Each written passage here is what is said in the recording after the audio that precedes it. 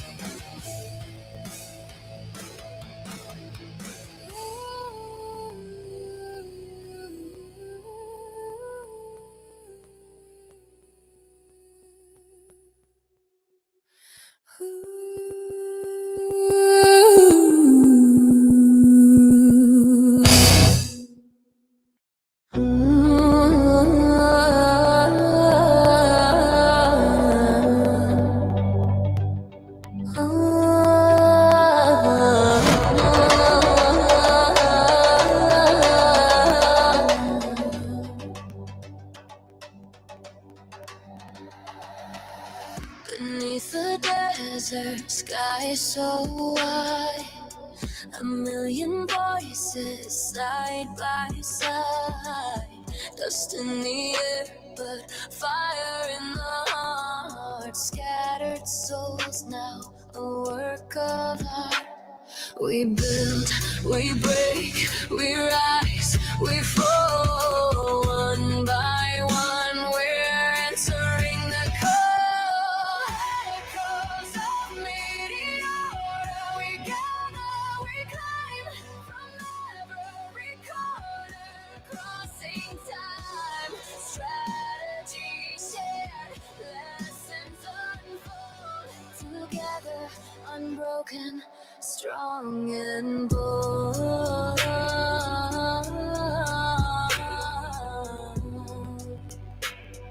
Strong.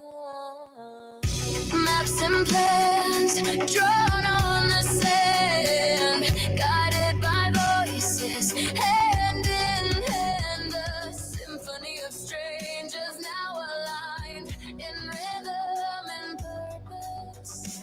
Hearts combined,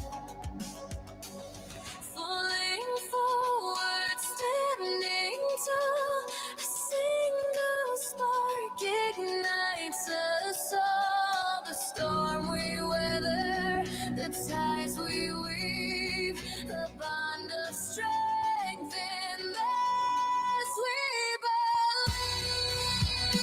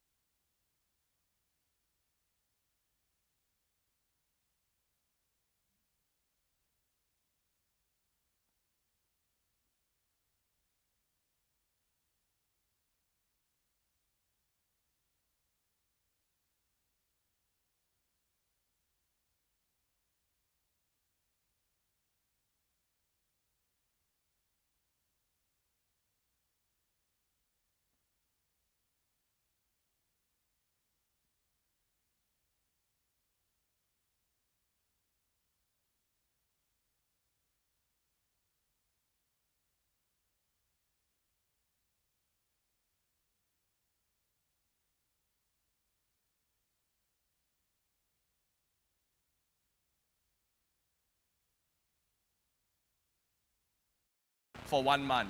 It'll be as if you had deposited it yourself. So, what do? Simply use the Luma addresses you have registered for the event and open a DRM position about worth $20 or more. Do like 25, don't do like exactly 20 because the price might be below when you open or close. So we will announce the random winner at the end of the day, and we use this chance to call on everybody to try out DRM as we share about it on stage and learn about it as you experience the booths outside. So without further ado, let's fucking go! Woo! Let's go.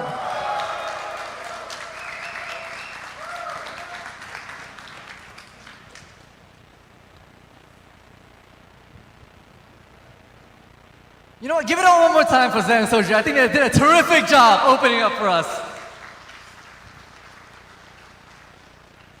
We're gonna spend the remaining hour here kind of walking through the alpha of all the different product layers that we have here to showcase, right? The theme is straightforward. Simple to start, simple to print, and simple to level up. I think the next speaker here will definitely be able to start the ball rolling. Effectively, the right-hand man of the company, right? Boots on the ground, ears on the ground, running the show.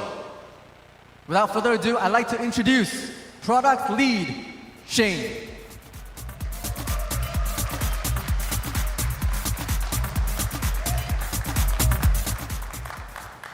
GMAT, everyone. Wow, it's really amazing to see so many of you from the LP Army from across the world gathered here today in the same war room as us, embarking on the same mission as us at Meteora. I think, over a decade in crypto, this is the first IRL event which I see so many of the greatest minds in the LP gathered in one place. So I thank you for being here. For those of you who have stuck around since 2023, when Meteora first rebranded, when the DLM beta first came out and we did all those testings together on Discord, I salute you guys for being here. It's been a really wild ride, and it's going to get even crazier. For those of you who just joined us recently, welcome to the best LP community in crypto, or I dare say, the best community in crypto. So today, we will be unveiling a whole suite of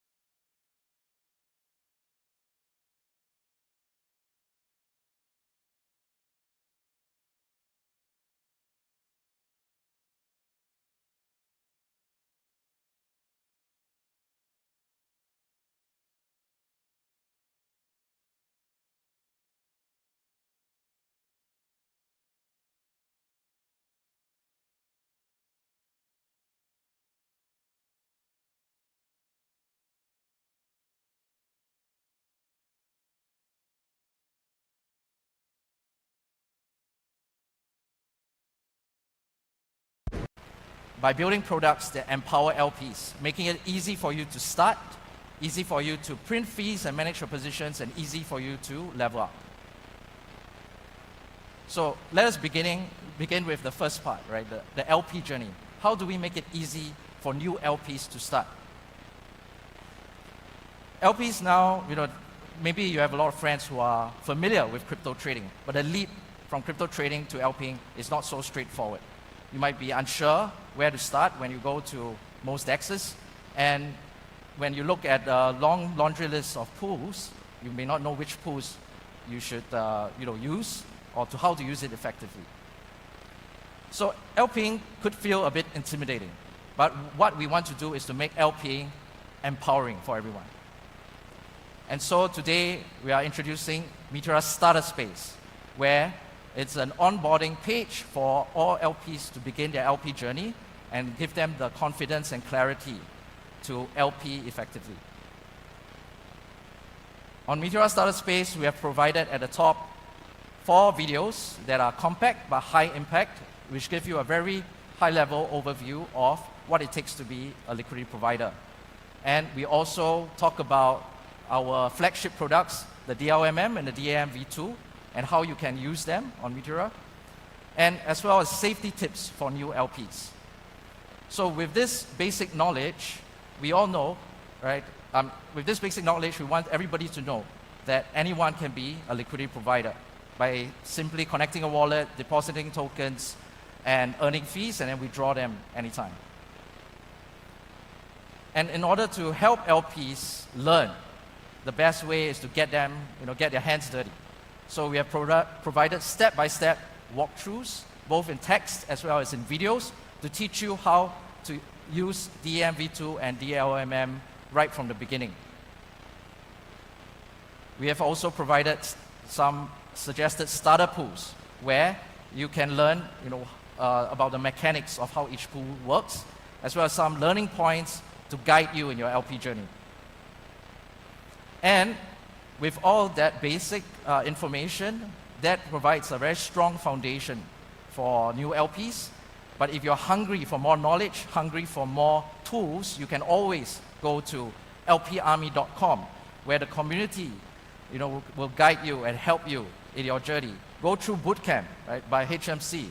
Go look at a whole suite of tools there by all our community builders.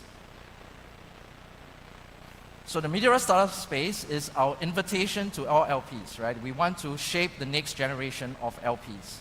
And this is the place that will springboard your LP journey. It is live today on meteora.aj/starter. So go tell your friends and family, your pets, whoever, right, that Meteora is the easiest place to start your LP journey. After this, my colleagues will share more about how easy it is to print fees, how easy to start and print fees and level up. But remember, remember this. This is the key takeaway that I want to share with you guys. So thank you.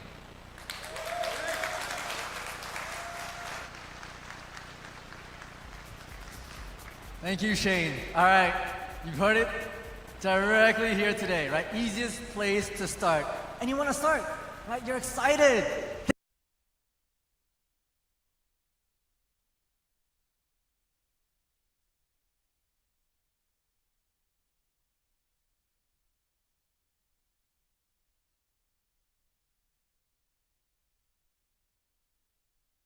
They themselves are passionate users. They degen, they post their P&Ls, and perhaps once upon a time they might stumble upon some hiccups. But hey, as engineers of the Meteora team, they are empowered to create solutions to support their journey and roll that out for the greater community. So I'd like to introduce the engineering dream team, Dimu Dev, Captain, and Rika Smesh.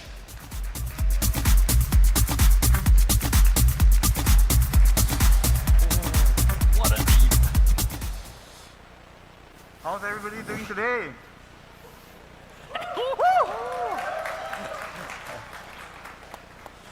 Today, the three of us are going to talk about our LP journey and how we got into providing liquidity and being a liquidity provider. We'll go through a few personal stories from our own personal experience and take you through how we experience LPing and some of the short or small pain points that we experience and we want to tackle today. So let's move on. How many of you guys recognize this page? Come on. Come on. Have you not seen this page? Right, like you guys, I started my liquidity providing journey with Meteora. And when I landed on Meteora.ag, this is the first thing I saw. The first thing I wanted to do was to find some pools to print fees, right? And to be honest, 3 pools isn't that many options. So what can we do next? We click on the View All Pools button. And we land onto the pools page. I'm sure you guys recognize this page a little bit more right now, right? Yeah? Yeah. So when I navigated to the pools page, we were presented with a little bit more options, right? Met Sol, Met USDC, a little bit more than 3. But what if I wanted something more? I wanted a little bit more than these pools. I wanted some pools that were a little bit more risky, right? All you guys know, the riskier it is, the more fees you print. So where do I turn to find these pools? We have LP Army Discord, right? Some of you guys posting your DGen calls, your multi-day DGens and all that kind of thing. We have Telegram, and we have other third-party websites. So as you can see, the opportunities to find these good pools are fragmented across multiple different platforms. And even after we found a good token or a good pool, we need to do what every responsible investor would do, which is to do your own research, right? And isn't it a little bit difficult to do when all you have is something like this? You know, you got to find out the metrics, the sustainable volume. You have to go to different places to find this information to do your own research. And even after all that, right, let's say I finally found a gem in the rough, and I'm finally ready to create a liquidity position. What do I do next? Let's take a look. We head over to the DLMM pools. We use the universal search. We find a good pool, maybe Met Sol. We scroll down, we add a position, we click how much we want to provide, and we add liquidity. Sound familiar to you guys? Yep. The flow is currently great, right? But can it be better? So from this journey, I just want to reiterate that I've faced 2 struggles. The first one, I found it pretty difficult to find new pools and to do your own research in these pools. The second one, it took a little bit too long to create a liquidity position, right? So we took these 2 pain points very seriously, and I'm very excited to announce our latest feature.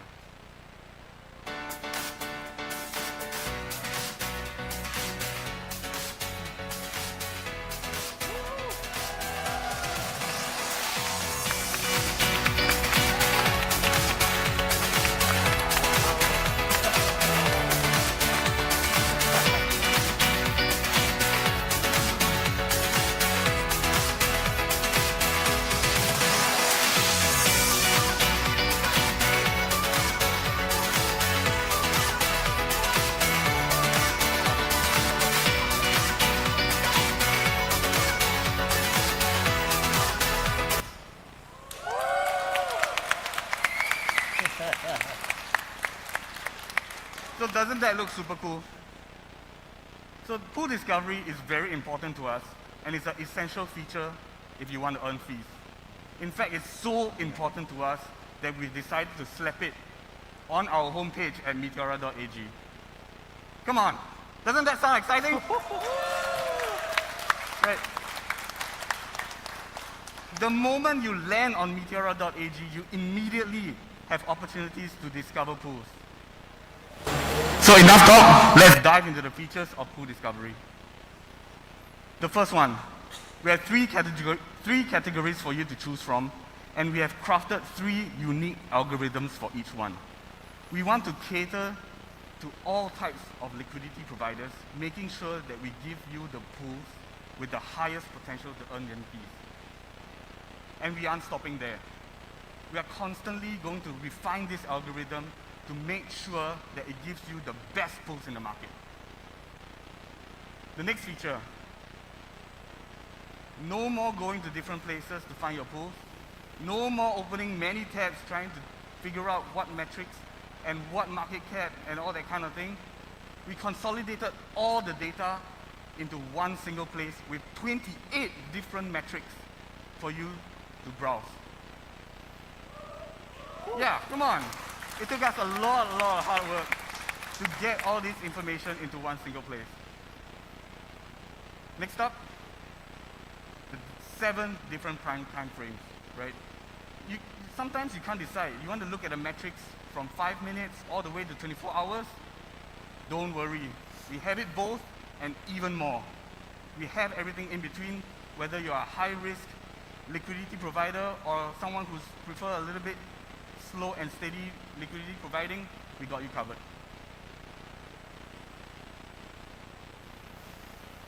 Now, what's next, right, other than just having data? Customization. Don't you feel like some information is more useful than others? Or maybe just some metrics make sense looking at it side by side. Pool Discovery allows you to customize the table to your liking with this pool column setting. Rearrange, hide and show columns, do whatever you like. This is your Pool Discovery table, and you get to do what you want. Can I get an applause for that? Come on.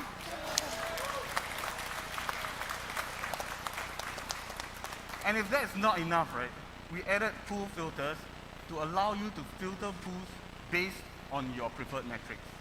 You are in charge of how you want your Pool Discovery page to look like.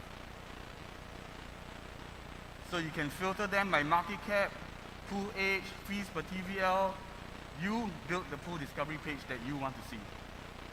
And now that we have tackled the first struggle of having difficulty finding pools, let's tackle the other one.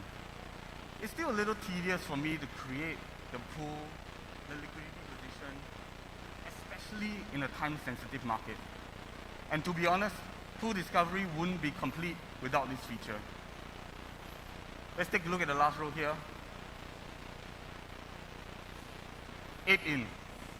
I'm sure many of you are familiar with the term, but for those who aren't, 8-in allows you to create a liquidity position in a single click with a single token.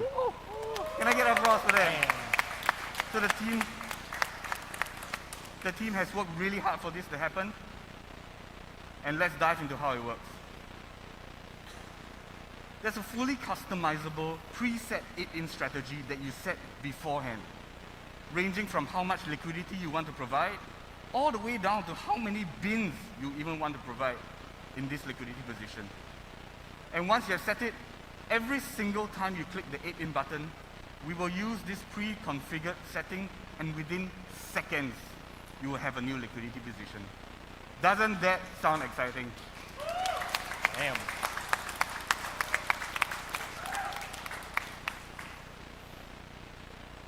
Creating a liquidity position in a single click is great, right?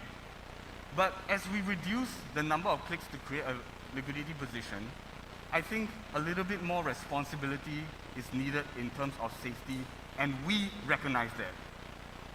During 8-in, you will be doing a series of swaps to create this liquidity position, and bad things may happen. To prevent that, we created a price impact warning for you guys to protect you guys from getting destroyed when you 8-in and when you perform these swaps. Come on, safety is important as well, right? Especially at Meteora. So enough talk. Let's watch this 8-in happen right now. So if you can count with me, let's see how long it takes to 8-in. 1, 2, 3, 4, 5. And within 5 seconds, you have successfully 8-in to a position. So I'm very, very excited to announce that pool discovery is live on Meteora.ag, on the landing page of Meteora.ag. So, let's go. And now that we have created our position of Metso, up next we have Captain to talk about his journey of managing the positions after we have created it. Give it up for Captain, guys. All right. Hi, everyone. Yeah, it's me, Captain. So, perfect. Thanks to DemoDev, we have now run through position creation, and most probably the next course of action is to manage these positions, right? So now, we note that managing positions on Meteora can be a bit challenging, right? So things get even harder when it comes to out-of-range positions. Even after closing our positions, we currently don't have an effective way to evaluate the performance of your past positions, let alone look back at our past positions and learn from them. So if only there was a way. So introducing the latest product updates for DLMM v2. Right? Okay.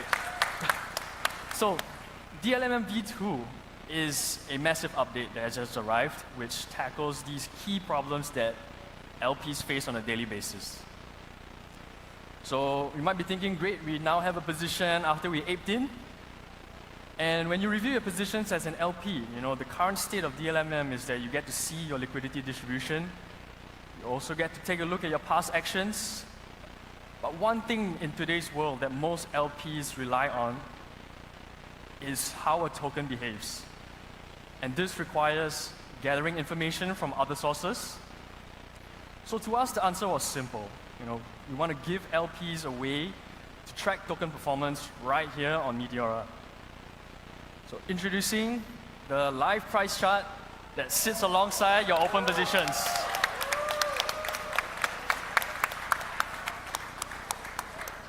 All right, so this feature, what we're going to do is we're going to allow users to trace price movement with precision, allow users to analyze the relative volumes, allow you to decide your entry-exit rules, and most importantly, allowing users to leverage a suite of indicators and timeframes to create the perfect strategy.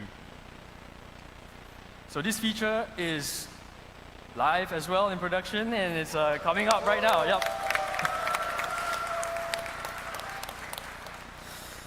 All right, moving on. So let me ask you guys a question, right? As an LP, what are you guys most afraid of? Okay. All right. I'm sorry for the jump scare, but I'm sure most of you LPs have seen this before, right? Positions go out of range, resulting in more impermanent loss, right? So positions going out of range actually are some things that even the pro LPs experience from time to time. It's all part of the journey, but what matters most is what you do with those out of range positions. So one of the most common things to do with your out of range positions is you will want to rebalance them, continue to stay in range to maximize fee capture while the token is still ranging very heavily. However, the current use case of the interface right now requires quite a number of steps. So first, you would have to withdraw and close your position. We need to swap your tokens, set a new liquidity strategy, and of course, recreate that position. So what if we could just compress everything into a single step, setting a new liquidity strategy? Introducing the one-click rebalance.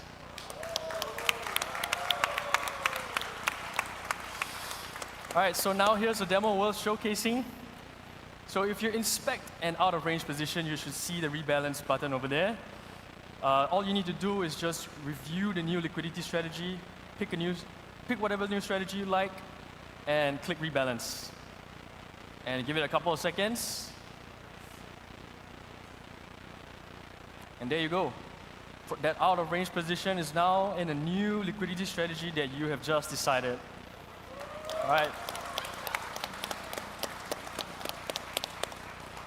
And this feature will also be going live as well.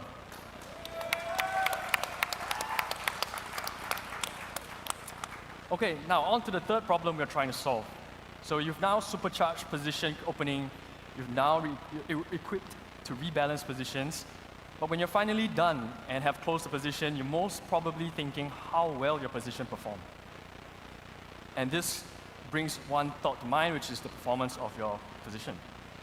So you might not have noticed, but we've added a new tab in the positions page called Close Positions. So for positions opened and closed after the 2nd of December, we have now made it possible for you to view the exact P&L of positions you've closed in the past.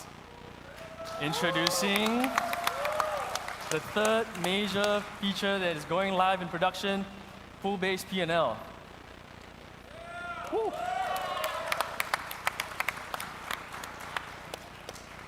So this page allows LPs to look at your pool performance on a pool level and exactly understand how well you did on a USD P&L position basis. So as well as the deposits, withdrawals and fees, everything will also be viewable there. So it captures the price in point of time where a position was updated, allowing for more precise calculations, factoring in impermanent loss. And this feature is also going live. All right, so now you may be wondering, great, I can see my performances of my positions, but what if I have closed positions across many pools? And right now, the portfolio only shows open positions. But wait, there's more. We've taken it a step further to allow users to look back at their overall DLMM performance historically. If only there was a way to see if I was profitable with DLMM as a whole. So introducing the last feature rollout that we have, the final product rollout here, the portfolio P&L for DLMM. So we've taken the liberty, to track your P&L across all your DLMM pool positions, aggregating your overall P&L since the start of time in this case, and aggregated them on a pool level also. And yeah, portfolio-based P&L also going live. You guys can test it out real soon, real soon.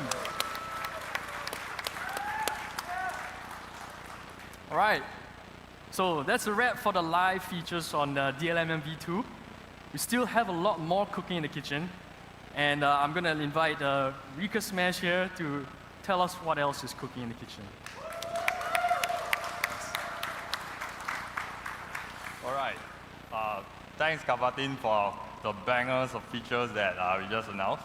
So just a quick recap. You have just seen what's live today, right? Pool discovery, allowing you to really discover new LP opportunity and ape into pool really quickly. Right? That's revolutionary. And position management with DLMM V2. That comes with everything you need to make decisions on your active position all within the Meteora app. Hopefully, you are already testing out this feature on your phone, and I'm seeing a lot of you guys are on the phone checking things out, and that's awesome. But here's the thing, you're not stopping there. That's just the start. Now, rebalance as it stands is great for quickly re-establishing double-sided position back in range so that you can start earning fee again. But we know that there's a need to rebalance with single-sided liquidity, base only or code only, depending on your strategy. Now, coming soon to Meteora app is rebalance presets. So it comes with 2 extra bin range mode that you can choose from. You can choose base only or code only.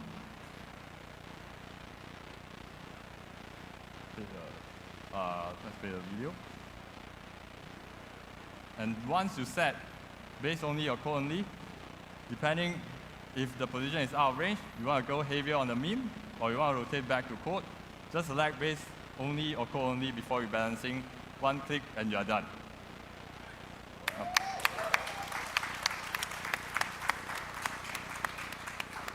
Now let's shift back focus to position P&L. Now with closed position P&L, we have fixed one of the most biggest pain point for every LPs here. The inability to look back at past position and learn from them. But we want to take it one step further. So we want you guys to see all your P&L in real time, without the mental overhead of spreadsheet, without losing precious time that you can be spending on monitoring the market. So let me give you an early look at live position P&L.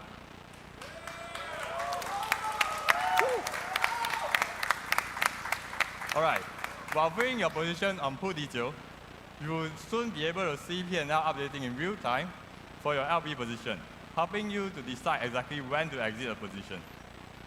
And I'm happy to tell you that live position P&L is now live on edge. All right, great. Now on top of that, if you want to see all your active position all at once, we've got you as well. You'll soon be able to see all your live position P&L plus aggregated P&L in USD all in the portfolio page. All right, those are some upcoming improvements to feature we have just launched. But let's switch gear to talk about something completely different. Talk about something new. Now with 8-in now live, LP finally get to experience LPing with just one token, which is so. Right. 8-in is optimized for speed, and it's perfect for degen plays. But for more advanced LPs like you guys need sophisticated strategy selection, custom pricing, a lot more control. And this is for you. Introducing Zap-in for DRMM. Now, we are working on adding Zap-in as part of our DRMM arsenal. So let me show you how it works. So you can just quickly select your input token, so USDC or even a meme coin, enter your amount, review the new position liquidity breakdown over here, and then you can go ahead with adding the liquidity like a normal adding liquidity experience. Select your volatility strategy, set a new price range, select bin range, everything. And add liquidity, and there you go, you will get a new position. And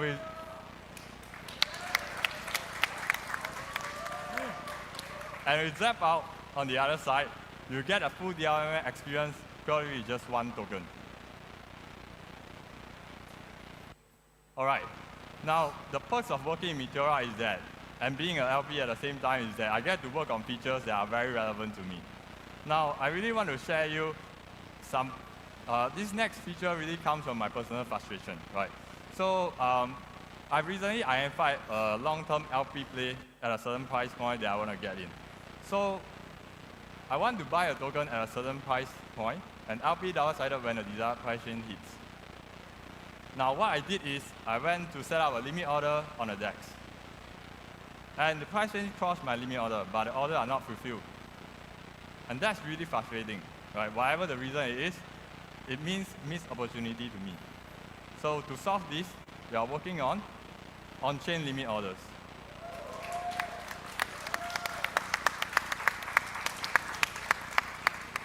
Now, powered by DRMM, this lets you buy or sell token at a specific price.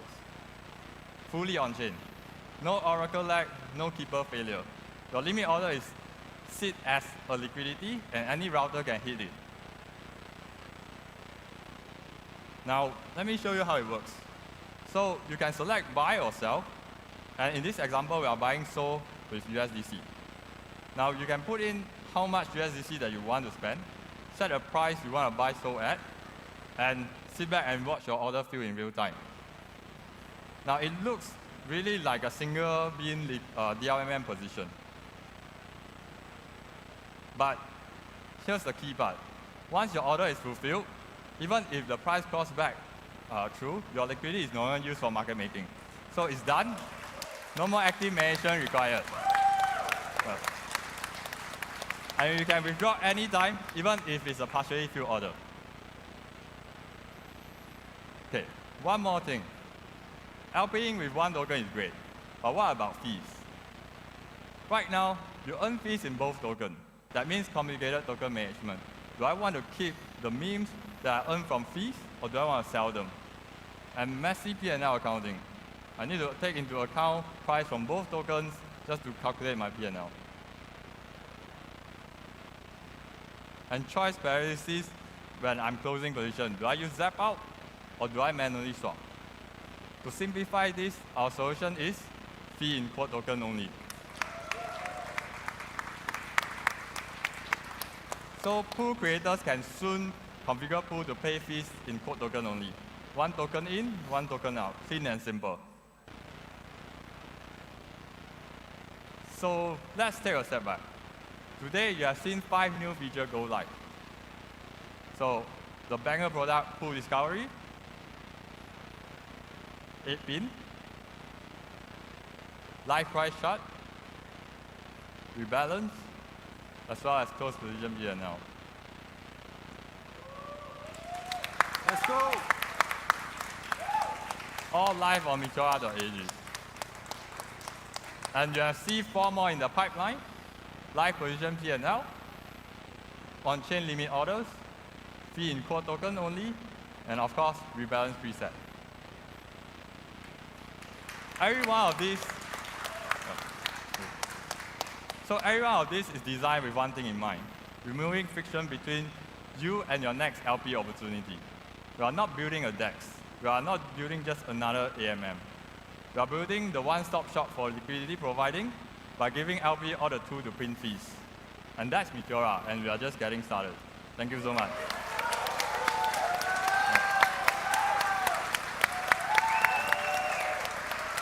Thank you.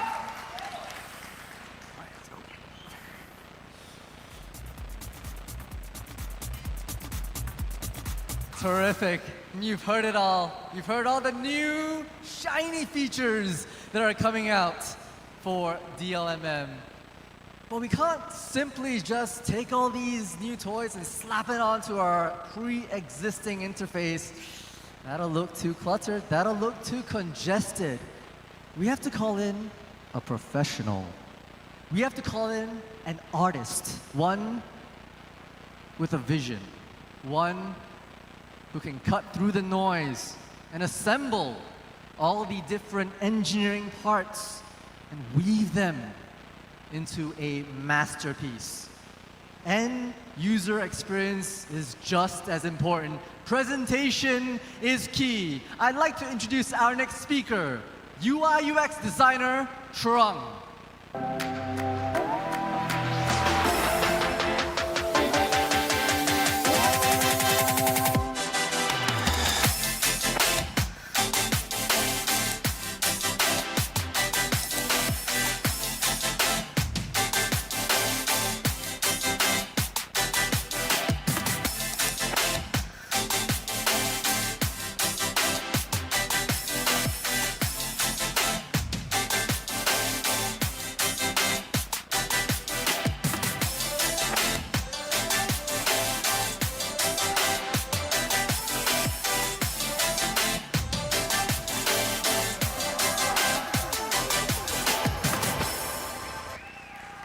Hey everyone, my name is Trung, and today I'm going to share with you our design update after Dhabi. So you guys see, right? Our team introduce you a lot of your amazing feature and update. So I'm going to show you how we gonna put everything together in one single UI that bring you the seamless UX during using Meteora. So let me show you. So I'm going to introducing you the new layout for UI UX, pool detail for DLMM. Okay. Yeah, the thing that I really excited to share is about the advanced chart UI. So as the previous present, so team has already shown you we're going to add the pie chart into the every pool detail, right? But for the next update, we're going to add the ability for you to adjust the price range on the price chart. So imagine that you can drag the max price and the min price directly on the chart, and you can also view your position on the price chart and also the liquidity distribution. And with the the new update for the chart, now you can draw, you can do analytic and everything that you want with the chart.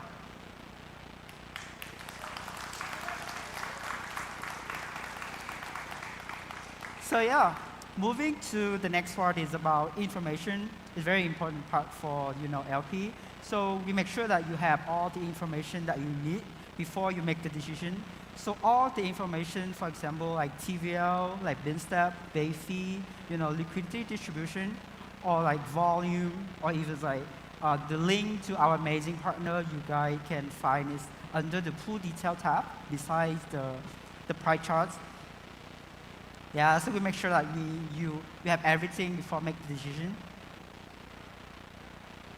So moving to the next part, I think is a very important part is about liquidity. So we are going to turn the current view for manage the position into the table. So current, right? You guys have to open the drop down to see the detail and everything on your position and manage it. So right now we're going to turn it into the table with the quick button for you to clamp and manage your position. And let me show you. Here.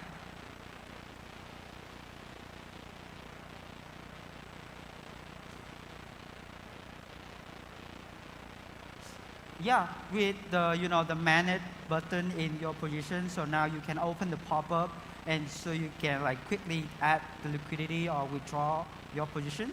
So you guys can use the escape button to close the pop-up, so we make the process is faster for you guys.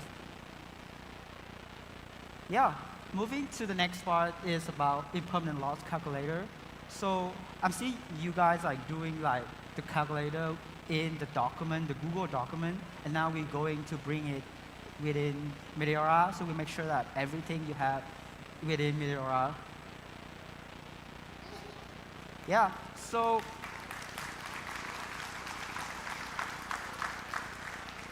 so please share us your feedback or your opinions on X, Discord, or whatever convenient for you guys, and we really thank you for that. Thank you guys.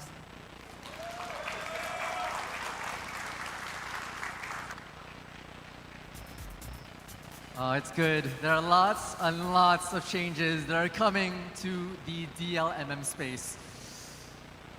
I'll spend some time now addressing the elephant in the room. Some of y'all might have heard of the hot new thing in the liquidity space, something called prop AMM. Maybe some of y'all don't know what to think. Maybe some people are worried. Is it a threat to Meteora? Is it a threat to your livelihoods? The good news is that Meteora team are on it. It's no use sticking your head into the sand. You have to get ahead of it. Learn from the competition. Take the best parts of it, adapt it, and give it back to you, the community. So I'm not gonna hold you back on any more alpha. I'd like to re-invite Soju back onto the big stage. Soju. Wow. G-Matt. So, before I go into prop AMMs, I wanted to give a quick shout out to my team for such an amazing presentation. And it's even more amazing when you know that the 3 guys that did all the DLMM announcements, none of them has been on the team longer than 6 months. They're all new. So amazing, good job guys.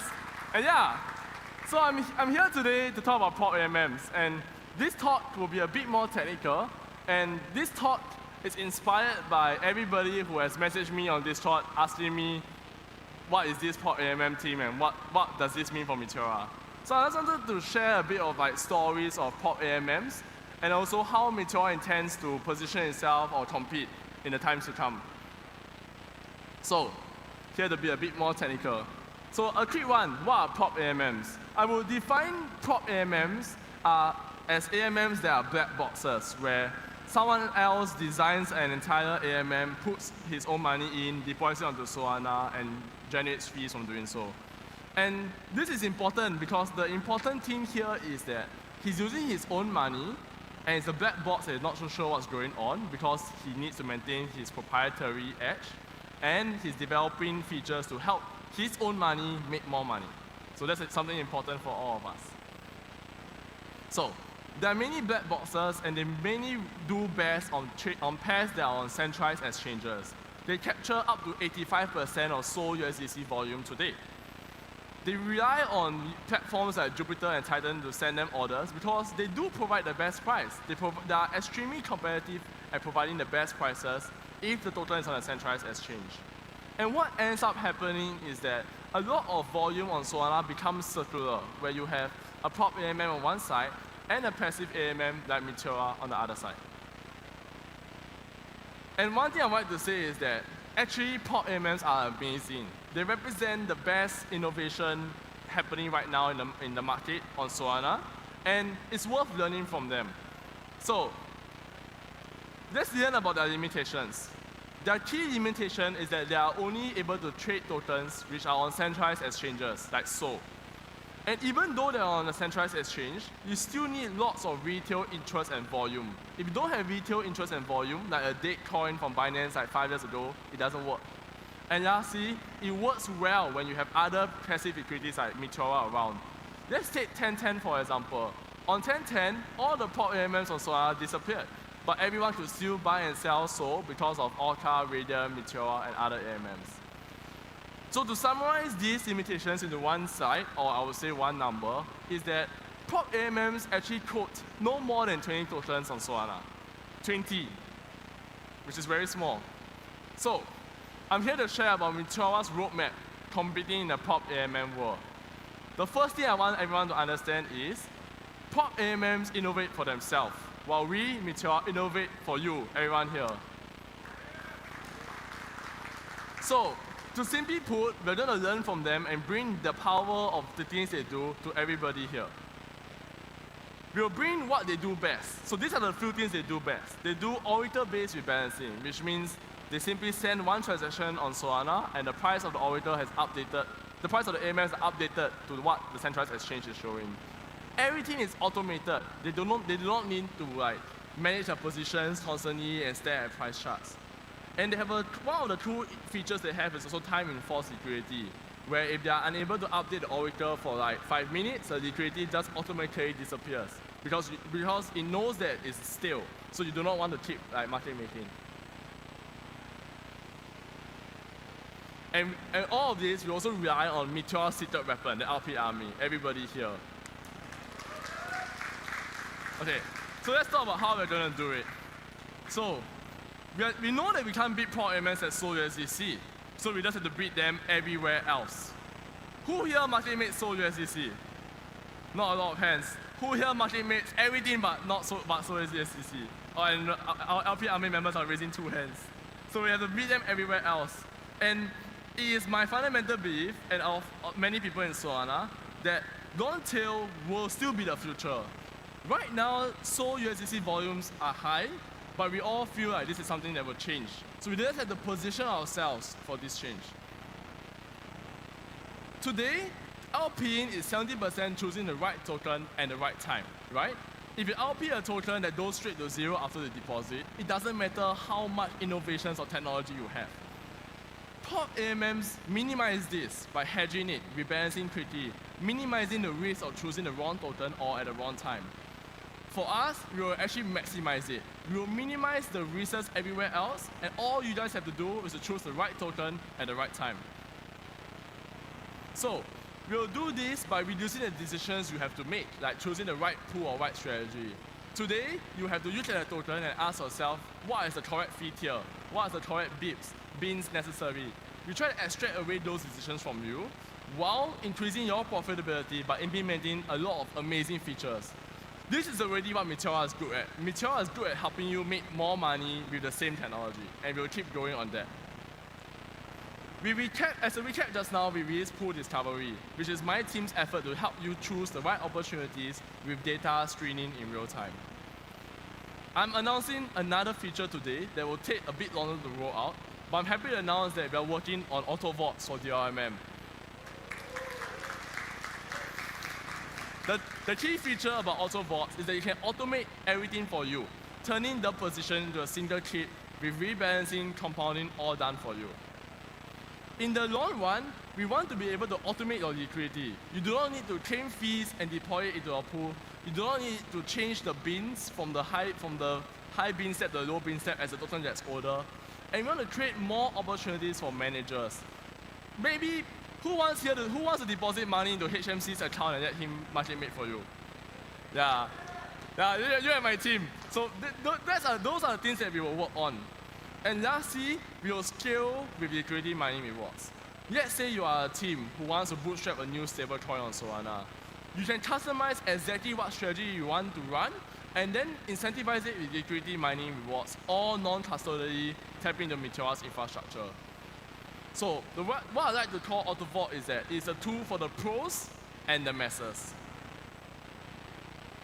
We are working on a V0 release that will be happening in Q1 2026 with permission, creation, and management, which means that we will create simple strategies for you and do like rebalancing and fee compounding. That's the version 0. But the possibilities are endless with AutoVault, and I would like to show off what we are doing. With AutoVaults, what we want to achieve is we want to bring proactive liquidity to kick in faster. What does this mean?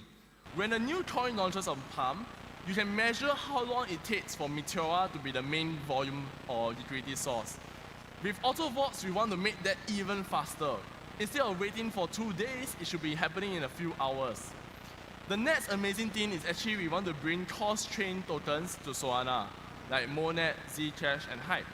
And lastly, with the liquidity mining rewards, we'll build deep long-term liquidity that will stay with Meteora and bootstrap many new assets. I can share with you guys a simple I guess I don't have that anymore, sorry. I just want to share with you guys a quick data point on the cross-chain tokens. We actually deployed our AutoVaults privately with the team's funds on Monet, Zcash, and Hyperliquid. If you guys pay attention to the Monet launch, Meteora was actually the #2 trading venue and the #1 passive AMM venue. So big shout out to my team for doing that. Yeah. So it's already happening. And with all of this, our goal is to power anything on Solana trading with our entire stack and with AutoVaults to make it even more powerful. Thanks, everyone.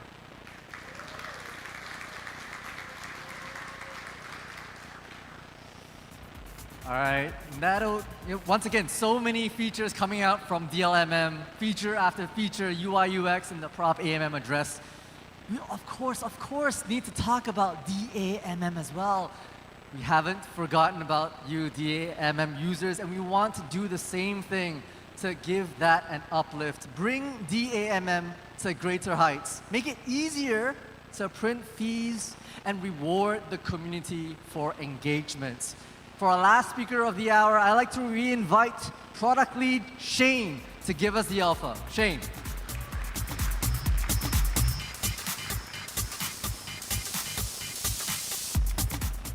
Hey everyone again. So we have been talking a lot about DLMM, and it's a product that we all love, including myself. But we also want to show some love, right, to DAM V2, our dynamic automated market maker V2. So DAM V2 builds upon the original version by improving what it really does best, helping LPs LP in a simpler, more straightforward manner. Yet, DAM V2 also provides extensive configurability and flexibility for creators and LPs to print fees better. For LPs today, DAM V2 provides dynamic fees. It boosts fees during market volatility to help you print more fees. We also give you the option to lock your liquidity permanently or through a vested period while always earning fees. And you can also transfer your liquidity position easily through the liquidity position NFT to another wallet, to your friend, or even to a group of different users. And for creators today, DAM V2 provides you the option to set up your pool to collect fees only in tokens. You can even set up a predefined price range pool with single-sided liquidity for your token launch. And to protect against snipers, we have an anti-sniper suite comprising the fee scheduler, Alpha Vault, and other mechanisms to help mitigate against sniper attacks. But we're always looking, and we always want to dogfood our own products, right? And we always want to see how products can be powerful for retail LPs as well. So we showed this in our own MAT TGA token launch, where we set up a predefined price range with only MAT liquidity inside, and we gave LPs the option to either accept the airdrop in MAT tokens or in a liquidity position. Those who accepted the option to have a liquidity position, what it means for them is that they were able to claim swap fees right at trading launch. And they are able to claim these fees anytime after that. They don't need to rush to claim their allocation, but as long as they have a liquidity position all the swap fees that accrue during the launch, they get it immediately. But we always want to look for more opportunities to help LPs and make LPing easier for users. So we look into more enhancements for DMV2, solving two key problems that we have been receiving feedback from the community. One is the lack of token information on the pool detail page itself, and being hard to LP very quickly, because DMV2 as a constant product pool requires you to deposit 2 tokens. So similar to DLMM, we are introducing price charts to all DMV2 pools as well, where you can analyze. Thank you.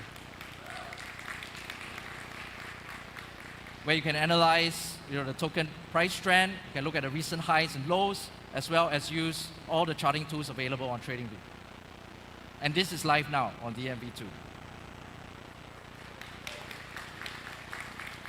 We also have a bunch of other new features coming up to help manage your position after you decided through the price charts that that is a pool you want to go into.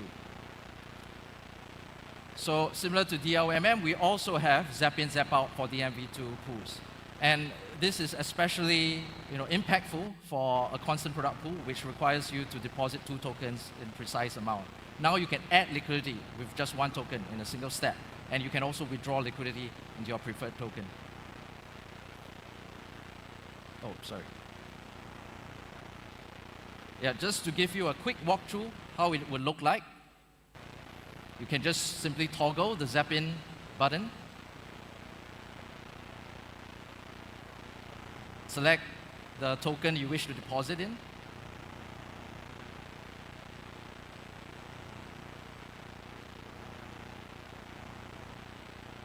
Key in your token amount.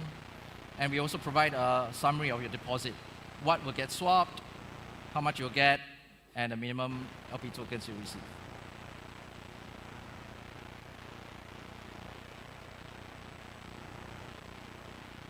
Yes, as simple as that, that's how you zap in.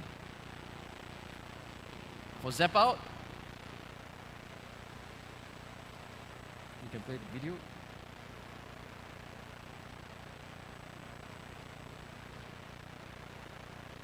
Also a simple toggle on and off button, indicating how much liquidity you have to withdraw and which token you wish to receive.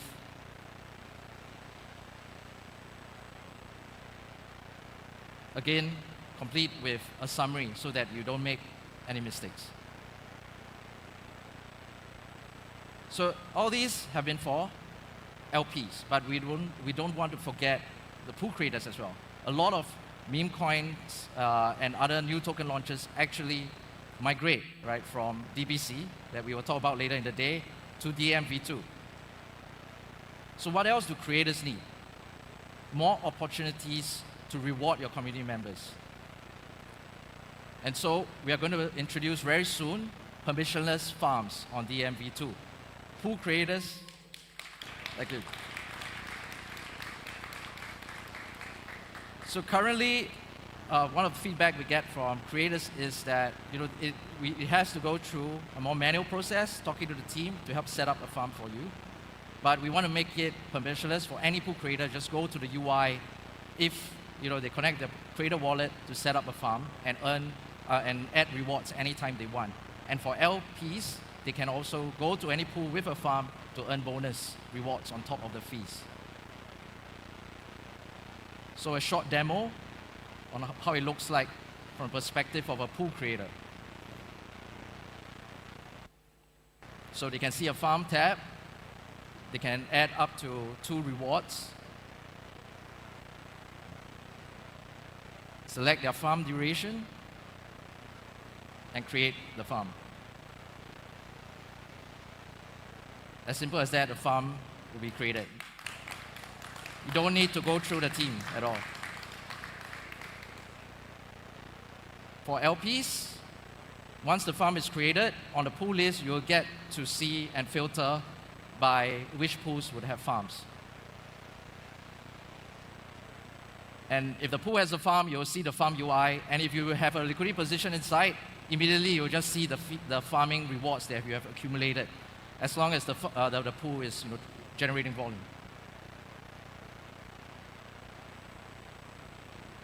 What else do creators need?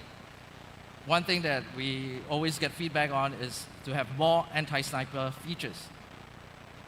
So along with the fee scheduler that we have, we are also introducing rate limiter.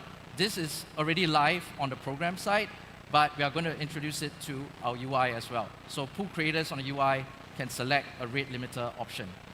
What rate limiter does is that fees depend on the amount of swaps that take place. So for example, the first soul that get bought, the fee could be 1%, but the next soul, the fee could be 5%, and so on. So it increases depending on the trade size to rate limit snipers. And lastly, they want more flexibility in terms of how they manage their fees so that they can engage with the community better and for more long-term sustainable treasury management.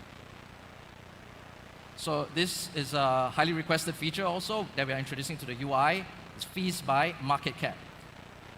If you remember, for fee scheduler, the fees will just start high and drop over time to penalize snipers. And unless you are a time traveler, it only goes one way, right? Down. But for fees for market cap, fees will change based on the token market cap. So depending on the token prices, pool creators, projects, you can actually charge higher fees when you have a lower market cap and charge lower fees when you have a higher market cap. So this helps them configure how they earn fees the way they want, that is fairer and more impactful for their community. So all these features are designed to make it easy for you to print fees on DA and V2. So today, we talked about many products. We started with how easy it is to LP in Meteora through the starter space and to find new pools and trending and top performing pools through the pool discovery. And we also talked about DL and V2 and a whole suite of features that are coming along with it. We talked about a new meta for retail LPs, the Auto Vault, and we showed you how a revamped UI for DLM will look like. And now we talked about how DAM V2 as a more straightforward constant product pool for retail LPs can also have a lot of flexibility for pool creators. So after lunch, we will be talking more about how to level up your LP knowledge and skills. And this will wrap up our mission to empower LPs, to build products to empower LPs, to make it easy for them to start, print fees, and level up. Thank you.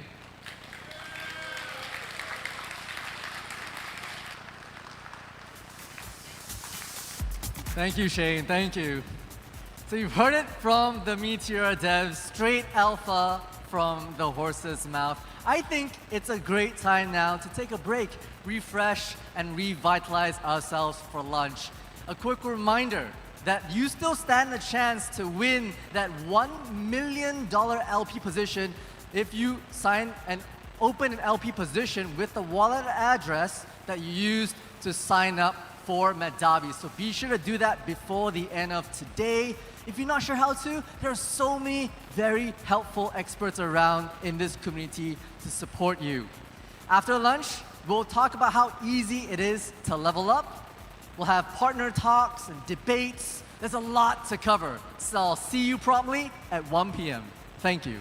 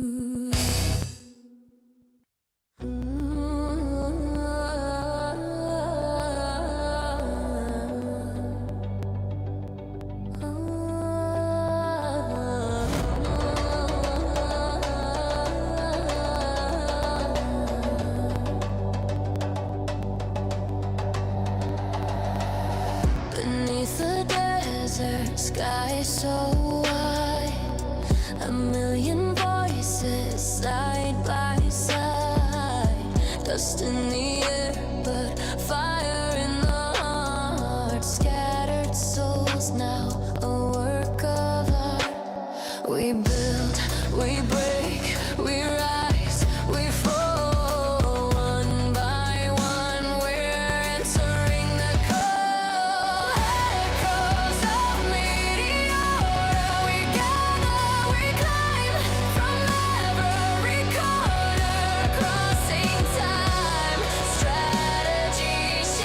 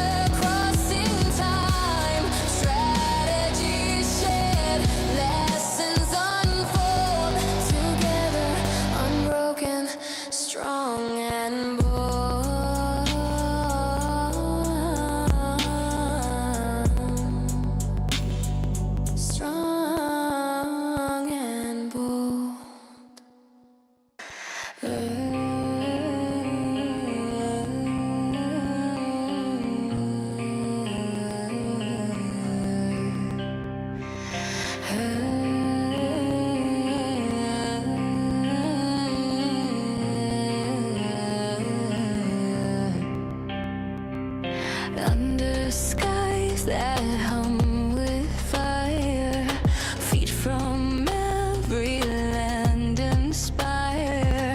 A drumbeat echoes, hearts aligned, boundless souls, a single sign. Let Dhabi nights we rise as one underneath the endless sun, teaching, meeting, growing free. LP Army, unity,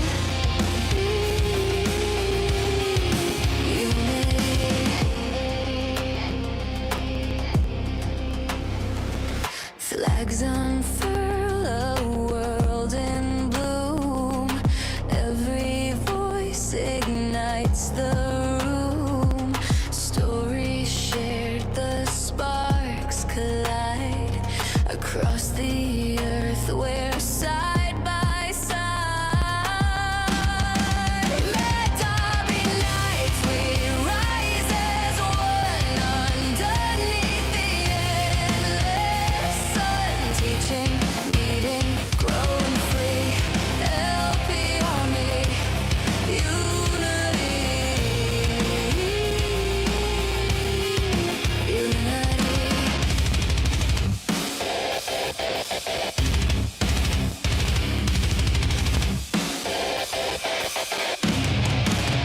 We're the roots, the storm, the flame. Different tongues, but one refrain. Every step we take, we sow a brighter future. We all grow. Let Dhabi nights we rise as one underneath the endless sun, teaching, meeting, growing free. LP Army, unity, unity.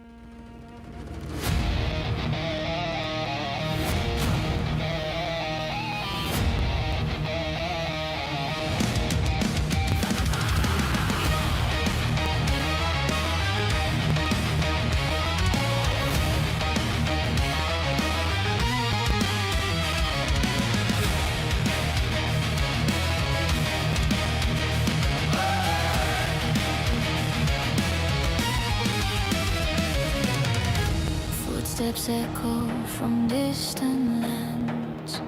Shadows meet where the skyline bends. Voices carried from the mountain tops. Every heartbeat says it never stops. One spark, one flame, a name we all claim.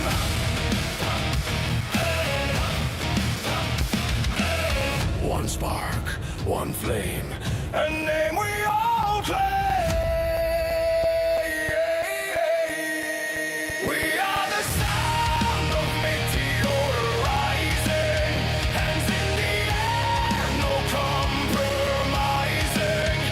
Every soul from every land, United here, together we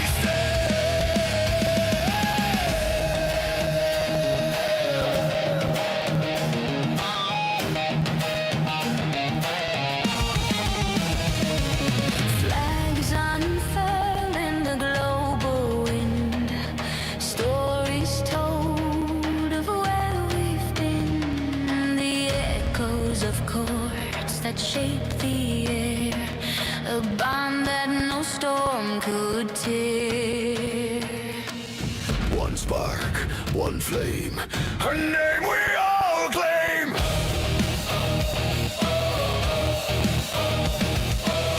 One spark, one flame, a name we all claim. We are the sound of Meteora rising, hands in the air, no compromising.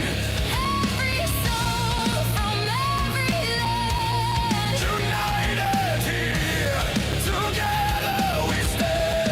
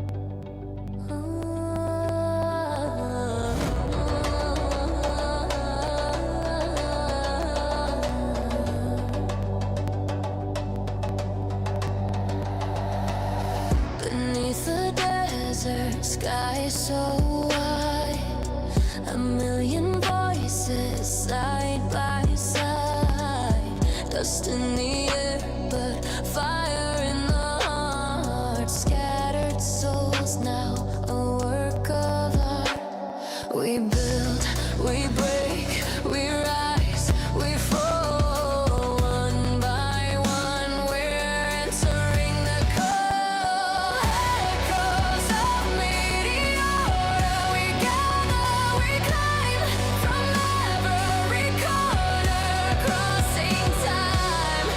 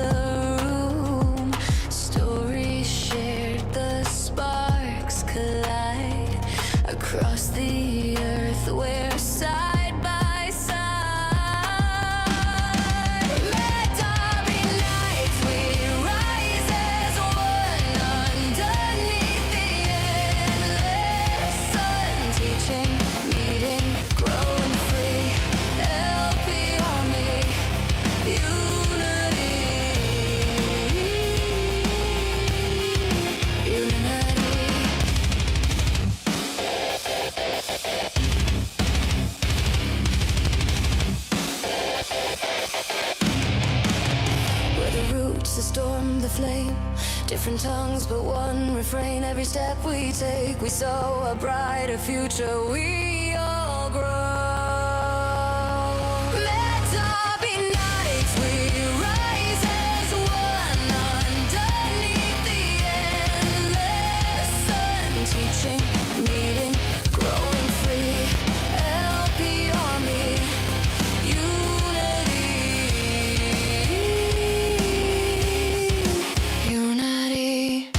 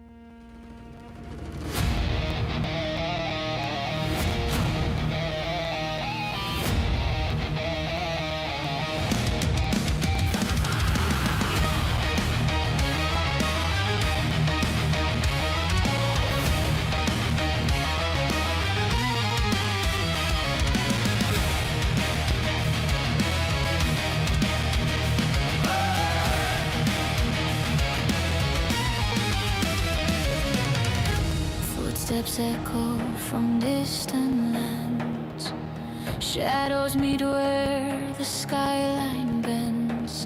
Voices carried from the mountain tops. Every heartbeat says it never stops. One spark, one flame, a name we all claim.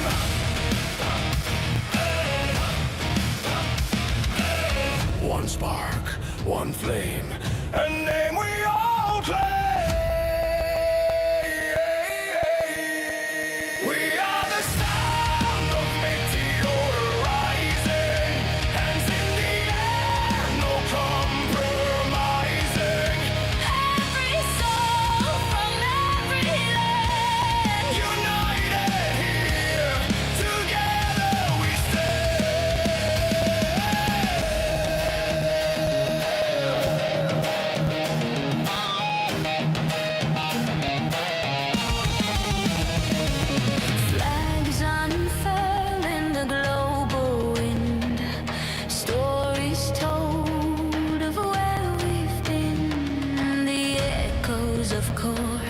that shaped the air, a bond that no storm could tear. One spark, one flame, her name we all claim.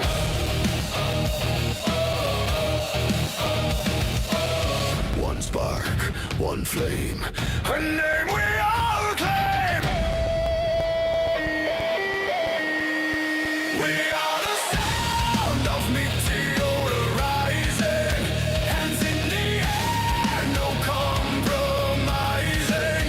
Every soul from every land, United here, together we stand.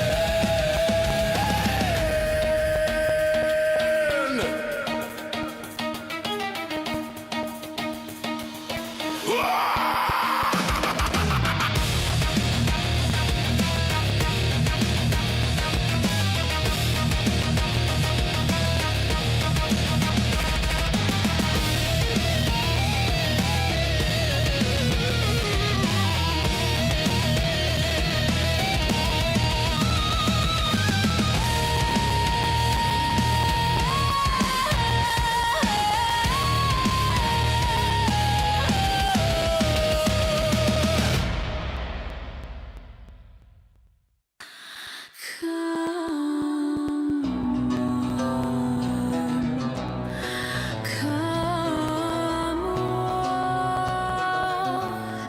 from the desert sands, hear the call. Hear it obey.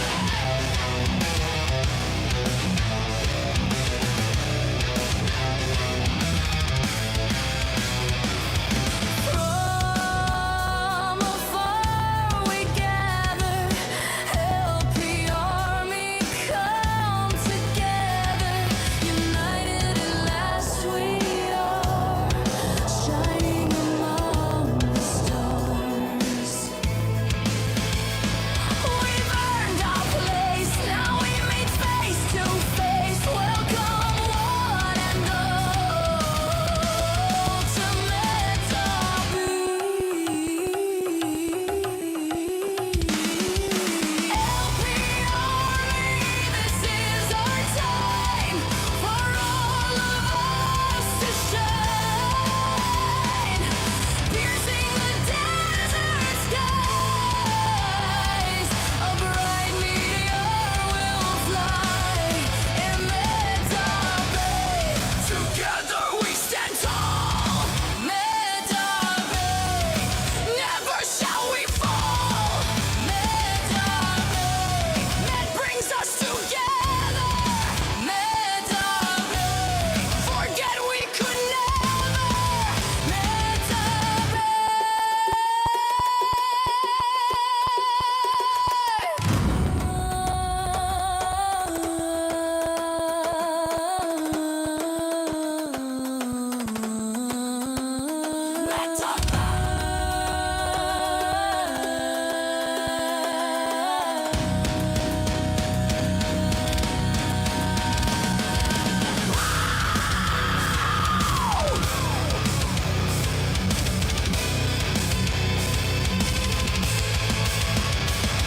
Remember this day for all of time.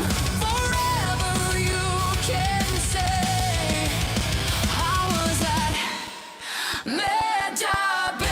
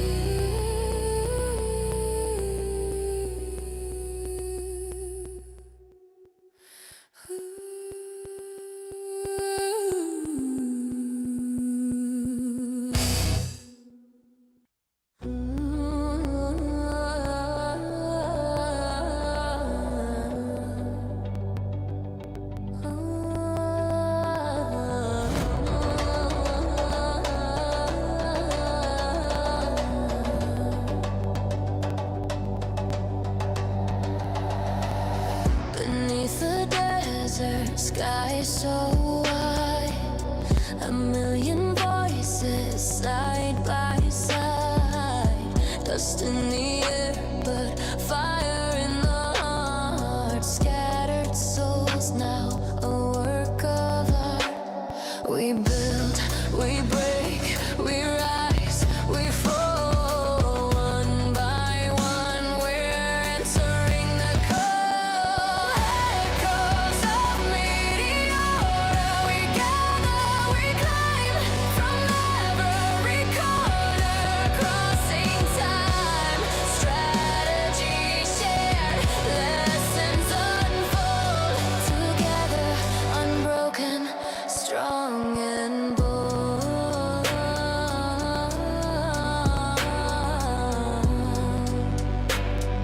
Strong. Maps and plans drawn on the sand, guided by voices, hand in hand. The symphony of strangers now aligned in rhythm and purpose, hearts combined. Falling forward, standing tall, a single spark ignites us all. The storm we weather, the ties we weave, a bond of strength in this we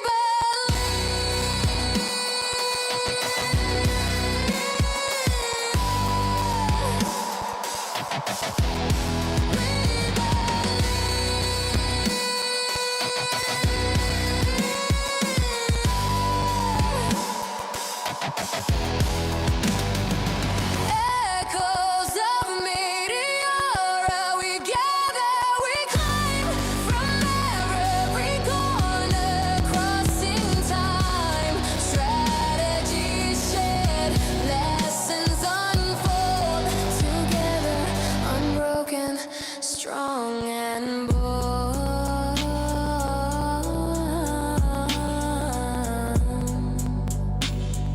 Strong and bold.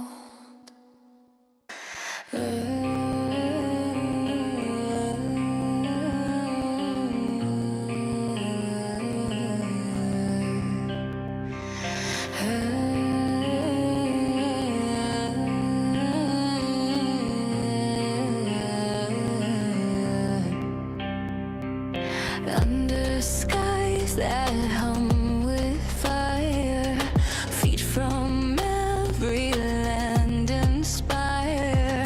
A drumbeat echoes, hearts aligned, boundless souls, a single sign. Let Dhabi nights we rise as one underneath the endless sun, teaching, meeting, growing free. LP Army, unity,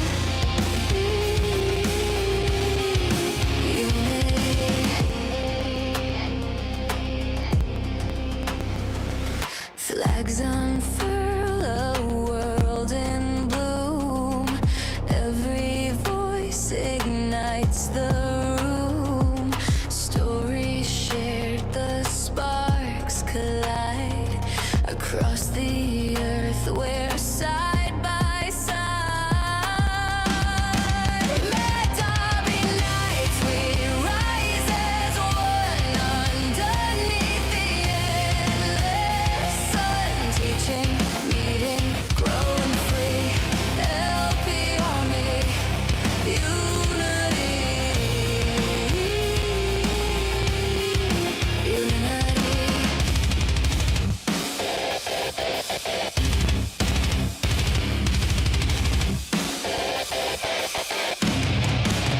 We're the roots, the storm, the flame. Different tongues, but one refrain. Every step we take, we sow a brighter future. We all grow. Let Dhabi nights we rise as one underneath the endless sun, teaching, meeting, growing free. LP Army, you.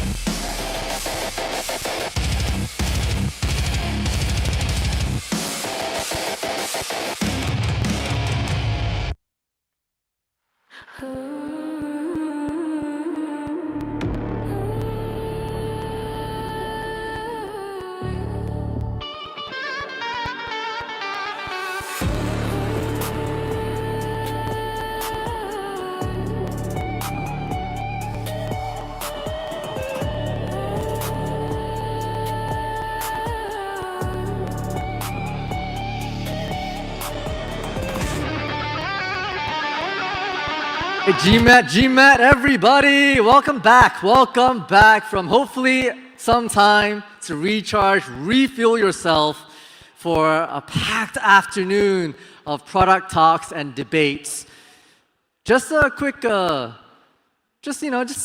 understanding. Did anyone here open an LP position today?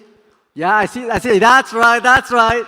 Printing fees indeed. LP is a lifestyle. And I do want to make some clarifying talks about how to qualify yourself for the LP giveaway of $1 million.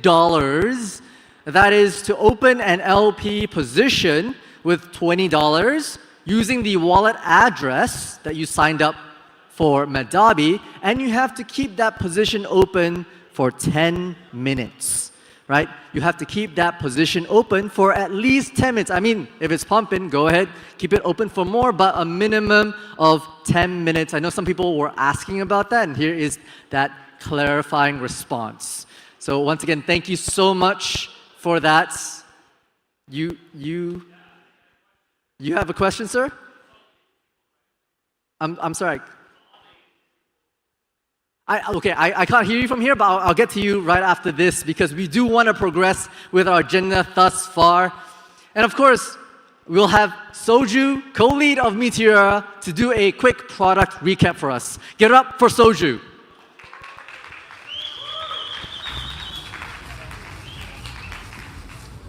Yeah. Hey guys, I hope you guys had an amazing lunch. And in case anyone forgot about what we were shipping before lunch, I'm just here to give a few banner product updates, which is just like the last 3 hours of thoughts into one. So, we shipped upgrades to DMM v2. Very soon on DMM v2, you'll be able to create incentives via permissionless farms, which means that anyone can incentivize any pool with any token, so that you can have more people to deposit into the pool. Next, we also release price charts, allowing you to quickly view the price of a token before deploying an LP position. You can do all of that by single clicking in and out of LP positions via zap in and zap out. And the last thing that I'm very excited about is market cap trading fees. This is a new way of trading your DMM positions, allowing you to set the trading fee based on the market cap of the asset. So let's say when the token is very new at 100K, you can set a very high trading fee. And as the token grows bigger and has a higher market cap, the trading fee will automatically come down. All of this will be enhanced to DMM v2, which is one of our core products. But the more exciting one is pool discovery. We built a powerful pool screener that allows you to quickly see what pools are top performing, trending, or new. And after you choose which pool you want to go in, simply click a single button, ape in, and you have deployed your position. We do all this while giving you advanced token and pool filters, so you can find or implement your preferred heuristics. So this is just a quick photo of how it looks like. So we have the pool filters on the right-hand side and the pool discovery page in the middle. This is live today. And next, limit orders is finally coming. Limit orders is probably the #1 feature request on DRMM ever since DRMM went live. These are real on-chain limit orders which are placed permissionlessly and non-custodially on-chain, and anyone can fill them. You don't have to transfer funds to a centralized black box or something to deploy a limit order. And limit orders on Meteora take no additional fees, so you do not need to pay an additional fee for using it. One thing that I'm quite excited about limit orders is the potential for composability. For example, what if team tokens are locked up in limit orders instead of vesting, which means that we only get access to our tokens in USDC if the price goes above a certain level.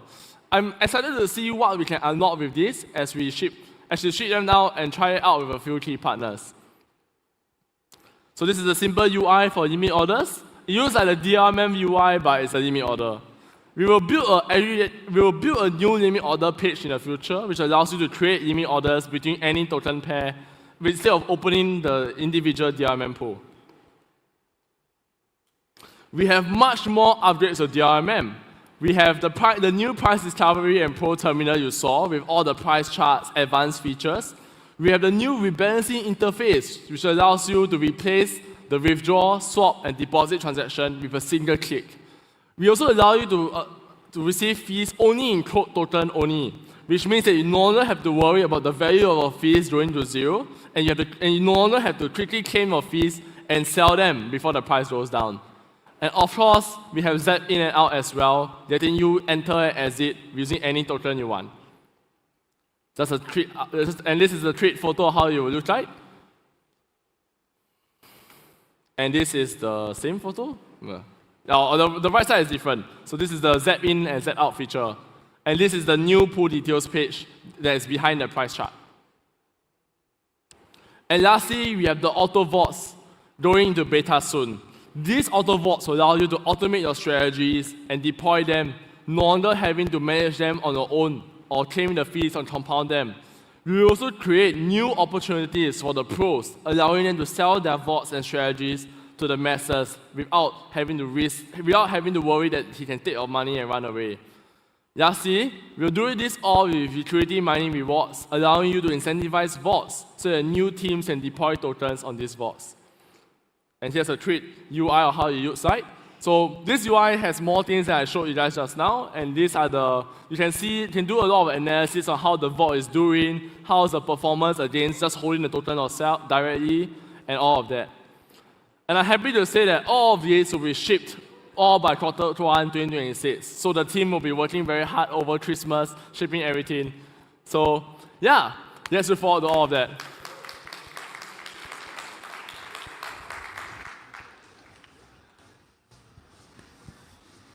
Thank you, Soju. We are now going to switch gears a little bit. We're going to talk about the LP Army. Oh, my favorite part. Honestly, we're going to talk about the biggest LP community in crypto. And with each great army, we need a great leader.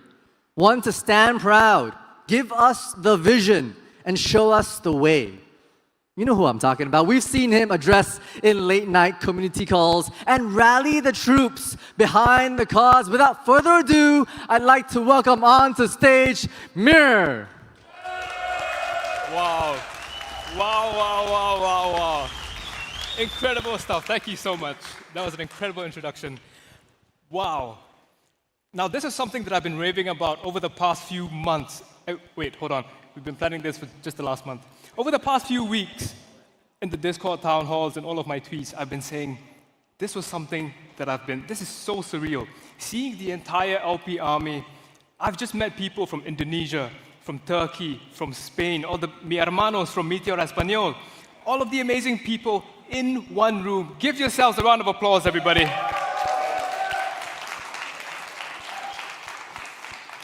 Now, today I want to talk a bit about something that I've been pouring my entire heart into over the past 12 months. Building this amazing thing called the LP Army, or something I'd like to call the new era of retail market makers. If my slides will allow. Right now, going back to the start of the LP Army, let's just go down memory lane for quite a bit. This was how we started. Very humble beginnings in a Discord channel. Shout out to Otto, who was just showing his turbo fish pattern. I'm not too sure if Otto's in the room somewhere. Shout out to Otto. Otto's in the room. Make some noise for Otto. Otto with the turbo fish strategy. And this was exactly how we started. Very humble beginnings in a Discord channel. People, individuals just sharing their own strategies, sharing their positions. But these were the early signals of something that was much, much bigger. This was the early signal of, the start of individuals being able to power internet markets from just their laptops, from just their phones at home. This is the future of LPing. Fast forward to today, the LP Army has over 20,000 amazing members, all of which inclusive of you guys in this room. We've got free educational resources, all available at lparmy.com. You can go to the site. If any one of you, if you guys are new to LPing, quite literally, this is the best place for you to start learning because you've got like 500 people who can teach you. So if you haven't started, what are you waiting for? Go over to lparmy.com. Why am I shilling my educational resources in between? But anyways, amazing resources for you all at no cost, for free. And we've also grown a global community all around the world, and this is where it all culminates, every single one of you here. So all of you play an incredible, incredible role in growing the LP Army. So thank you guys so much. Thank you guys for coming.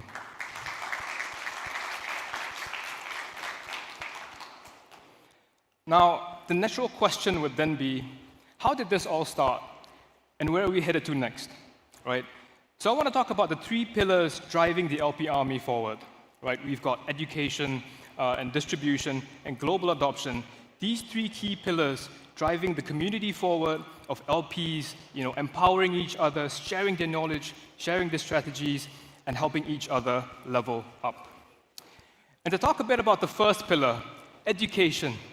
I think this man needs no introduction at all, but we're going to take a bit of the thunder away from the MC, and I'm going to do the introduction myself. It is my absolute honor to introduce the backbone of the LP Army, the godfather of LP education. Ladies and gentlemen, make some noise for Heavy Metal Cook!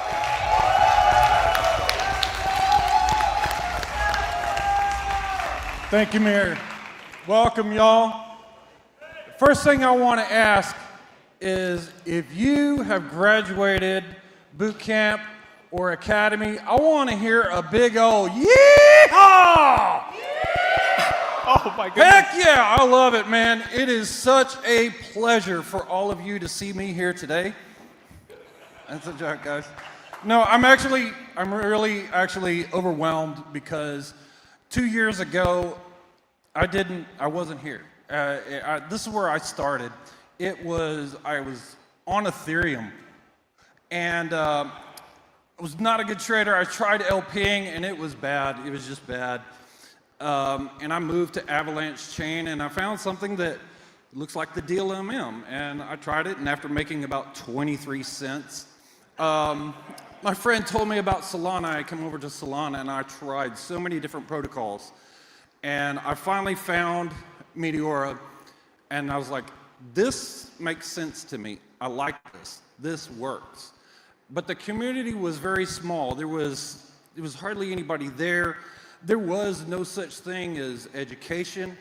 There was no community tools. If you wanted to figure out what your P&L was, man, you needed a spreadsheet.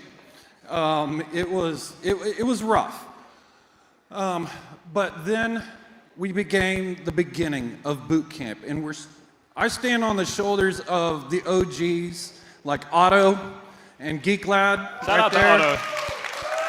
Shout out to Geek Lad as well. They started this in early 2024, started the boot camp, and it was great. Small classes, 2,500 people, but it was growing. And then they started bringing on new instructors, and new instructors like the great Mario, Alex, Chief, Gosha. And then around boot camp 6, the torch passed to me, and I began an overhaul. And this was based on the feedback that I got from you, the LP Army. People saying, I don't understand this. So I was like, okay, let's make this better. We do this. And to this day, we have done 21 English boot camps every month. All for free, by the way. All for free. All for free, always free, every time. But the people wanted more. So I was like, okay, I get the basics, I know how to LP, but I need more. I need some deeper understanding on some more advanced topics. So we began the Advanced Boot Camp. And this is based off of what the community needs, what they want. And so we started that, and we're gonna keep going that. We're going to keep growing with more and more advanced boot camps as often as we can. But what's next? Translations. So far, 7 languages. And we're looking to do more, but Portuguese, Spanish, French, Turkish, Chinese, Indonesian, and Russian. And these are great. We've onboarded so many new instructors and started global communities this way. And then we tried something new, because boot camp, you took it, you had to wait to the next one if you missed it. Now we've got LP Academy, online, anytime. It's the same course. You're going to learn the same thing, but it's in bite-sized pieces. You can do it whenever you want. You can go back and, you know what, I need to review bin steps. You can go back and do that. And we keep adding content. It says, hey, this part's confusing. Well, we're going to keep adding to it. And we do that constantly, adding more and more bonus content. Like today, it says, I want to know more about the risks in LP. We've got GeekLad has shipped a new tool that will help you understand impermanent loss. Risk-free. You can go in there and you can and change your shape, and it says, okay, this is how much I need to earn in fees. Now I can visualize impermanent loss. So we're going to keep shipping this bonus content for you guys. And then again, on that feedback, there was people who are like, man, I go through your boot camp, but there's things I don't understand before all that. So I started the LP Basics class to fill in those gaps for those new users, because we want LPing to be available to everybody. If you've got a wallet, we're going to teach you how to LP. And we're going to keep growing with this. And up to date, over 15,000 boot camp graduates. Wow. Incredible. And I can tell you, at one point in late 2024, we got challenged by the team to hit over 10,000. And at the time, I said, there's no way. It will not happen. At that You point. are living a fantasy. And by January 2025, we hit that mark. We did it. We And did we're it. gonna keep Every one growing of us this. did it. Give a round of applause for yourselves, everybody. And I hope to one day that mark be 1 million. We've got a lot of notable graduates out there. A lot of guys that they've gone from zero to hero. I mean, I couldn't possibly list everybody in the LP Army here, but we've got guys like Mythical Potatoes, Strewed Wind. They started out, they didn't know anything at all. And they came in, and now they're very successful in the LP Army. Mikas. He's one of my favorite stories right here. Mikas is amazing. He come in and he took boot camp, and this guy earned enough money to build an entire kindergarten in his own village. And I remember, I said, man, that's an amazing thing. I would love to contribute to that. And he said, no, I got it. He did that purely off the DLMM. He didn't just change his life, guys. He changed the lives of so many all around him. And now, you know how much he started with? $10. $10, brother. And now he is one of the most successful guys. He's making content like Mika's. He is responsible for some of the beautiful P&L cards that we see. That art, it is so beautiful. He's been doing so much with the French community. It's beautiful, and he's even a boot camp instructor. I love you, Naush. And it is my pleasure now to introduce one of the other 3 LP Army leads, the one, the only, Mario. Give it up for Mario, everybody. GMAT, everyone. GMAT. So, a little over a year ago, I knew almost nothing about DeFi. I found a random 200 Jupe airdrop, and my journey started. Today, I'm a full-time liquidity provider and one of the LP Army leads. So let me show you a quick story how it all went. I actually started my crypto journey all the way back in 2011, and in my first year, I made a whopping $9, but I was there for the tech, and I knew there would be something more about crypto than chasing the next 100x, but I just didn't know where it was yet. Fast forward to 2023 and 2024, I was trenching with my friend Narcotech, who's sadly not here with us, and we were grinding daily, but we just weren't getting the results we were hoping for. So, in 2024, March 2024, it was a turning point for us. We came across Meteora, thinking it might just be another airdrop play for us, and we were experimenting and had a mutual friend of us, Alcip Sklar, who helped us explain how to actually earn with Meteora, how bins work, why this would be different. And a few days later, we joined the Meteora Discord, and it just clicked for us. We were hooked, like we were refreshing the charts, watching the bins move. But as I said, I started with a pretty small portfolio of 200 Jupe. So I was more focused on conserving my liquidity instead of expanding my scopes. Just a few months later, I was going on vacations and LPing from places I could have only dreamed of. And the fees were paying for all of the trips. But the real accelerator wasn't just LPing, it was the people. It was a lot of you guys in this room. Inside Discord, I met other people who were just like me, trying to make things work, experimenting. We started sharing strategies, our wins, our losses, and day by day, we all became better together. And it became a team sport. I met some incredible people there who I truly consider my friends now, and even family. Among them, Alex, he's the first guy I started watching the wallet of, and he's the reason why I'm LPing today. We have Evan, who was always helpful, always around, like on Discord, 24/7. Whenever you had a question, he was there to help you. Heavy Metal Cook, of course, who's a true teacher in a true sense of that word, like a life teacher. You know, whatever issue you have, he's the man for you. DLM Pimpster, he's somewhere around there. One of the true DJs. So shout out to you guys, many others who are here with us. And at some point, it stopped feeling like a Discord server. It felt like home. And from that home, a movement was born. So my mission today is clear. Distribution and global adoption of LPing. Not just earning it for ourselves, but sharing the knowledge, the content, tools, and education so others like you can earn as well. Because information shouldn't stay locked with a few, it should spread, multiply, and empower thousands.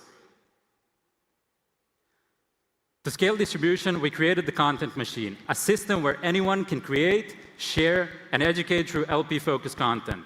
At the same time, something incredible started happening. Regional units started forming on their own. Turkey, Nigeria, Indonesia, and many other communities translating content, educating in local languages, and onboarding users daily. What started as a small group in Discord is now spreading across the world. So a big shout out to these two units. They're great examples of that global growth. We have Meteora Indonesia, led by Logical TA and Yunus. They are one of the best units we have, like best performing, even though like you guys are all top tier. But if you didn't know, Yunus actually is onboarding hotel staff, like he onboarded some yesterday. So that's a true testament to their work. And Met Naija, Craigo, and Soul Chief, they're one of the longest running communities we have. And they actually onboard people through campus tours. So huge shout out to you guys. Not sure where you are, but you guys are the best. These are the real leaders, and this is real adoption. And they're just the beginning. We have more units at the moment, and we're looking to expand that, like increase that 2 times, 3 times within the next few months. When I began this journey, I never imagined standing here. Full-time in DeFi, surrounded by people and I call family, and this family is quite large, like there's hundreds of us. So I want to thank you all that believed in this vision and who showed up and who pushed each other. And the LP Army is global now, and we're just warming up. I'll hand it back to Mir. Thank you guys for coming, and see you later at the LP Army booth. No, come. All of us together, come. Now, I hope you guys have enjoyed, some of the context and the amazing stuff that was shared by both the LP Army leads, HMC, and Mario as well. And now a lot of people have been asking me, like, what's next for the LP Army? Based on what the two of them have already shared, all of the stories, all of the success from LPing is possible for you. It's possible for anyone, and anyone can become an LP, right? And that's why we put in so much effort and time into growing the LP Army, because the LP Army is focused on helping you win. So what's next? Today we're going to take it a step further, and I would like to actually give the honors to HMC to announce the next thing that we're going to be adding into the LP Army arsenal. So guys, I'm really excited, and we're shipping something today, and the team has produced a lot of work for me now, because I've got to completely redo boot camp again with all the product updates. Thank you. I needed the work. But LP Army ships as well. You know, there's so many tools, community tools. But today, we are taking it one more. We're announcing the DLMM Playground.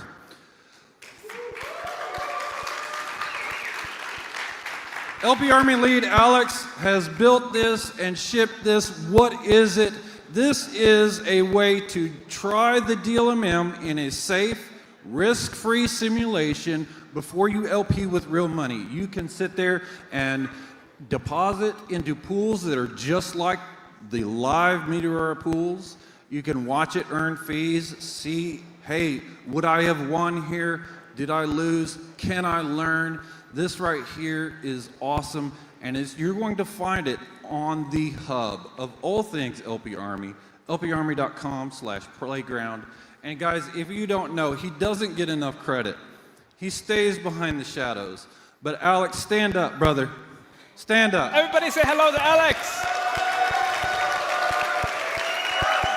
What you see on the lparmy.com, it's got a lot to do with him. And so I'm so bullish on this. Exactly. And one more thing that I want to add in, right, for the DLMM Playground.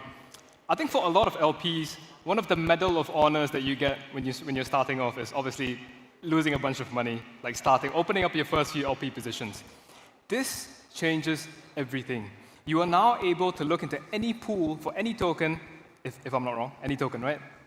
Any token at all, open up a position, simulate price movement, simulate how much fees you're going to get, and also play around with the kind of different positions that you have, the different price points, without losing anything. Give it up for the DLMM Playground, everybody.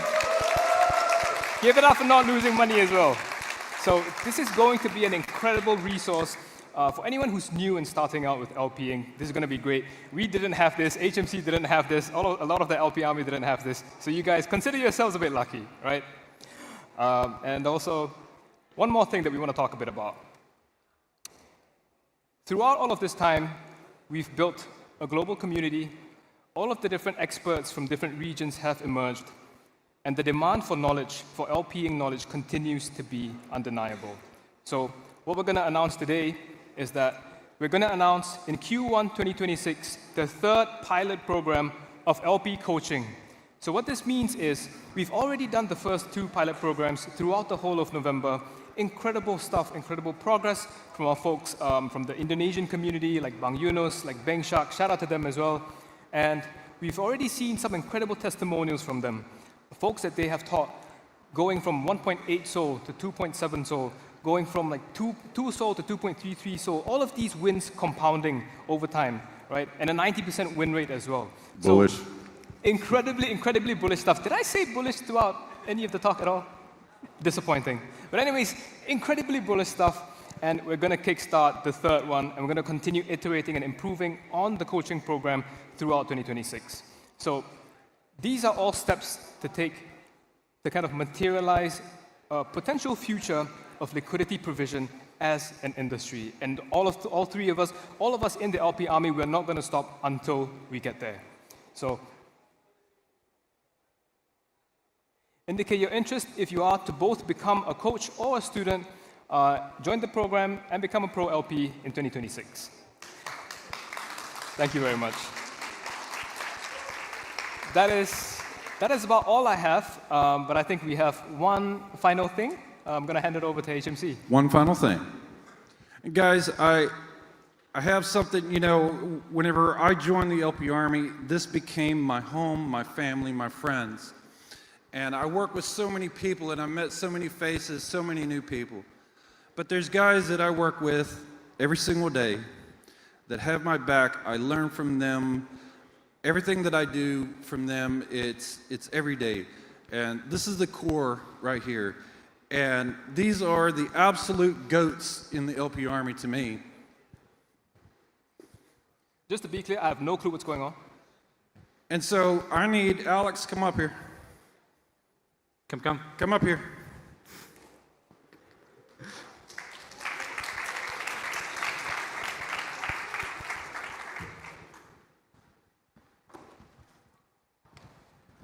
Alex, you are my Bulgarian brother, and I have for you the GOAT Award for Alex, the Triangle X. I appreciate you. I appreciate you every day, brother. Alex helps me to ship all the time.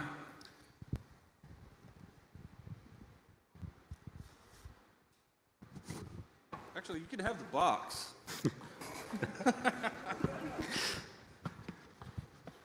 I'm doing this off the cuff, y'all. And of course, LP Army lead, the great Mario, the GOAT brother. I appreciate you so much.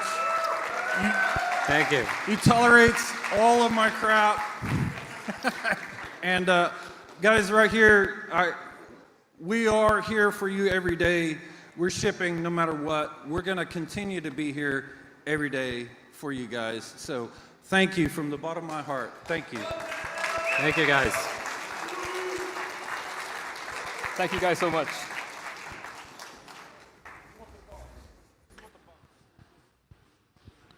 You know what? Give it up one more time for the LP Army. This warms the cockles of my heart. I personally had the privilege, nay, the honor of also joining the inaugural LP coaching program. And I gotta say, it was a life-changing journey for myself. I learned by means of hands-on, and to have a professional, an expert sit alongside myself on a private Discord VC and just, talk about some of the pitfalls, talk about some of the ways that you can LP in a safe and accurate manner. That was unbelievable. So it is a program you definitely want to get your hands on. Next, we've got ourselves the information, the alpha that is required for this army to fight, right? Without any good understanding, each pump and dump seems kind of random, right? It's important to understand what happened, what are the drivers that cause these moons and these crashes. Get a little intel. And that's precisely what our next speaker will do. They'll bring the alpha as the co-founder of RPS AI, the liquidity engine on Solana. You might know their flagship product, Ultra LP. Give it up for Richard King.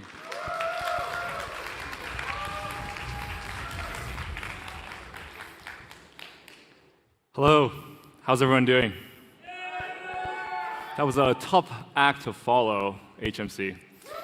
My name is Richard, and today I'd like to talk to you about market making, which is why we're all here. Before we get started, I'm the co-founder of RPS AI. We're a liquidity engine on Solana. We're backed by these wonderful investors and built on top of these platforms. Let's start with a question. What if market makers disappeared? Not slow down, not widen the spread, but vanish for 30 minutes. Because that's exactly what happened on October 10th, which is one of the biggest drawdowns in crypto ever. Trump announces tariffs in China, Bitcoin drops 12%, Solana by 40%. 19 billion in liquidations followed. On centralized exchanges, market makers turned off. There was no liquidity to support the sell-side orders. Some alts dropped by 99% within minutes. You know this story. It was on the timeline. On DEXs, something else happened that fewer people talk about. During the most critical 30 minutes of liquidations, prop AMMs, the on-chain version of centralized market makers, also shut off. Their tightly quoted liquidity that's responsible for 50% of our volume vanished. And this is by design. We're not blaming them. Binance was no longer a place to hedge their risk. So during the blackout, all of the volume went back to AMMs, like Meteora, Orca, and Radium. Why is this important? Well, during the prop AMM era of Solana DeFi, I want to talk about the importance of AMMs and how they contribute to the stability of our Solana DeFi ecosystem. These decentralized market makers and you all held the line on a very bad day. So what does Solana's market-making ecosystem look like today? We have DEX aggregators like Jupiter that help traders find the best price. And in order to do that, they route through AMMs, RFQ, and prop AMMs. Meteora is an AMM. RFQ, it stands for Request for Quote, which means they're bringing quotes over from centralized exchanges. And you have prop AMMs, which are high-frequency liquidity providers. We also have order books, but they're a bit expensive to run. Since June, prop AMMs now make up for half of Solana's volume. How are they able to command so much volume? Well, Jupiter is supposed to aggregate to the best price. And these guys only charge 0.5 bips. That's 0.00005 points on top of the price. They're only able to charge such little fees because they change their quotes so fast that they're confident the price they give you is not one that they're going to lose money on. But during 1010, they turned off for half an hour. And a single Sol USDC AMM pool processed $1 billion, helping 1,014 traders deleverage. This was a luxury that was not available to some centralized exchange users, but it was available on DEX. Why is it important that our Solana DeFi ecosystem doesn't rest solely on these very efficient prop AMMs? Well, if another liquidity crisis comes, these permissioned entities can turn off at any time.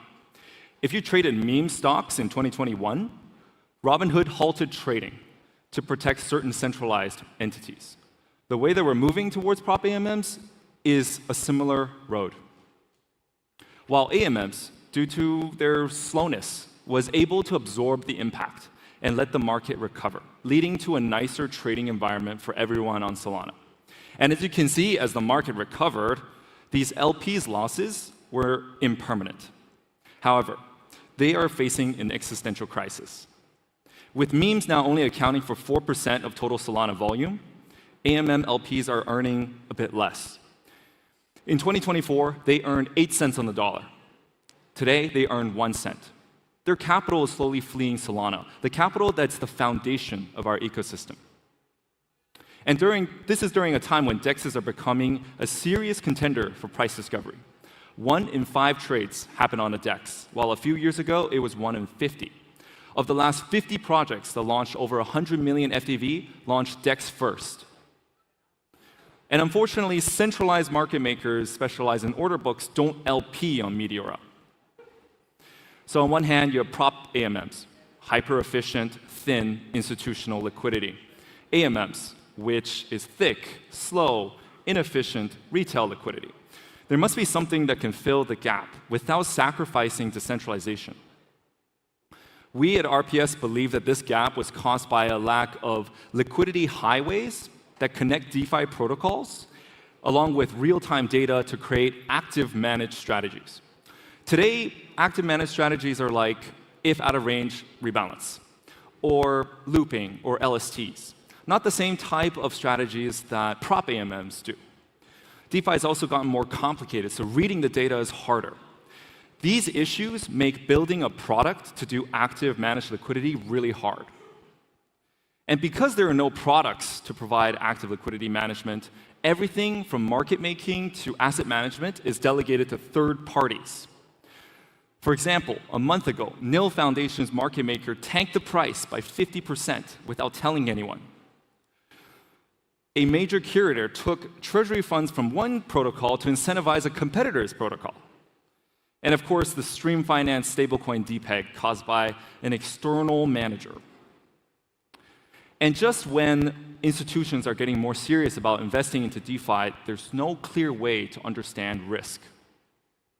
So it seems like we're at this crossroad again, sacrificing decentralization in the name of performance. 3 prop AMMs run 50% of volume. 3 curators manage all the TVL. Is this still DeFi that we're building? What if there were tools that can help bridge the gap of AMM liquidity or liquidity efficiency in general without sacrificing decentralization? Today, we're introducing UltraLiquid. It is a customizable DeFi strategy platform built on our liquidity engine. And it combines battle-tested, familiar protocols to help token managers manage liquidity themselves, to increase on-chain liquidity depth without market makers, as an example, harvest stable return on treasury assets without curators, and design and monitor custom strategies. It consists of a strategy platform, in-house built algorithms by our team, and hedge fund-grade Solana data infrastructure. It needs to achieve 3 priorities: self-serve, transparent, and customizable. And our debut algorithm is a delta hedged LP strategy that increases liquidity depth while minimizing impermanent loss using Meteora and Drift and our liquidity engine. It essentially combines the benefits of prop AMMs with AMMs using quantitative models. It's 2 modes, market making and treasury management. Market making helps center the price along the active liquidity around this price while minimizing for impermanent loss. Treasury management is about yield. It helps generate returns that are uncorrelated with long-short arbitrage or basis. Despite Solana prices falling for the last few weeks, I'm happy to report that we are profitable, and we're considering opening allocations early next year.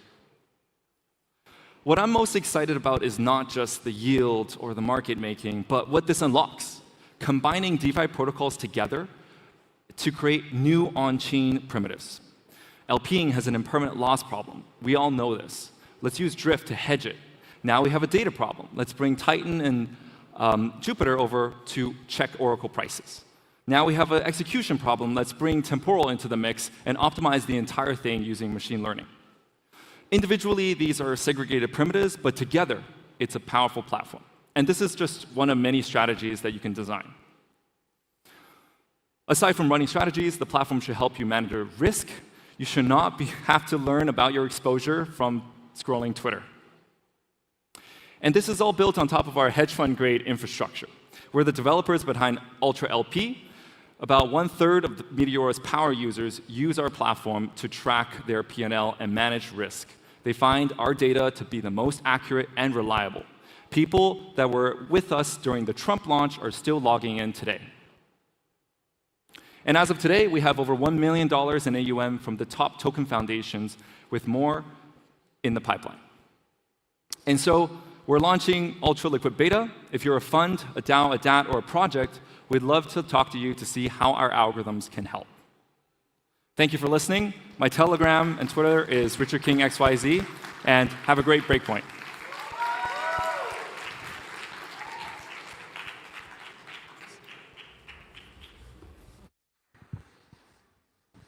So let's recap. The Meteora LP army, right? We've got the army itself. We've got a leader. We've got direction. We've got a vision and purpose. Next, we need some tools.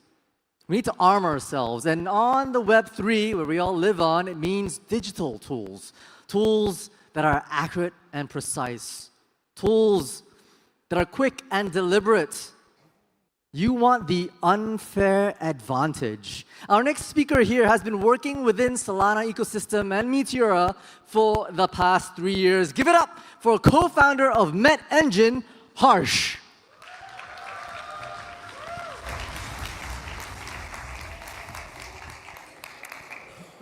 Hey folks, hi. I'm the co-founder of Med Engine. I've been building this tool since the beginning of this year, and I love to be part of the LP army. And because Meteora in itself needed a lot of toolings, we built out so much cool things. Like, obviously, we stand on the shoulders of OGs, which went from spreadsheets to like Metlex tools, and we found some errors in there, and then we tried building better so that the LP army deserves the best. Yeah. So I would just give a quick vibe check. How many of you have used Med Engine? Yeah? Cool. So we keep working on the analytics part of it. We have our own terminal as well. And we are here to talk about what next, and like going down a trip down the memory lane of how the entire year has been a roller coaster. Well, Solana has turned out to be the capital of internet capital markets. Till last year, we were dreaming of LPing on top of S&P 500, LPing on top of Tesla X stock. But now, today is the reality that we are able to, LP on top of them. That's the market cap of how many tokenized assets can be on top of Solana, and like how many of them are today. And we are moving towards a tokenized world. There's around $500 trillion worth of assets in this world. And there is no reason why their liquidity should not be on top of Meteora. Like, we should have all of it tokenized, and we are moving towards that. But we need as many as tools and as many as analytic platforms as we need, because we are moving towards institutional grades now. Retail LPing has made over $2.76 billion today, like in this year. So yeah, and obviously Meteora is on the top. So that's a very small number when it comes to like the amount of tokenized assets that can be. So you can just expect this number to 10x in the next year and like, go exponential. Meteora obviously leading the charts, Radium because like, well, they have been far more longer, but yeah, we are having much more AMMs, and well, prop AMMs are the hottest thing one can talk about today, but we need like more decentralized AMMs as well in order to not just rely on a centralized solution. And well, yes, there aren't enough good analytic tools to help curate alpha. We have got Exium, which is like the best trading terminal for meme coins. And well, there is range of finance where they give an aggregated stuff for like perps. But few to none tools for LPing. Well, yes, a lot of us are trying to build. There's a lot of like Richard gave an awesome talk regarding Ultra LP just now, and there are much more talks aligned. The more tools, the better, because every single user, we need like, what, 1 million users on top of Meteora, right? So like, the more tools, the better. And yeah, if my slides would align. So we are building the Exium for LPing. If you are a part of MedEngine Discord, you have already access to this. If not, you can go to medengine.xyz, and yes, like, we have the fastest real-time data analysis regarding which are the best pools. Market making is all about being at the right place at the right time. And well, we solved that.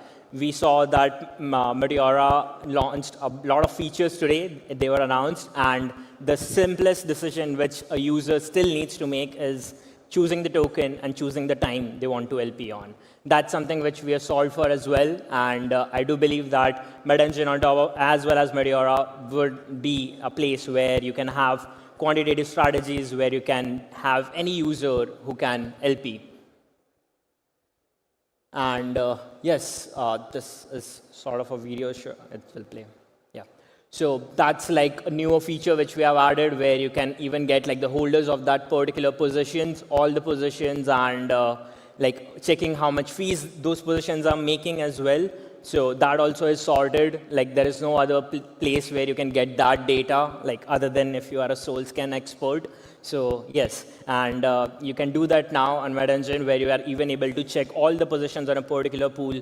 We are passing through every DCA which there is on top of Jupyter as well, in order to give you a better information that in what particular range those tokens have the most amount of liquidity, as well as like where the price, where the support and resistance levels are basically. So that's the type of data which you need when you are like moving towards that. So this is like the advanced terminal to be at, and yes, and you can we created like the first Kaito mindshare. So how many of you use Kaito mindshare? You have seen a sort of a heat map. That is technically how Meteora would look like if it was a city, like which are the hottest spots in the city. And you can check out which pools are making those the best amount of fees. And all of it gets updated within 5 milliseconds, thanks to all the engineers which we have working on top of MedEngine. That's something which happens in real time. And this is not like an edited video which keeps going. That's the amount of speed which we care for. Every single millisecond counts when you are a market maker. And yes, you can have a customized heat map for your particular tokens, which are your favorites. And that's something which we are building. So obviously, we are the pioneers of DAM V2. We love DAM V2 so much that we have, like, all the MedEngine users have done 7% of all the DAM V2 positions ever made. There were around more than like 500,000 like positions, and 7% of them have come from like from MedEngine users. So I would suggest give yourself a round of applause for that, being that. Like, thanks for using us. That's the most from any tool. We love DAM V2. We have passed with every single launch pads. We have great relationship with every single launch pad there is, and yeah, like we love DAM V2. And yes, this is a referral system which we have also put out now, where you can have a try level of referral system, where you also earn fees from all the people you are referring to the platform, and it works very well. So that's also live, and you can give it a shot. And yes, this is something which we launched yesterday. I would suggest you to go to this website called dlmmis.fun, and you can get a liquidity wrapped. Like, everyone loves to watch those Spotify wrapped, watch those YouTube wrapped. I would love, like, if all of us can go a trip down to the memory lane. You can check all your positions, no matter if you did them on Meteora, if you did them on MedEngine, or any other tool. It will just, you can put in your wallet address, it will find the best positions which you did. Most probably it was a Trump Sol position or a Trump USDC position, because like that was crazy. And yes, you can check your best positions which we did. And yes, like let those card rips on Twitter that explains, that finds you the favorite pool of yours. How you have a daily streak also. Meteora is one of the most addictive crypto apps. And we have done like a streak for that as well. So that's the video. That's one of my new wallets. Yeah.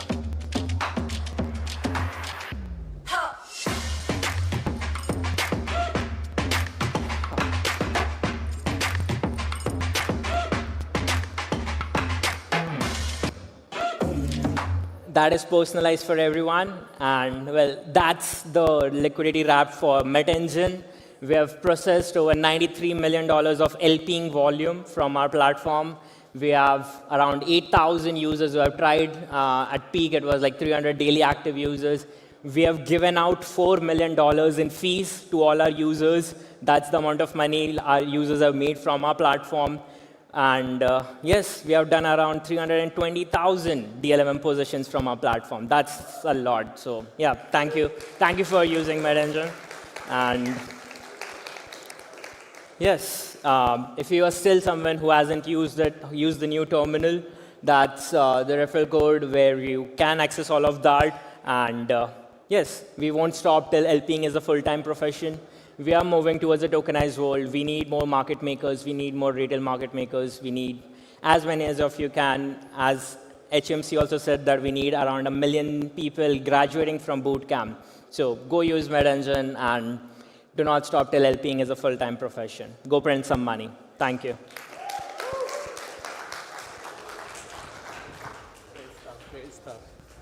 Oh, once again, thank you, Harsh. Thank you, MetEngine. And that liquidity wrap, that is a vibe on its own. Definitely going to have to check that out afterwards.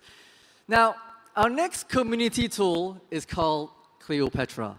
Now, when Cleopatra was first demoed with the Meteora community about 10 months ago, the founder did so from their car with spotty data reception. Halfway through, while the demo, his beautiful face kept rugging on us as we just lost his video feed nonstop. And that was 10 months ago, and today he's going to be standing here on stage in front of hundreds of users, started from the bottom. Now we are indeed here, and there's so much more to come. Introducing Umang.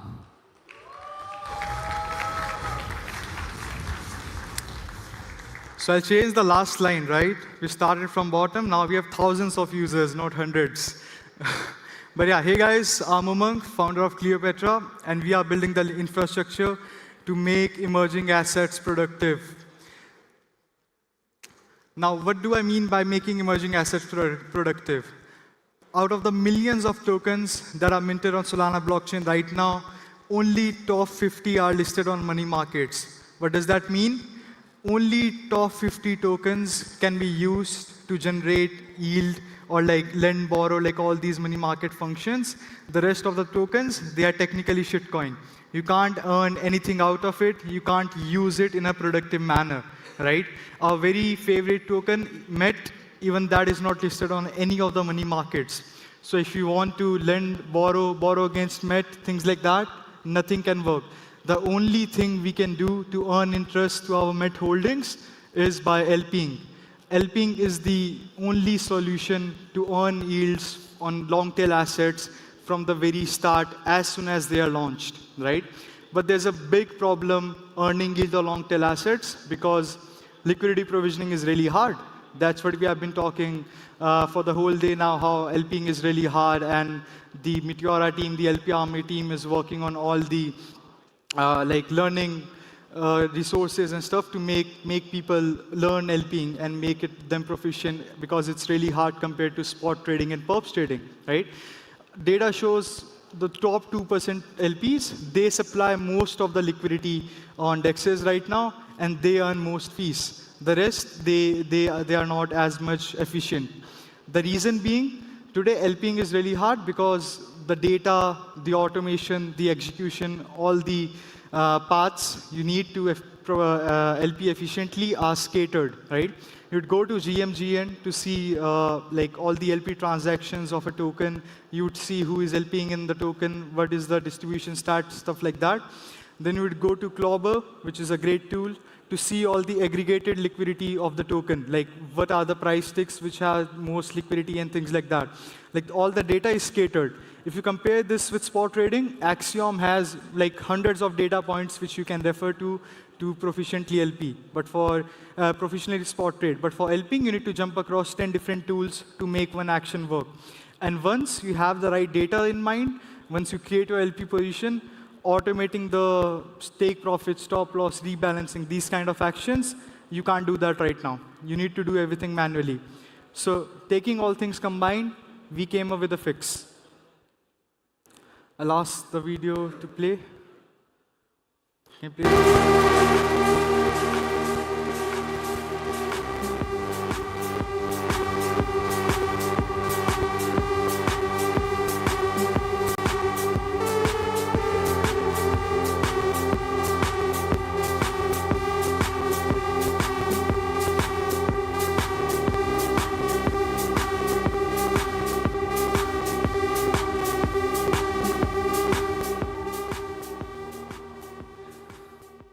We built the only solution you ever need to find the right data to LP and automate your LP strategies. If you wish to use it right now, please scan this QR code. I'll wait for 2 seconds. So how does the terminal work right now? We have provided you all the market data around DEX volume, LP fees, the trends, and a curated list of trending tokens, so you can ideally LP. And once you have the right strategy in mind, you can preset them and deploy in a single click. On the trade page, you again see all the advanced data like price charts, token details, and execute your LP positions, however complex they are. And once you have created your position, you can automate the things like rebalancing, take profit, stop loss in a very complex manner. Whatever is your rebalancing strategy, however complex it is, you can deploy it in a very easy manner. Not only we are making LPing easy for retail traders, we are bringing net new users, people who have no idea how to LP at all, people who are holding tokens just for the sake of it, we are making them LPers. We partner with Oro, a tokenized gold platform, to help them power a LP feature in their in-app, in their app, and make their holders earn yields on their holdings. They're providing 5.9% APR, which is coming directly from LPing, and they have gained more than $100K in liquidity in just 2 months by integrated our API. So we are building on these kind of use cases, right? A terminal to help retail LP better, our APIs to make LPing easier for net new people who have no idea what is LPing and how to LP at all, right? Now, that's how we started. We started with long tail assets, but emerging assets, there are a lot of new categories coming in, and we are building a lot of new things in the emerging categories like prediction markets as well.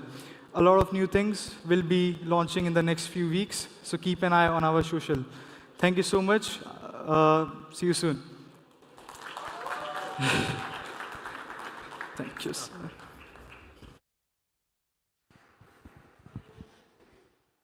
Our next product here is something that many people from the Meteora community have been looking for, have been asking for.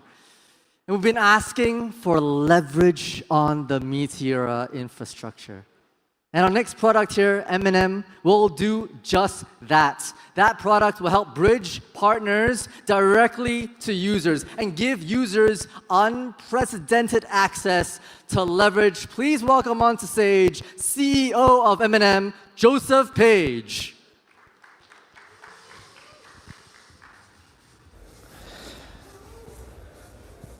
Gee, Matt, everyone. How's everyone doing today? Awesome. So we're M&M, not to be confused with the trademark candy name. It's a play on words on M&M. And we're introducing leverage on the DLMM. GMAT for that, come on. So there's a very big reason we decided to go for leverage on the DLMM. With the rise of prop AMMs, retail is, well, as Richard mentioned, being robbed of their capacity to participate in these market-making protocols. With leverage, we allow users to enter a DLMM position with a lot more capital in their positions. This allows the users to really actually compete through Meteora. Now, how are we doing this? With close partnership with Loopscale, we've integrated their modular lending markets to work with the DLMM. That means you enter a position with a DLMM that then serves as collateral for the DLMM position, and then you can add up to 5x leverage on that initial position liquidity. So we're adding a few other improvements, like one-click execution as well. We're quoting super fast. This allows users to get always the best price. We're allowing as well single asset entries and 2-second finality on this. And we're innovating as well with limit orders, with also a close partnership with Switchbird Surge. We're able to close positions and protect users with this new engine from liquidation cascades. This is quite an important feature, and it's very needed. We're using off-chain oracles to be able to quote at 50 milliseconds and a super fast 400 millisecond quotes in order to allow the users to get in or into positions as fast as possible before their stop loss hits. A little bit on our roadmap. We're going to have pull data, P&L cards, automatic deleveraging and harvesting, as well as activity tabs and trading views. Now, we really want users to try our applications, and for that, we want you to join our Telegram group. During Breakpoint, we're going to be putting the initial set of lending pools for Solana and USD live, and the initial lenders, the first 300 lenders, are going to get great APYs and an entry to our point system. So we really look forward to introducing a proper leverage engine for the DLMM. We're the first ones to do it, and we're really excited about you guys joining us in this journey. Thank you very much.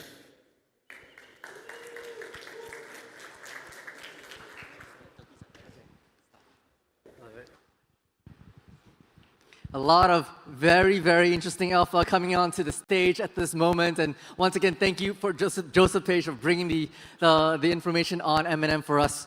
Our next speaker has a long and storied history with all of us. I'm sure everyone here knows about Enzo. Enzo themselves, they've been building on the Solana as well as Meteora for longer than anybody else currently.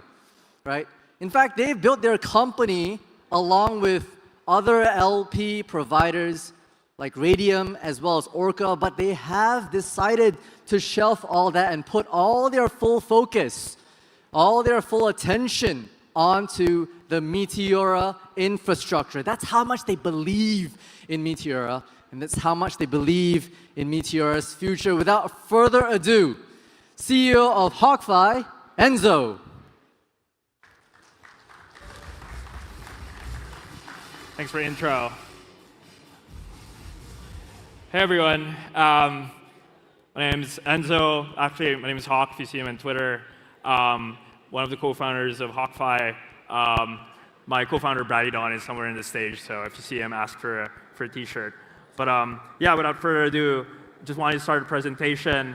And honestly, super excited to share with everyone what we have in store with HawkFi. Because recently we've decided to make a really big decision, and that is to fully focus on the Meteora ecosystem. That's why the the talk is entitled HawkFi 2.0, High Frequency Liquidity Powered by Meteora. And so in this talk, I just wanted to, really share with everyone what that means and what does the core focus mean and what are some of the features we have in store. So just an introduction of myself and HawkFi as a whole. This is back in 2020, 2021. I left a career in AI and finance to build a company out of my open source work. I was working worked for a lot of AI companies in the past. And I ended up going to Singapore, and that's where I met my co-founder, Bradon. And we started a company and called it Hawkside at the time. And it actually didn't start out as a Web3 company. It started out as I built out this open source tool. We could backtest any trading strategy in 3 lines of code. And we sort of just built a UI for that. And just saw okay, what could happen out of it. So we built that UI. And what ended up happening was we added a bunch of data streams. We added, we had stocks, we had crypto, we added Forex. And it just so happened that majority of the users were crypto users. And so we went to that rabbit hole of okay, automated trading signals for different crypto assets. And eventually we ended up with the insight that what users would actually pay money for is if you could execute the execution. And that was back in 2021. For those who are still here, that was a super crazy time. That was NFT summer on Solana. The DeFi protocols were starting to come out of Ethereum, the early stages of Solana, even Terra for the ones that remembered it. And so yeah, we decided to build a smart contract on Solana. The initial goal was actually to build a yield aggregator, a really big yield aggregator. What at the time was Beefy Finance. We were just let's build that out in Solana. That was back in 2022.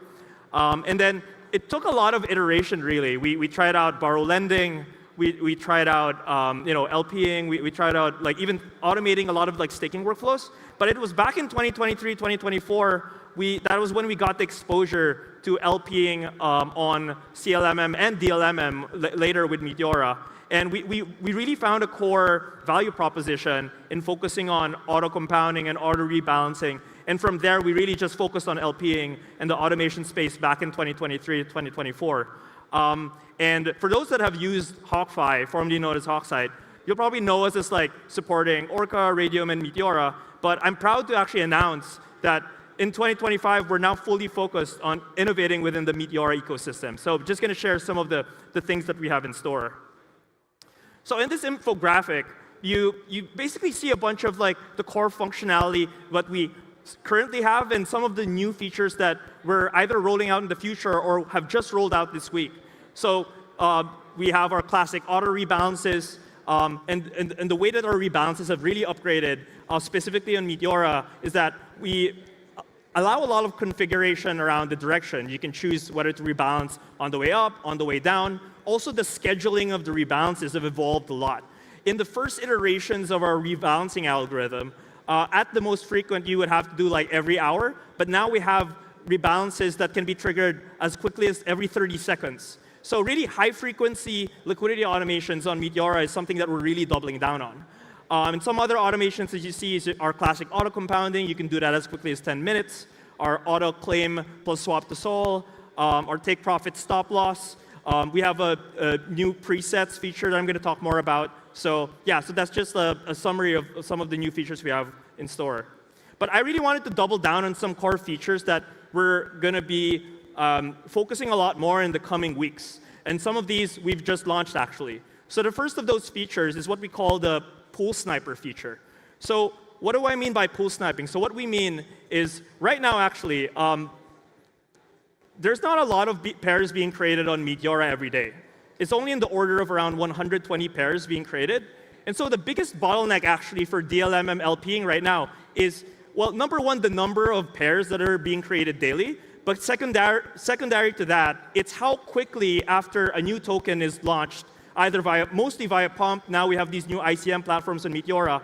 So what we're really trying to do is really accelerate. How do we get, let's say, a new token that's launched on, let's say, Pump or one of the Meteora ICM platforms, and how do we make it such that the DLMM pair gets created in the same minute that the token is launched? So that's what we're trying to do with Pool Sniper. So essentially, in one click, in this UI, as you can see, you can set up the token mint, you can set up the configurations for the pool, And at the same time, you can enter how much SOL you put in. And in one click, it creates the pair, it deposits into it, and the pair creation cost is fully taken by HawkFi as well. So we're really excited for people to try it out. In private testing, we're already at a stage where at the peak days, we're seeing 40 pairs created every day, which is around a 35% increase in the pair creation rate of Meteora. So as a goal, we actually believe that by the end of this year, we can already increase the number of pairs created daily by around 50 to 60%, and perhaps double it by Q1 next year. So that's going to be a really exciting future.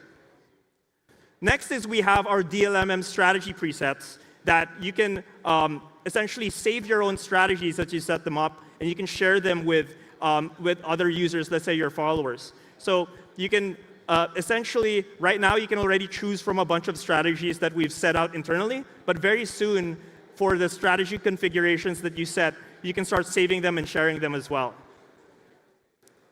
The next feature I want to share is, for those that use HawkFi a lot, you probably would have noticed as well that recently we added a new default on the pool page where we now show what we call the LP terminal.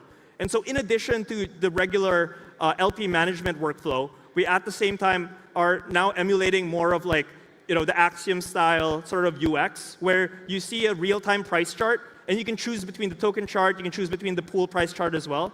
And so you can essentially see the transactions that are going through in the pool while you're LPing into it.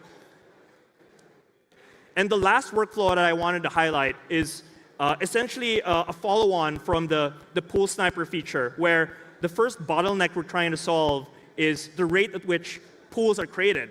But after pools are created, there's the next stage, right? After a pool is created, you want the DLMMers to come in. You want LP Army to come in at scale, right? So we actually did the stats, and we look at the numbers. And usually, after a pair is created, if it's a successful pair, if it's the right pair and the volume starts to print, around 5, the median follower rate is around 5. But what we want to do is, we want to create, why is it 5? Why is it not 50, right? Especially if it's a successful pair.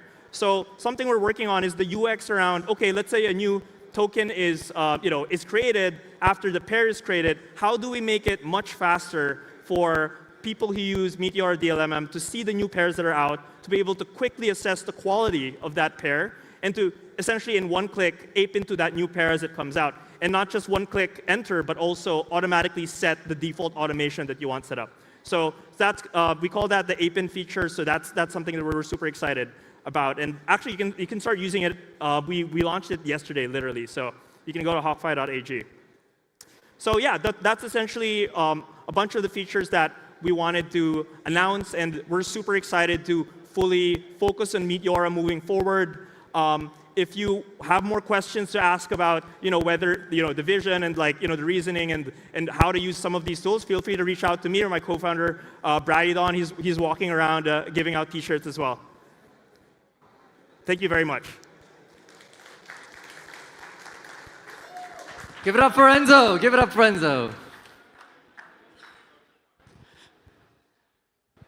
So far, we've heard from so many CEOs and founders from so many different community tools that can be brought into your arsenal. And now I think it's time, I think, for a bit of a change in pace. I think it's time to maybe look towards the inspiration that you might have yourself. Maybe you want to be the next speaker here up on stage. You want to create the next big thing. This is a members of Meteora come up, and we're going to be talking about some new initiatives that they're going to be bringing.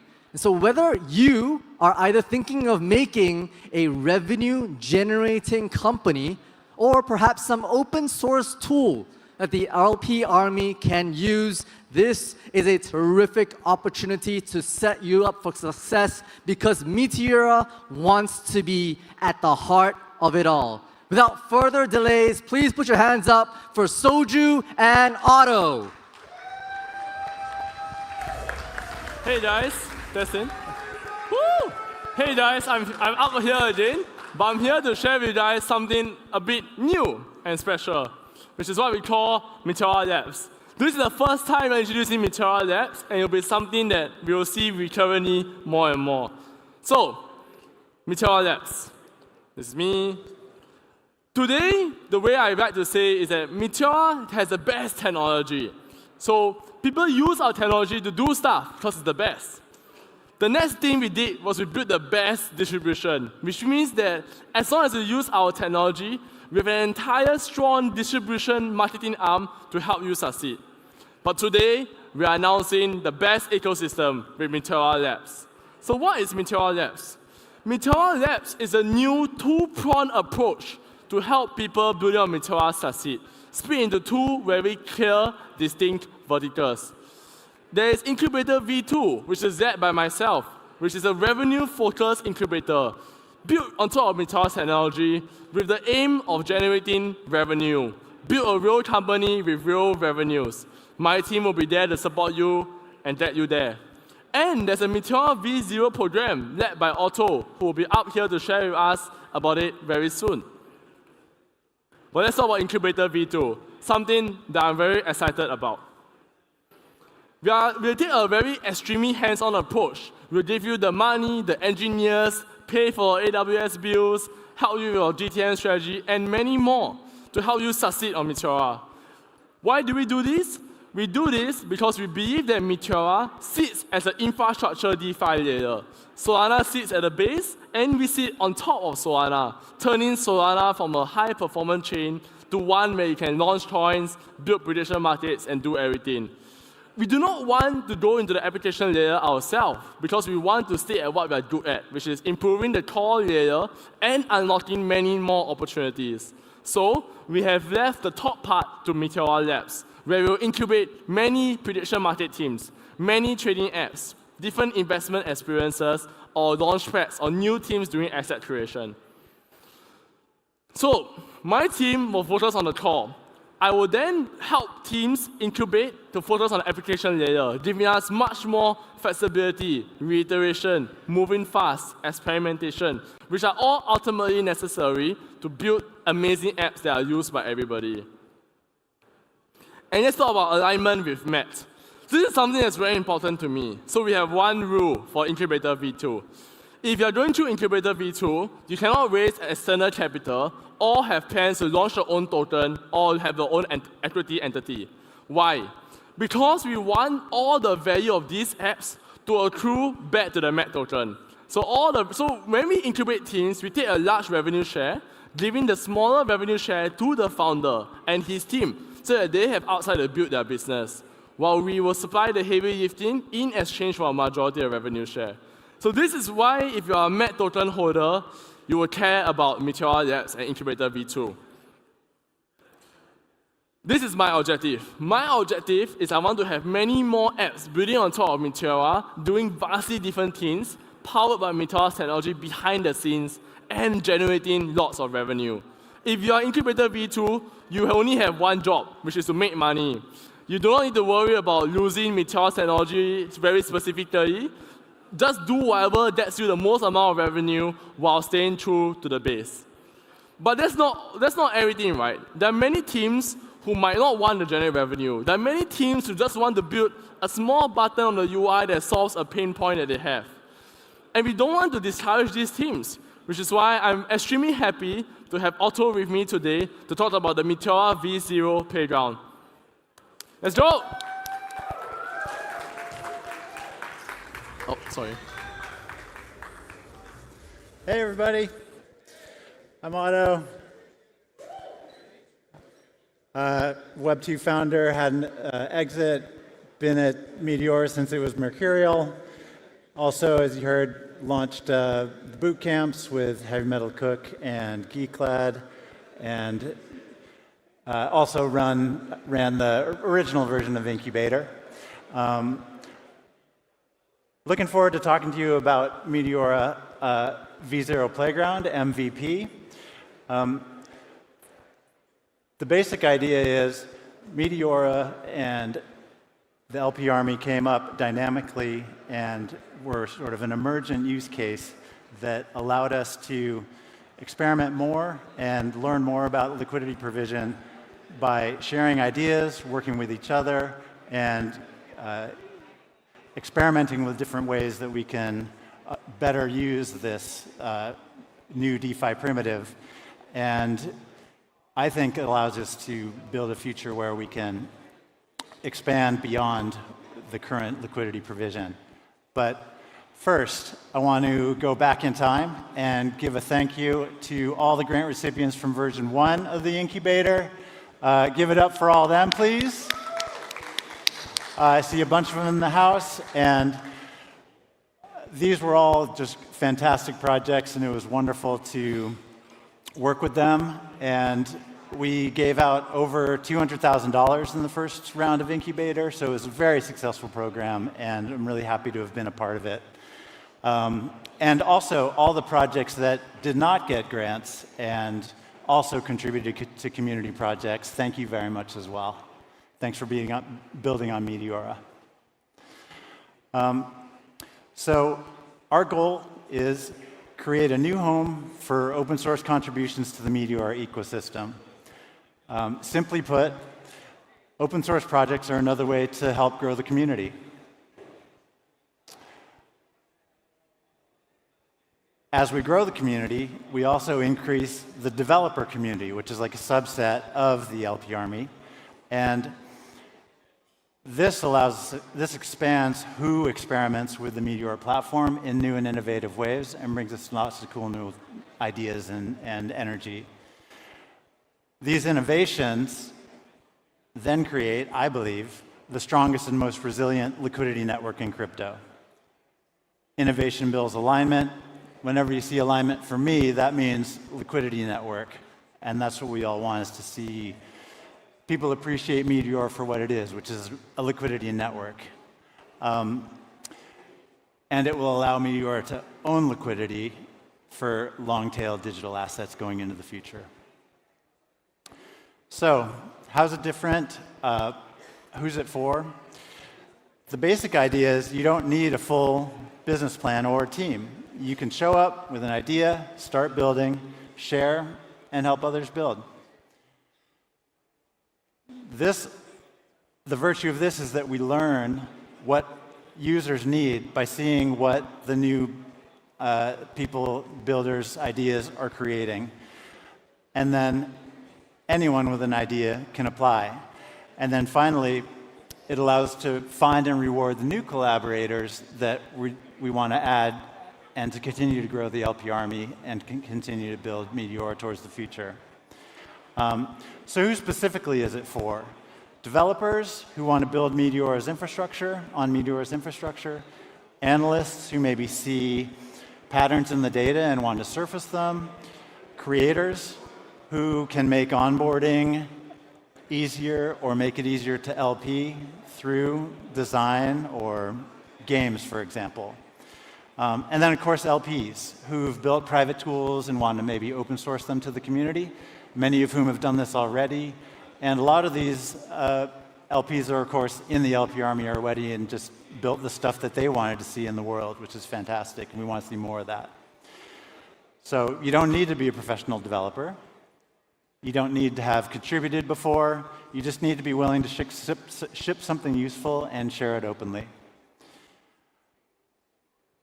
For launch, Meteora V0 Playground, MVP, is a space where you can solve problems that you've encountered or know about from the community, from being on Discord and Telegram and so on, experiment with ideas that interest you, and just ship something real.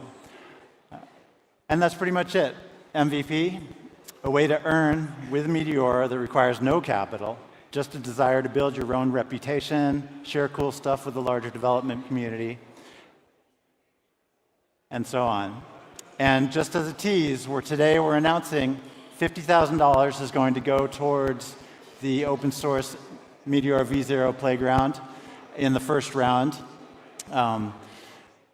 It's going to evolve over time, and you're going to hear more about these grants coming up in the next few talks. But I just wanted to give you a little tease there, and thank you very much for your attention.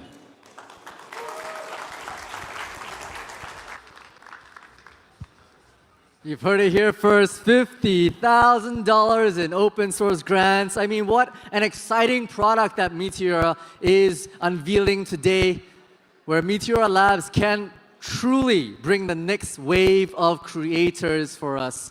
And whether you are one of the new budding creators to be in this playground, or perhaps someone who has been creating with Meteora as a partner, you probably already know or want to know our next speaker, Dan. Right? Dan's in the trenches with y'all. Dan's straight up in the trenches, slogging it out with partners to win in the engineering space. He is the support system for many of y'all, the lifeline for many. Hey, but while he's helping everyone, who's helping Dan? Who's helping the helpers, right? I think it's a little time for some AI action. And I know some of you gooners have already seen the body pillow, so you know exactly what I'm here to talk about, or rather Dan's here to talk about. Give it away for Investor Relations, Dan.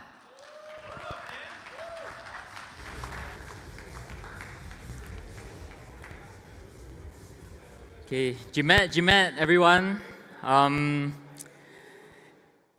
Before I start, let me introduce myself. For partners that work with us, you may have seen me in our chat explaining our technology. But for those who don't know me, I lead DevRel at Meteora. On top of that, I work on special projects by Soju or Zen. So yeah. Today, I'll be talking about Meteora's tech stack and the whole sequence of building on Meteora's tech stack. Today, Meteora has accumulated a total of $1.65 billion worth of lifetime fees. And these lifetime fees are actually generated for the liquidity providers and anyone that is from retail. Yeah, so $1.65 billion is insane. And how do we do that? On Meteora, we can actually configure everything. And what I mean by that is that our tech stack is the most efficient, most composable liquidity layer in all of DeFi. We have the anti-sniping suite, which is the best port protection powered by our anti-sniper suite, which comprises of fee scheduler and rate limiter, and also our alpha vault. On top of that, we also have dynamic fees that capitalizes on volatile markets. On top of that, you can even choose how you want to fee split via in-house program builds or our helper programs like our dynamic fee sharing program. Next, you can also choose to collect your fees in either quote token or both tokens. So this means that if you are a project launching on Meteora, you don't have to sell tokens that launch with your launchpad, for example. They are base mint tokens. So you don't have to dump on users. You can just simply collect in quote mint. And that's the beauty of building on Meteora.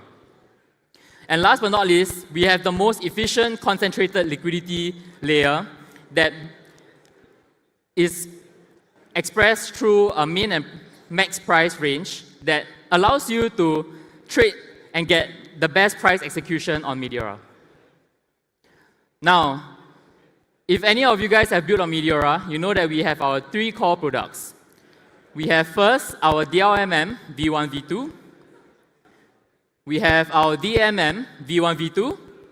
And on top of that, we added one more to the family just this year, which is our dynamic bonding program, which is bonding curve program, which is quite widely known and widely used by a lot of launchpads today. On top of that, when we talk about our core products, we also offer a set of helper programs, which is super underrated, but it gives a lot of projects a lot of different ways they can launch their tokens. We have the pre-sale vault, which is used recently in a token launch. We also have the alpha vault, which is quite well known previously, where you want to have whitelisted launches, or basically it's an anti-sniping mechanism that does the first buy in a launch pool. We have a dynamic vault, which is part of our DMM V1, where we accrue lending yields from lending protocols into LPs. And also we have a dynamic fee sharing program. This is quite underrated, and a lot of projects are actually tapping into this to split the fees between different partners or stakeholders. We have our stake to earn, And we also have our Zap program. Zap in or Zap out features on the Zap program.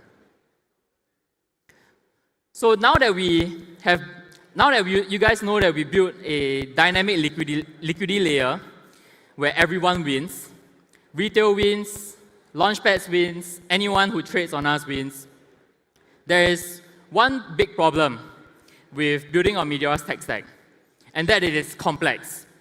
When we build a dynamic liquidity layer, that means that everything on us is configurable. We go down into the base fee, we go down into the dynamic fee, we go down into the fee splitting, we go down into token lock vesting, we go down into even bonding curve leftovers. So there's a lot of technicalities that Meteora does that not a lot of people know on how they can fit into their product requirements. So builders who build on our tech stack, they experience max pain. Whoever who has built on Meteora will have asked me tons of questions that only could have been answered by myself or by one of my colleagues. It is also hard to configure specific product requirements. Let's say I want to have a flat bonding curve that migrates exponentially towards the end. That's something that some launchpads like to ask, but it's not in our documentation and it's hard to explain. On top of that, it's also difficult to leverage multiple components at once. Some wants to dynamic fee share within the same transaction as when they claim fees. So how do you do that? We actually invoke an instruction, if you want to go into the detail. But today, we are actually solving this problem with an anime Go. Woo! Okay, so introducing Matsumi. If you came to my booth earlier today, just outside of this conference room, you can actually see that I was explaining and showing some videos about Matsumi. So what exactly is Matsumi? Matsumi is your personal intelligent DeFi co-pilot. It is built with a full understanding of Meteora's tech, so our whole entire context of our technology tech stack is all in Matsumi. On top of that, we also allow executing of any on-chain action using LLMs, the best LLMs on Matsumi. So let's say I want to iterate fast, I want to launch a token fast. You can just do it via Matsumi, figure out the configuration, and then you can apply it to your own project. And last but not least, we automate your DeFi experience. So this is a feature that a lot of people want when, for example, they do a bid ask and they fall out of range. What happens to that? We automate that DeFi experience by executing on-chain transactions for you so that you can sleep well at night.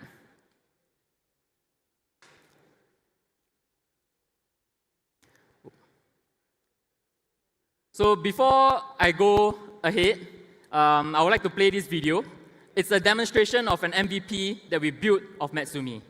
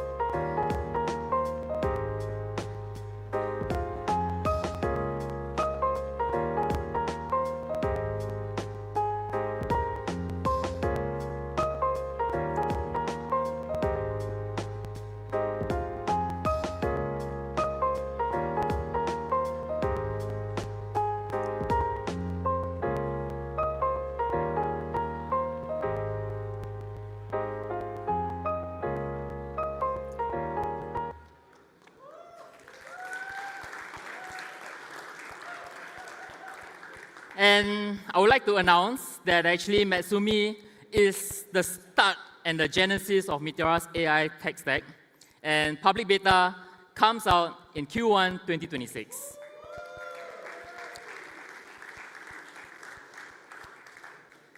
And one last thing to add before we end off is that building on Meteora's tech stack will only get easier from today. And with that, I would like to announce something huge that we are doing. We are conducting MedHack. Woo!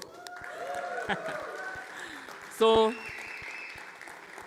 MedHack, if you look at global hackathons, the prizes are right 200 to 300K.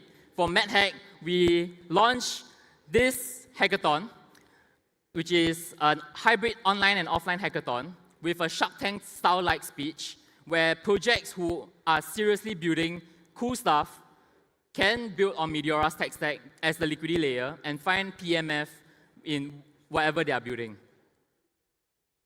This hackathon will actually last for 4 weeks for the building phase, and then the pitching will be 2 weeks. So a total of 6 weeks next year.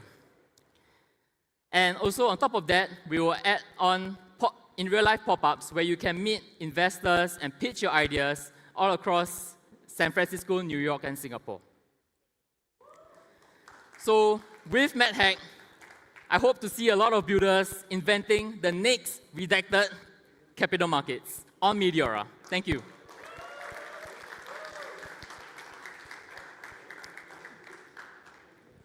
Yep. Give it up one more time for Dan. MedHack announcement. Hackathon with a shark-style pitch. They need to make that into some sort of television show. That would be incredible. Do wonders, do numbers, to say the least.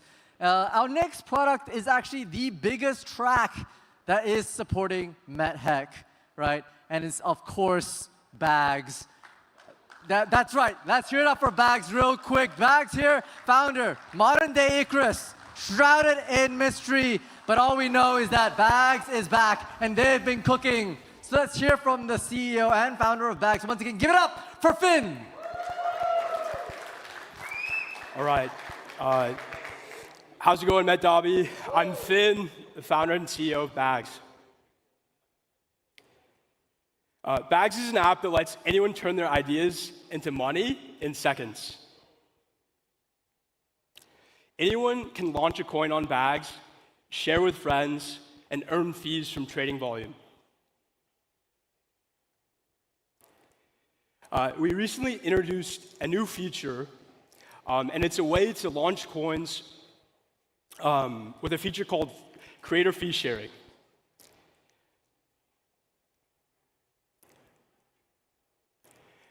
Fee sharing is a feature on Bags that lets anyone launch a coin for someone else by just tagging their Twitter username. Fees are redirected to their account, and they can claim fees when they log in with Twitter. The goal with fee sharing was to try and figure out a way to get influential people to launch coins on Bags.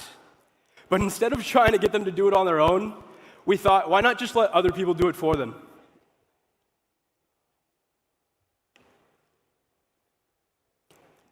This feature alone generated over $2 billion in trading volume and over $1 billion in around 10 days. Creators earned over $20 million in creator fees. Fee sharing solved a few key problems with coins. And the first problem was that most meme coins use stolen art and never credit the original artist. And so our solution allowed the original artist to earn royalties similar to NFTs. Here's a quote from the artist of Nyan Cat.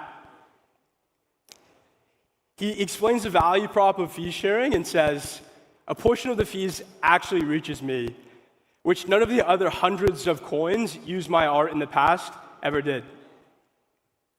The original artist showing appreciation for this coin helped him generate over $500,000 in royalties and gave traders a great narrative to trade. Fee sharing also works for startups. There's over 200 startups that have been funded on bags. Fees can be used to find your first users, can be used to fund product development, and it can be used to build a community with aligned incentives. We'll give you feedback on your product. We also saw fee sharing get used to fund charities. This is actually one of the first use cases that gained traction. What made charity coins different on bags is that you could actually verify that funds were going to the intended recipient. And this year, we donated over $1 million to Mr. Beast's Team Water Fund to give clean water to millions of people around the world. And we were only able to do this with coins created on bags. So fee sharing V1 allowed anyone to create a coin and share fees with one other person. You guys might be wondering, well, what's next? Anybody have any idea? We're calling it fee sharing V2, which will allow people to share fees with up to 100 people. We think it'll be like a 100x difference. We just went live with this last night, and the whole idea is that you could create a coin, you could split fees with your team, you could incentivize KOLs, or anything else that you can think of. We're also adding support for something called fee-sharing apps. This is a way that you could do more with fees, with fee sharing. You could build apps so that creators do more with fees. As an example, we built the dividends bot. It's a bot that shares fees with the top 100 holders of a coin. But you can also build things like an app that does buybacks, an app that compounds liquidity, or an app that rewards your community. And we're making this all available in the Bags API. With the Bags API, you could build your own launchpad with fee sharing and get access to all the fee sharing apps and other features that we decide to build on Bags. And over the next few months, we're giving out over $1 million in grants to projects built on the Bags API.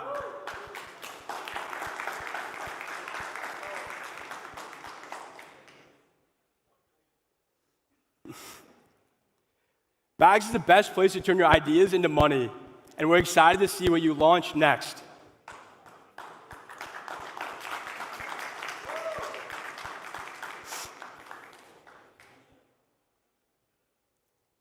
That's it. Give it up one more time for Finn.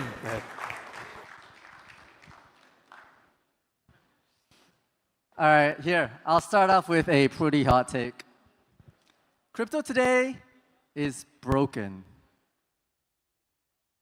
Some murmurs, but honestly, the fact that I don't really hear too much from the crowd kind of indicates you kind of feel it in your gut as well, right?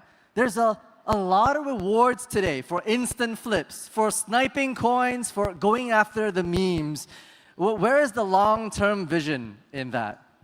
Our next speaker is excited to address this by incentivizing holding on to tokens and bringing the power back to those who really think and believe in the long term. Put your hands together to give it up for Mercy. What's up, everybody? Man, it feels so good to be here. I'm so Meteora pilled, I probably will get a Meteora tattoo on my ass cheek. I've had the pleasure and displeasure of building a lot of protocols and being a beta product tester for a lot of different products for the last 3 years. Frankly, I've been doing it for free for a very long time. And if you don't know me, my name is Mercy. I'm the founder of ICM.Run. We're the first on-chain incubator. And while in the process of bringing different products to market, I kind of discovered an issue with a lot of the existing launch pads in the space. And I just want to frame this first by saying that what we're building with ICM.Run and what we're building with what I'm about to share here is only possible on Meteora. Meteora's technology for building the best LP technology has made everything that we're looking to build only possible here. If you've ever had the displeasure of trying to build protocols and other AMMs, you'll find out very quickly how rigid they are and how impossible it is to build fresh new ideas. And today, I'm really excited to present something to you all today that kind of came up from just a problem that I was experiencing, and it's something that we're coining as the token holder standard. So getting into it, really simply put, what the token holder standard is as a model for us to be able to separate merit from mercenaries. So really simple, it started with a DM to Soju. I DM'd him one day, GICM. I just said, I've reached a tipping point, I think. We're in the business with ICM.run to help founders tokenize on Solana, raise capital on Solana. We're here to incubate new primitives, new DeFi primitives, new Launchpad primitives, and Web 2 founders as well exploring this new model of internet capital markets. So I think the easiest way I can describe ICM.run is that we're in the horse breeding business, and Launchpads are in the horse racing business, right? Ultimately, the incentives are aligned for ICM.run to make sure that the horses are healthy, successful, have the best possible chance at succeeding. And ultimately, the incentives for most launchpads are to gather the attention and race as many horses on that launchpad, not really caring so much about how well those horses' well-being is. They're in the business of making sure people show up to the horse races. They're in the bookie business. So I found myself in this position because I didn't really want to build a launchpad, because I believe that where we're at with internet capital markets is that we're right there, like right there for regulatory framework for tokenized equity. We're right there. And this has only recently become possible because I'm a US builder. And for the longest time since I've been in crypto, building in the US in crypto has been nonce. It's actually been very scary. I was working at Animoca Brands literally when Sands got the Wells notice. And ultimately, that experience made me very nervous to build in the US. And we have this new, this new cabinet right now that's become obviously very pro-crypto. And we're at this really close stage right now where we're about to onboard the last golden bucket of crypto, and that is Web 2 traditional tech founders coming on chain. And I deeply believe in this. So here I am every single day taking hours and hours and hours and hours and hours out of my time talking to Launchpad founders. And I'm telling them exactly what I want. I'm explaining them concepts that I think that will help solve for their problems. You would think that most Launchpad founders would value somebody that's going to be onboarding new token deployers on their Launchpad. I think that makes sense, that you probably might want to listen to that guy who is in their opinion. But I reached a tipping point. My conversations with them left me feeling like they just genuinely did not care. Let me ask a really simple question to everybody here. If you were a Launchpad founder, or if you're a tech founder, and you had a competitor that was acquired for $250 million, Echo, you would think it'd probably be smart to go sign in and go check that platform out. And you know what I found? Most of these Launchpad founders never even did any of that research. Many of the Launchpad founders entering the space right now are not doing any research on trader psychology. They're not doing any research on any of the historical Launchpads from 2017, 2018, the historical Launchpads from 2019 to 2022, the historical Launchpads from 2023 to 2024, and the Launchpads from 2024 now to going to 2026 Q1.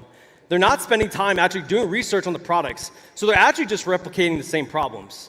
So I reached a tipping point, and I basically said, Soju, I've had it. I'm down to help Meteora build any Launchpad that wants to build. I don't need any stake in it. I just want somebody to ship something, so when I'm incubating a good founder, they have the best chance of success at tokenization.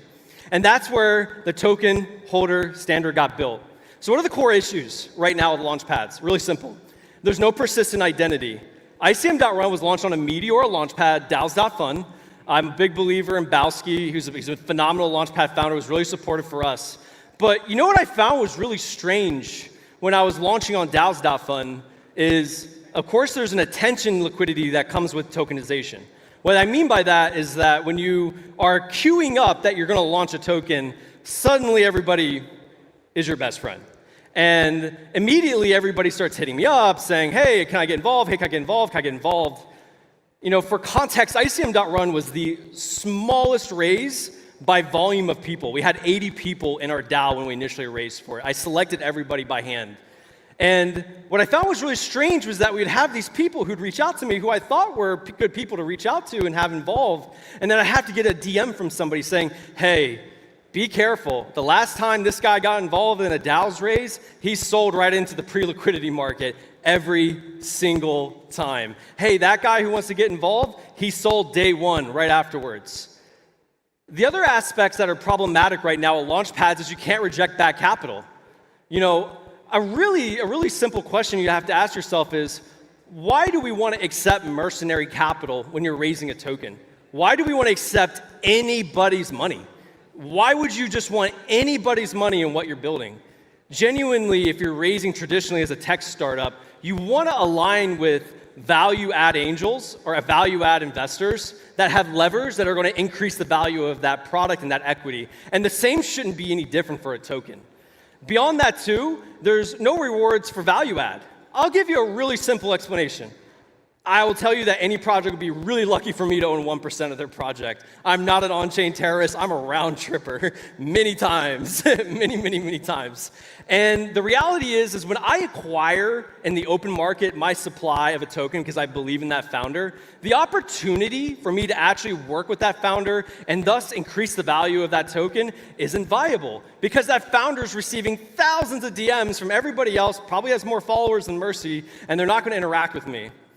Beyond that, there's no founder ratings. Why is it that when one launch occurs, that we can't rate that capital to prevent it from coming back again? The other aspects are it's too gamified. I'll admit it to you all that launching a token is a game, and traders are the gamers. And they're in the business of winning that game. And ultimately, most launch mechanisms are a game that are figured out. And the last aspect is retail is almost always excluded. There is a massive network of very value-add traders that want to seek to get involved with projects to increase the value of them that will never get a chance. And I don't want to name names of launch pads because I'm not in the business of talking down to anybody on here, but the harsh reality is that most of the best people you want into your token are never going to get into it. So we locked in. I decided that we needed to build something better. We needed to build a transparency model. We needed better incentive alignment. We needed to be open yet selective. But also we need the value of the network effects. And I know that's a lot of jargon, so let's just really get into it. What is the token holder standard? It's an aggregated scoring system. It's really basic the way it works.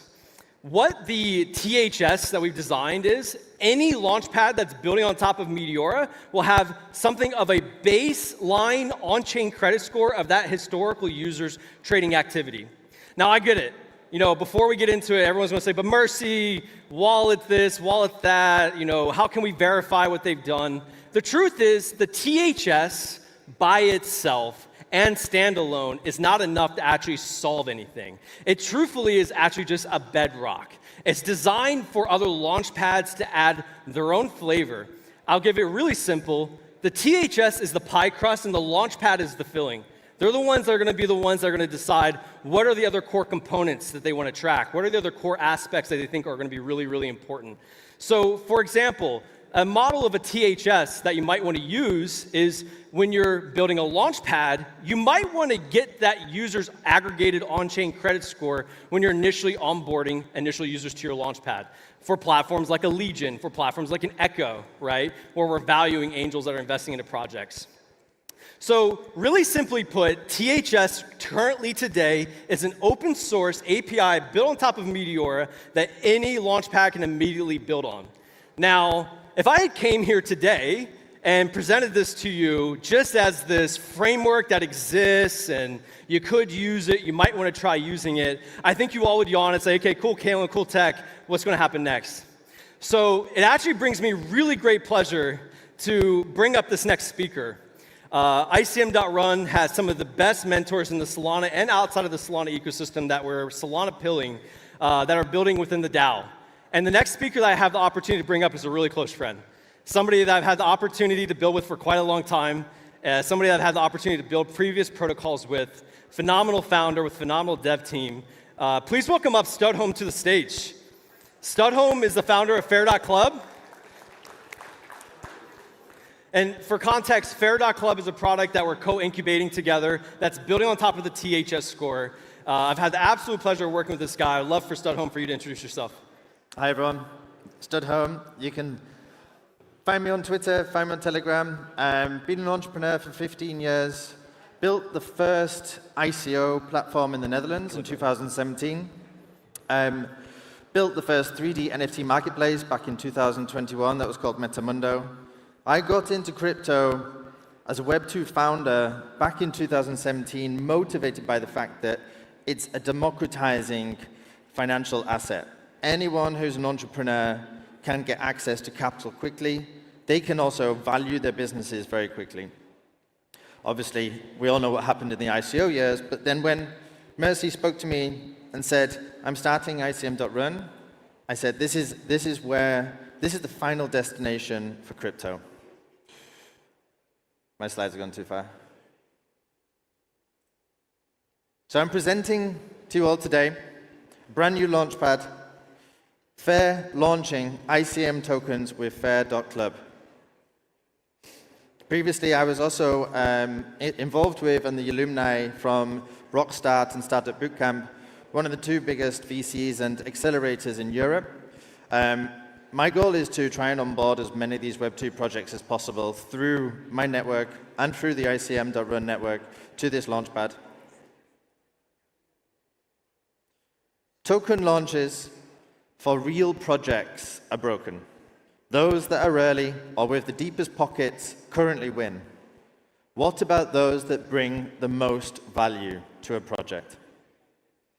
Fair.club gives early access to quality projects for good investors. We've built this in collaboration with ICM.run and with Meteora. It's a launchpad based on meritocracy, the distribution of opportunities and benefits based on ability, talent, or effort. Those that drive the most value to a project get in first. How do we calculate and understand value? We've developed a whole suite to analyze you as an investor and a trader based on your X, based on your social media. We do full analysis of your social media and we see if you bring true value to projects. It's InfoFi, the second generation, where we take a very, very deep look at all of your behavior online, and we see the value that you can bring projects through the social impact score. Then, we also use, as what Mercy just introduced, the token holder score. So we look at how long you've held a token for, we look at your P&L, we look at the wallets that you've connected, and we see if you actually drive value for these projects. Together, we create the FAIR score. Token holder score combined with the social impact score gives us really good insights into how you are as a trader and investor. The higher the FAIR score, the earlier access you get to projects. We've developed a brand new format for launching tokens where it's something called the waiting room. Any project that wants to launch a token, they can list on Fair.club, and you as an investor can join the waiting room. You can commit a certain amount, you'll show your token holder score, you'll show your social impact score, and the founder can decide if you can join into their first round. This, obviously, I've raised funds from VCs, I've raised funds from angels, and also traditional investors. This is leveling the playing field for everyone. Anyone who wants to put effort into any project can get in early.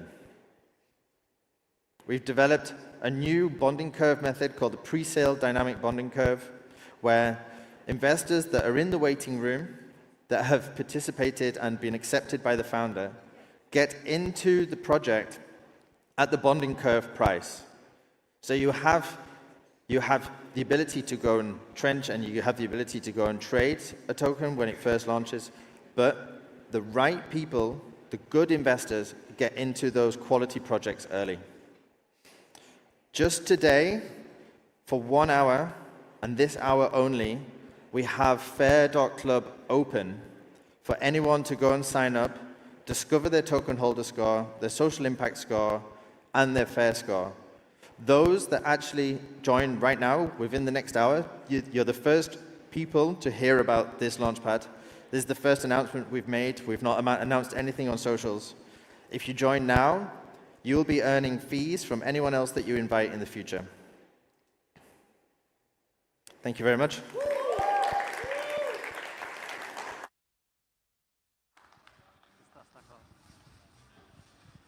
This is, once again, the place to be. You're getting the alpha straight from all these creators, all these builders wanting to make a difference, a positive change to the community here for Meteora. And I think as a long-time creator or someone who is more and more interested in getting their feet wet in this space, it's important to have an ally, especially with the Meteorite Collective. Our next speaker here bleeds that passion. She is the creator lead at Drip House and has onboarded thousands of creators and helped our partners win on marketing and activations. Without further ado, lead Meteorite, Vesper.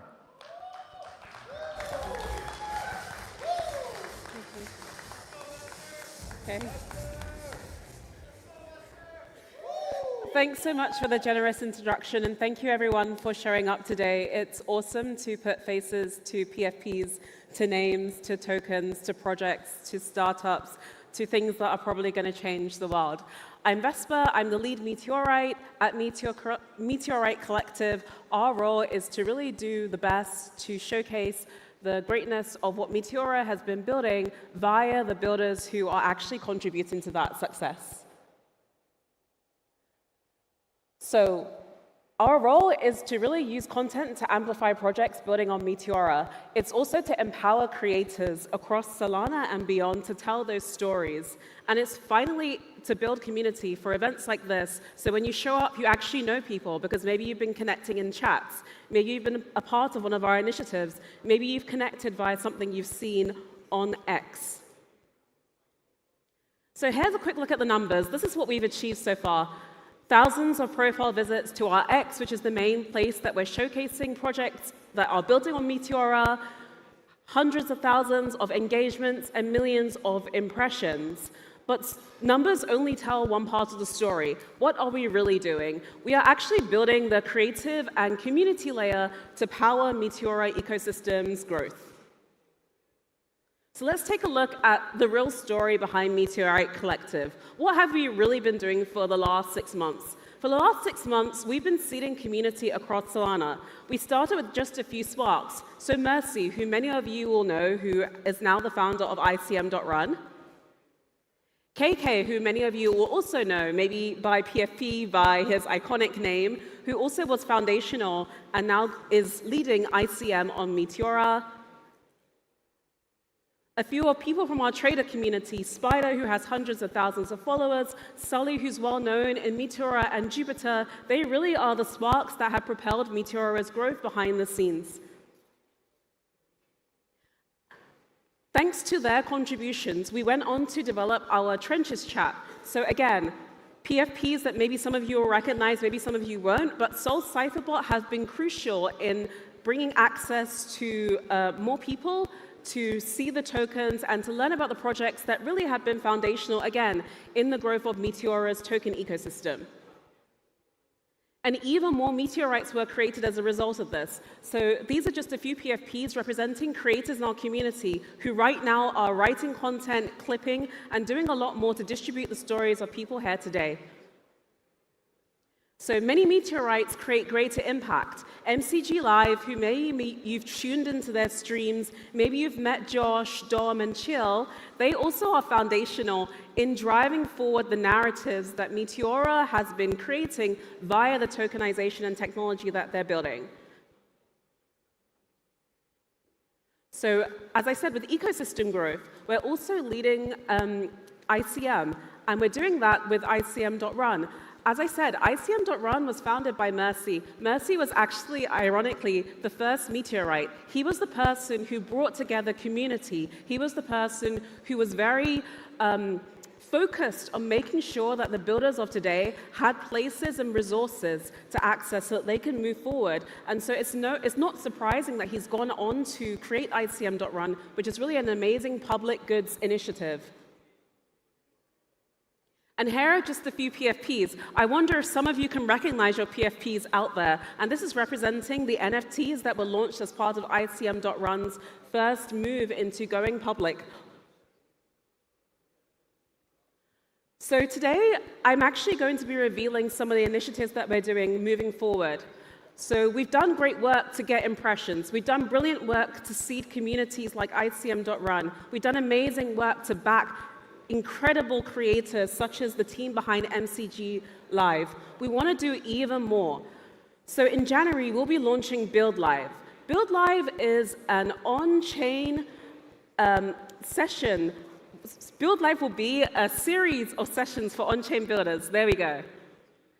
It's our way of creating a space for people, no matter what they're building, to be able to learn the resources, the tips, and the tools to be able to drive their token projects to success. So if you'd like to sign up for this project, which is going to be holding a series of sessions in January, feel free to scan the QR code.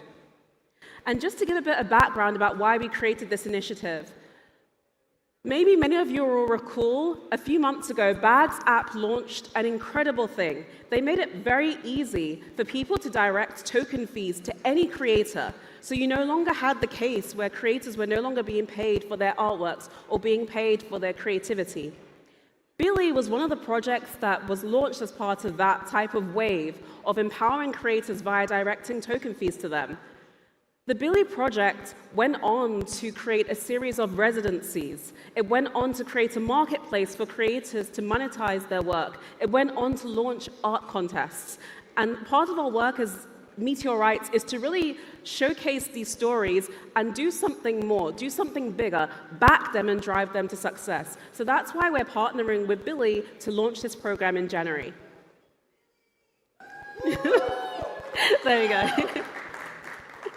We don't just do things that are part of Meteora's ecosystem. Our role is also to spread the impact of Meteora across Solana, because we believe a stronger Meteora is also a stronger Solana. So we're also partnering today with Tapestry. Tapestry have been doing amazing work to drive forward AI on-chain. And so if you scan the QR code, you'll be able to download your very own unique Meteorite Zoomy. Zoomy is an AI chatbot, and we've developed a customized one just for today. And just to give a quick hint, if you download the Zoomy and you post a picture on X of yourself at the event showing your Zoomy character, you'll enter into a draw to win 3,000 MEP. So we're just doing these cool initiatives to showcase the fact that Meteora does so much more, not just tech, but also culture and community building. Going beyond just culture, community building, we're also trying to establish a culture of research, a culture of spreading narratives in new and interesting ways. As such, we partner with Bloom Protocol to create an Internet Capital Markets report. So this goes over some of the key projects and protocols that have really driven forward Internet Capital Markets on Solana. If you'd like to take a read of the report, feel free to scan the QR code or follow our coverage of the event post Met Dhabi, and you'll be able to dive into how and why Meteora is really driving forward internet capital markets on Solana. We're very future-focused. We're not just talking to the people who are building today, we're thinking about the people who are building tomorrow. As a result of this, we've decided to partner with a university blockchain society called Boiler Blockchain. And if you'd like to follow them, feel free to scan the QR code, and you'll be able to see how they went to NBC, which is the largest student blockchain conference last weekend. And not only did they go, but they also won. And just to show a demonstration of our impact, the before picture, which shows only a couple of students, that was last year's conference. This year, Meteora sponsored about 57 students to go to NBC. We create growth, we back people who we think have potential, and this is what happens when we do that. They win awards. So the two projects that you can see, one of them has won an award for a financial application that's going to be backed by Circle. The second one has built prediction markets, sort of a layer that allows you to access prediction markets on any browser. And they won that as part of Polymarket's trade contest. So to just summarize, and hopefully that plays, okay. I don't know if the team can help play this, but if not, that's fine. But just to summarize, what Meteorite does no one is will ever be perfect. able to doubt what we have achieved. An army of all our people. Yeah, straight to the dome. 30 racks on my soul. Call on my phone, bitch, leave me alone. Brain at me like a stone. Know what I see, yeah, better believe. I'ma charge you a fee, yeah. Stepping on me like you're grown. Can't keep 10 toes.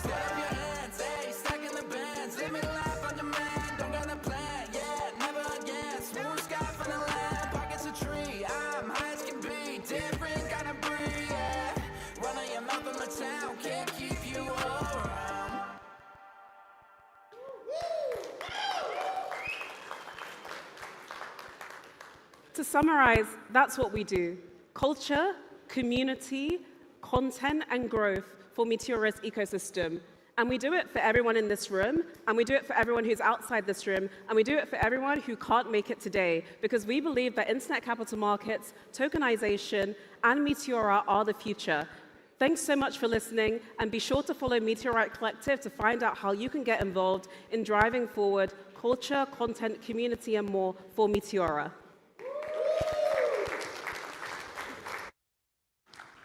Okay, hi guys. I'm replacing the MC for now as we transition to the next section, because the next section is very important. It's a problem that plagues all of crypto. Who here thinks tokens are broken? Woo! Okay, that's a good sign, but a lot of people think tokens are broken nowadays. And one thing that we need to remember is that every one of us here, people in crypto, are loan tokens. Let me just do it like this. Yes. So this is the graphic I showed earlier today. But one thing I want to call out here is that, like, at the end of the day, Meteora is built on Solana, and Solana is in crypto. Everyone that is here, we are on the idea that tokens will work. We want tokens to work, and we believe that the future is crypto. But believing that the future is crypto is not enough, because what if the future is crypto, but they don't buy our bets? Who wants that future? Yeah, so we need to know, all of us are here are loan tokens. And we know that tokens are broken because the people are starting to hate them. There's 2 cases in the past 2 months or so of people who got rocked because they bought a token and not anything else. So for Meteora to be successful, we have to fix tokens. We have to invest time, energy, effort into teams who are trying to push this frontier forward and fix it. Lucky for us, Meteora today is where innovation happens. We have many teams that work day to night to try to innovate and fix tokens, such as the Meteora team, the Sol team, the Street team, and the Star team.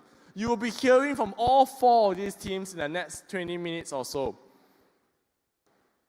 We also do this by giving them the best distribution. We have Meteorite Collective that you just hear from, and we also heavily support Microcap Jam Show, who's the #1 show for ICM coins and #1 live stream podcast. I went on that podcast myself for the Met Token launch, and an amazing podcast that everyone should follow.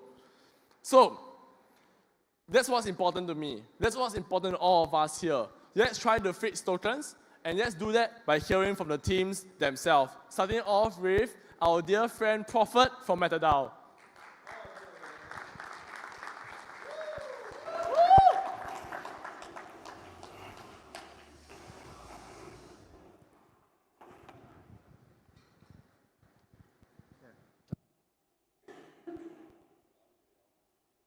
Hello, everybody. My name's Prophet, and I'm a contributor to Meteora. I'm here to talk about Meteora's ICO platform, where you can get money to execute and a community that wants you to win. As a founder, you should have a token that works for you. And let me paint that picture in 2 slides. Can anybody tell me when Hyperliquid launched its coin? Or can you tell me when Avicii launched its ownership coin? Oh. This created a system of true believers, but believers are naturally skeptical. Why? Because they've been burned time and time again. You can see here, ICOs are scams, and they don't want a meme coin. They want a stake in your business. Enter Meteora ownership coins. Meteora's created a legal structuring for intellectual property wrapping and market oversight for large treasury expenditures and token supply. But does it work? Well, here's some examples of ownership coins that have used the ICO platform. You can see what their target raise was, and then what they did raise. So all of these have over-raised. This is what it looks like. As you can see here, Umbra raised just over 154 million as far as committed. They only took the 2.5 million that they got. So this is what it would look like for you to come here. And if you have any, if you're a founder and you have an idea, a project, reach out to MetaProfit on Telegram, send a short blurb of what you're working on, and if we're interested, we'll follow up. Thank you.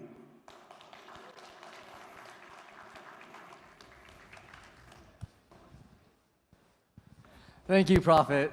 Honestly, I'm so glad I didn't have to introduce Prophet. Prophet, it was so hard to write an introduction for. I mean, just bleeds crypto, right? Anonymous, trustless. And while, Prophet is crypto native, our next speaker, John, is kind of working on the opposite end of this spectrum. John's building a platform to bridge promising Web 2 teams into a tokenized future, right? Give your startup a bit of a chance of liquid exposure and raise non-dilutive capital without having to give up control of your company, right? So now introducing him as co-founder and chief product officer of Soar, please welcome John Taduziak.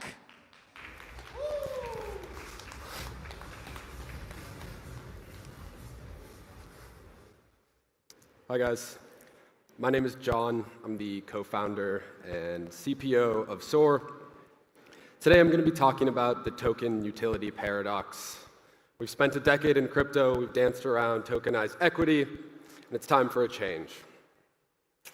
And so let's take a step back and let's look at when the Howey test was created. This was a time when information moved so slowly that it was literally traveling by post. So naturally, regulators said, okay, we need some consumer protection laws to prevent people from losing money on basically fraudulent companies. Now we can fast forward back to 2025.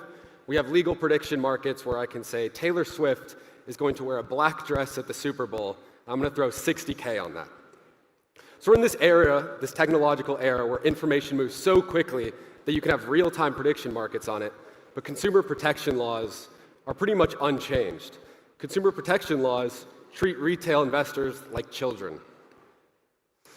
So we're in this era where regulators say, we can't invest in these early stage companies because we're not smart enough to do our own due diligence and make these educated decisions. And so as a product of this, we had to invent utility for tokens. There was regulatory fear. As a product of that, then, speculative demand, where because you can't assign an inherent value, you need to have some sort of speculation. Traders got conditioned to trade based on price action, and it kind of compounds. And then finally, you have the value accrual, right? If you can't have an inherent value, you need to justify some sort of price appreciation. And so that comes through these like mechanical value accrual methods. So we're left with these symptoms of a utility paradox. One being there's no link between a company and a token. So you can have a very, very, very successful token that's at hundreds of millions of market cap, but your company might be worthless. Or vice versa, your token can be worth nothing, but your company worth hundreds of millions in a private valuation. And then we saw synthetic economies get created, like DRP, or not, excuse me, staking, buybacks, kind of like DAOs, and you saw those structures get created to create economic engines that would justify some sort of value.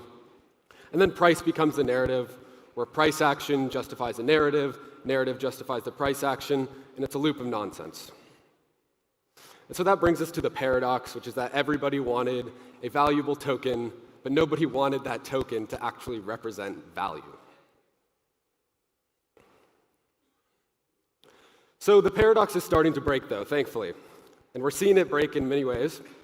And we're going to this inevitable new standard. So the reasons it's breaking is because regulation is becoming clearer. We're finally starting to get some clarity, i.e. the Clarity Act.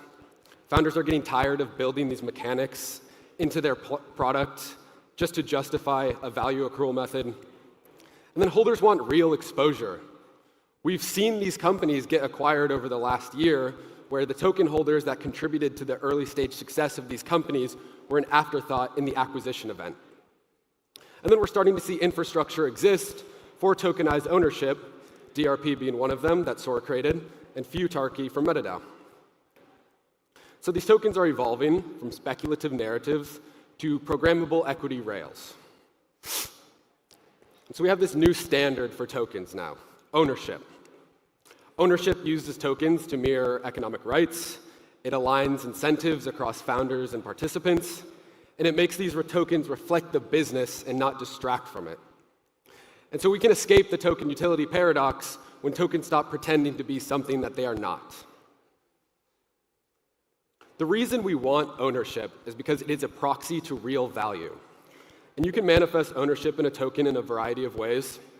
And when Sora was being founded, we thought about these ways, and we said what's very important to holders and what's very important to founders. And so control and decision-making was one thing we considered, where token holders have some sort of influence over the direction of a company. But we thought, as a holder, I probably want to be passive. I don't want to influence the company itself.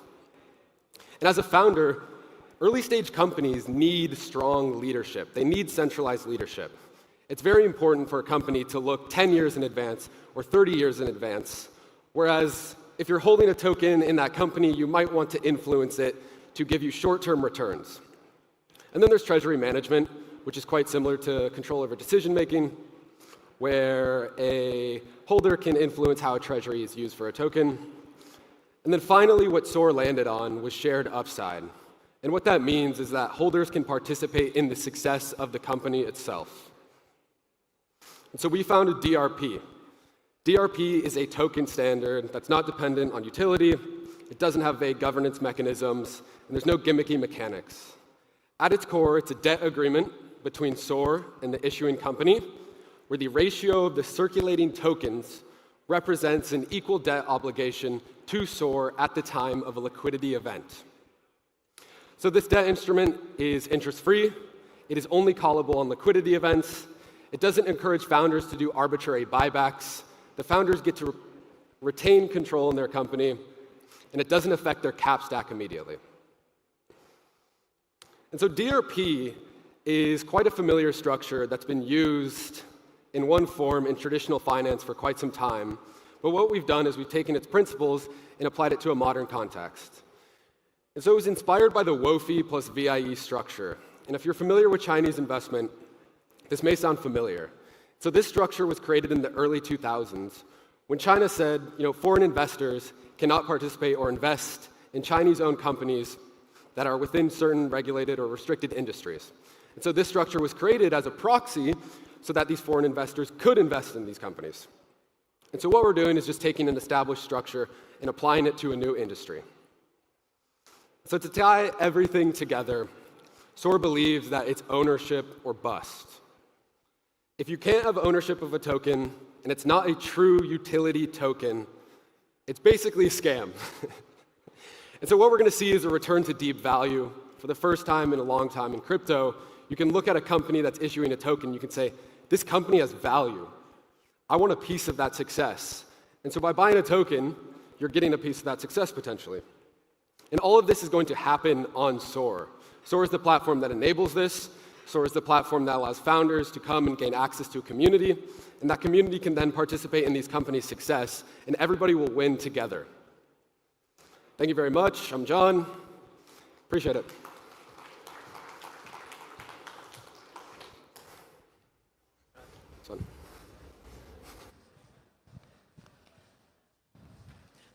Thank you, John and SOAR. I think, once again, such an amazing, exciting time to be here. And have so many partners come up and talk about their products. And part of that journey is to try and understand, the connections that can be formed here in Abu Dhabi, at Dhabi itself, so we can find the next round of seeds, find the next round of capital.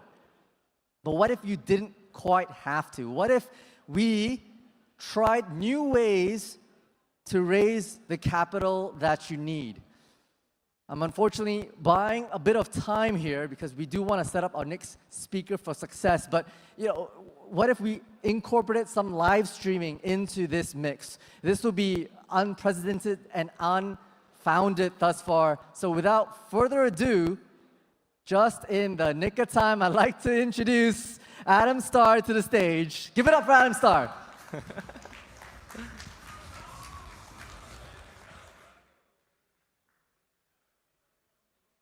That's not my deck. Different one. Hi guys, my name is Adam from Star. We are building a live streamed fundraising platform for founders. I'll get the deck up in a second. Yeah, is that it? There we go. Oh, sick, amazing. All right, so what we do at a very fundamental basis is we help early stage startups raise capital and bootstrap community. This is a pitch that's very similar to other launch pads, but we have our own take on it. First of all, we do live streamed fundraising. We think that a live stream is the ultimate litmus test of whether a founder actually has the dog in him. It's the most important thing. Does the founder have the dog in him? The model is quite simple. We do a pre-sale that graduates into an ICO. We're a bunch of tech nerds, so we make the fundraisers as customizable as possible. You can do pro rata, first come, first serve, capped, uncapped. You can have vesting schedules with fee shares, and we're constantly thinking on how to make this more exciting and more novel. And lastly, but not least, and there's a lot of really cool players that came before me to talk about this, is we partner with different infrastructure providers to give tokens a sense of ownership. We think that investors should have A, protection from downside, and B, participation to the upside. And so we're partnering with, first of all, Combinator, which is a futarchy infra provider. They're making decision market governed DAOs. And second, and this is kind of what I came here to announce, but my partner, Lucas, is not here, is we're partnering with Street to provide tokenized equity as another ownership model. And we're going to keep exploring this new space and figure out different ways to give tokens an inherent value of ownership. Our traction. So we've raised $1 million so far. You can see here, me and my team back in June, running our own live stream. We raised $500K in 48 hours on a live stream. And we think, we still don't know, but we think it's because so much of crypto is nameless, it's faceless, it's PFPs hiding behind anonymous identities, that there's something to be said for showing your face and showing the fact that you're building on something in real time. We've hosted 3 live events that have collectively gotten 100,000 live views, and on our X, we've gone around 2 million impressions in the last 6 months. So we're fans of early stage tokenization, but we think that there's a right time to do it. All right, so one thing that we've been doing is called The Shot. It's essentially a live on-chain Shark Tank. It's basically a show where founders get the chance to pitch top-level VCs, funds, experts, and we hosted a show last Friday where we had Surfcash, who is now actively raising, and I'll pull up the link in a sec. Actually, if you hit that QR code, you can see the team that's actively raising on our platform right now. Yeah, and so basically it's a really short, sweet episode where founders get 5 minutes to pitch, and they have a 25-minute Q&A session with these VCs, experts, and founders, and the audience can invest in them in real time. So we're kind of trying to bridge like the excitement of live streaming with the actual ability to raise and invest in real time. Whoever's manning the slides, could you click that link up there that says Magic Trick?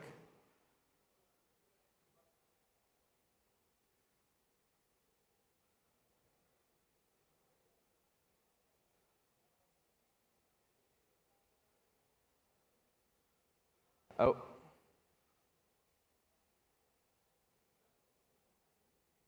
Sick. So this is our platform. You can see these guys building. This is the final hours of their raise. And basically, it's an interface that's kind of like a baby child between Twitch, Kickstarter, and the NASDAQ, because they're going live with the token in 24 hours. Yeah, Surfcash. Thank you. Go back to the last slide. So that's the end of my presentation. The last thing I want to announce is we're partnering with Street, who unfortunately couldn't make it. They're developing a really new and interesting tokenized equity framework, and we're offering this to founders that are raising on Star. My name is Adam. This is Startup Fun, and thank you so much.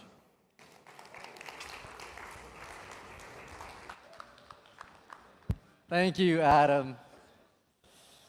All right, our next product here will move in a slightly different direction, right? I think as we've been talking a lot about capital and equity and startups, but I truly believe that there's so much more you can do with tokens. We're talking real estate, we're talking art, Pokemon cards, games. There's so much you can do.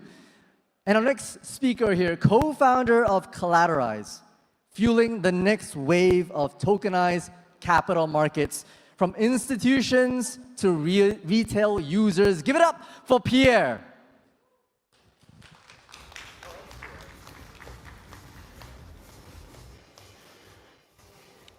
Hi, everybody. I'm Pierre, the co-founder of Collateralize. Some of you might know us. We've been in this space for a while. We launched early 2025, initially with a mobile app. And then from May, we extended with the Colosseum Hackathon, right? So we've been building on Myth since then, essentially really focusing on, okay, how can we bring internet capital markets on chain? And obviously, this is all powered by Meteora. And so really, we've been focusing on building that platform where you could launch and trade different kind of assets on chain. And so we came up with the concept of collateral coins, where you could obviously tokenize equity. It's a really hot topic as we can see it today. But there's much more than that. And we believe that bringing the world on chain is going to be just more than just equity. There's a real demand for real estate, art. Just for example, we did tokenize a condominium in Cambodia with real estate, fully powered by Meet. We also did some art with a Charles Pasqua tableau painting as well. And so all of this is powered by that tech. We also had more recently a digital asset treasury, building an OR, so OR strategy, building on what we built as a tech stack. So all of this really enables the next generation of internet capital markets. And it allows anyone to raise collateral and capital in seconds through Collateralize, and this is already live. Those assets, once they reach their bonding curve, they're obviously liquid, permissionless, and DeFi-ready, 24/7 tradable globally. So how does that work? Well, in a very simple way, the way we structure the platform is that we use the dynamic bonding curve of Meteora to essentially raise the collateral value for the asset that you're looking to tokenize, but also raise an extra liquidity pool to make sure that you have depth and liquidity for the asset that you're looking to trade, which is important because like having only 5 to 10% liquidity for an asset that is traded is way too thin, specifically when you're looking for larger assets. And so that's really what we've been focusing on. And we really have been doubling down on that with different asset classes. And obviously, our goal through this launchpad is to create as much token as possible, but also focusing on quality, not only like quantity, right? So this is our metrics. So we essentially started the new program in early September. And in the current market condition, it's not that bad to see 13 million in volume. And we did over 300K in revenue since then. So we're seeing some traction. We're seeing some real demand on the market for what we're building. But what next, right? We have the platform. We have the assets. Obviously, we are having like a growing community. We also have the Collat token that is already live. And so all the discussion around ownership coins definitely makes sense for us. And we've been building on that narrative for a while now. And so I'm very excited to announce today that all 80% of the profits that we make onto the platform are going to go back to stakers, right? So essentially providing that incentive for people to build, to launch, but also to make positive impact on the launchpad, but also having ownership of what we build at Collateralize directly with the token. Thank you very much.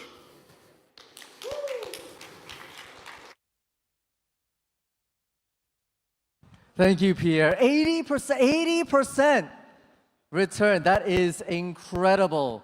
An announcement. I honestly got goosebumps when he said those words. Now, we're gonna turn our sights to across the Atlantic Ocean, to the land of the free, the home of the brave, right?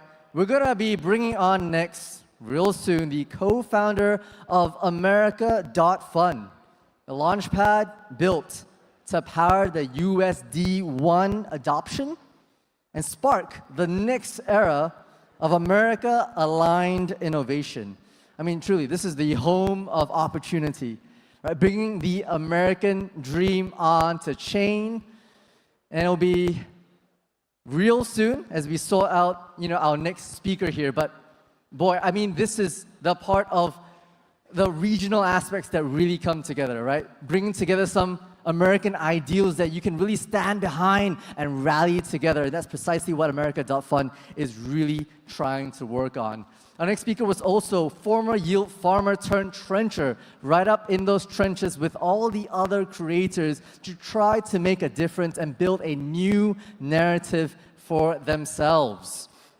And I don't want anyone to be confused as well, because the next speaker will have the same name as lead Meteora at Vesper, but on a different mission of their own to really build an American dream on chain here.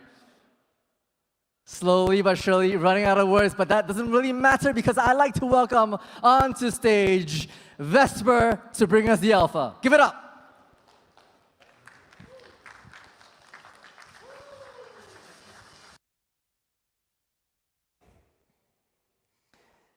Hello.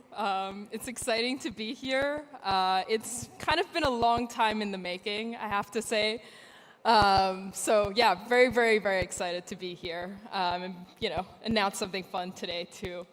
So before I begin my presentation, I just want to start with a quick question. So I want you to have a think. Why did you start using crypto? Why did we all kind of join this fun little ecosystem? I think for most of us, the answer is pretty much the same. We came here for one reason. We came here for opportunity. The opportunity to invest, to play, to transact, maybe to even make some friends along the way. But the reality is, I think most of us have been hurt along this journey. We've had a lot of rugs, a lot of scams, a lot of teams abandoning different projects. The markets don't really feel fair anymore. And I think this isn't really sustainable, and it's not how we bring in retail. And so that's kind of why we started and built America.Fund. So for those of you who don't know, America.Fund is the first fully USD1 launchpad on Solana. And it's a place where we wanted to build and create, and we wanted a place where everyone, anywhere across the world, can access opportunity. Because look, the reality is, love it or hate it, but America is the place where everyone associates opportunity to be from. And it's my hope that with America.Fund, we too can bring that sense of opportunity onto Solana. And so, I mean, okay, this is all nice, but is this just an idea? No. Let's take a look at some of the stats. I'll leave that up there for you guys to take a look. We launched our beta in October earlier this year. We're still a pretty new platform, but as you can see, we've only had 4 launches so far, and we've done over $75 million in volume. That's almost as much as Bonk has done with over 35,000 coins launched. So I know there's quite a lot of LPers out there today, and I know for you guys, volume's the name of the game, right? And I'm sure you can appreciate the fact that there's only been 4 tokens launched, so it makes it a little bit easier for you guys. Thank you. How have we achieved this? Well, first off, especially with our beta, we've reviewed hundreds and hundreds of different teams, different projects, and we've only decided to launch the tokens that we feel had the right and proven track record of building good products. Well, that's the first off. The second off is, we've built a few different kind of things that are a little bit more interesting on America.fun. So for example, there's no repetitive tickers or vamping on America.fun. The moment a ticker is taken, for example, let's say the US coin ticker, the moment that's taken, no one else can take another one. We've also provided a lot of support for high-performing projects on America.fun. There's a much higher cost of deploying a token, so rather than it being, pennies on the dollar at Pump Fun or Bonk, you're actually going to have to put in something meaningful if you actually want to deploy on America.fun. So the idea is we want to keep out scams, we want to keep out bots, folks just looking for a quick pump and dump. If you're not a team that's well capitalized, America.fun isn't the place. And lastly, every CA ends with USA. So, I think that's kind of, it speaks for itself.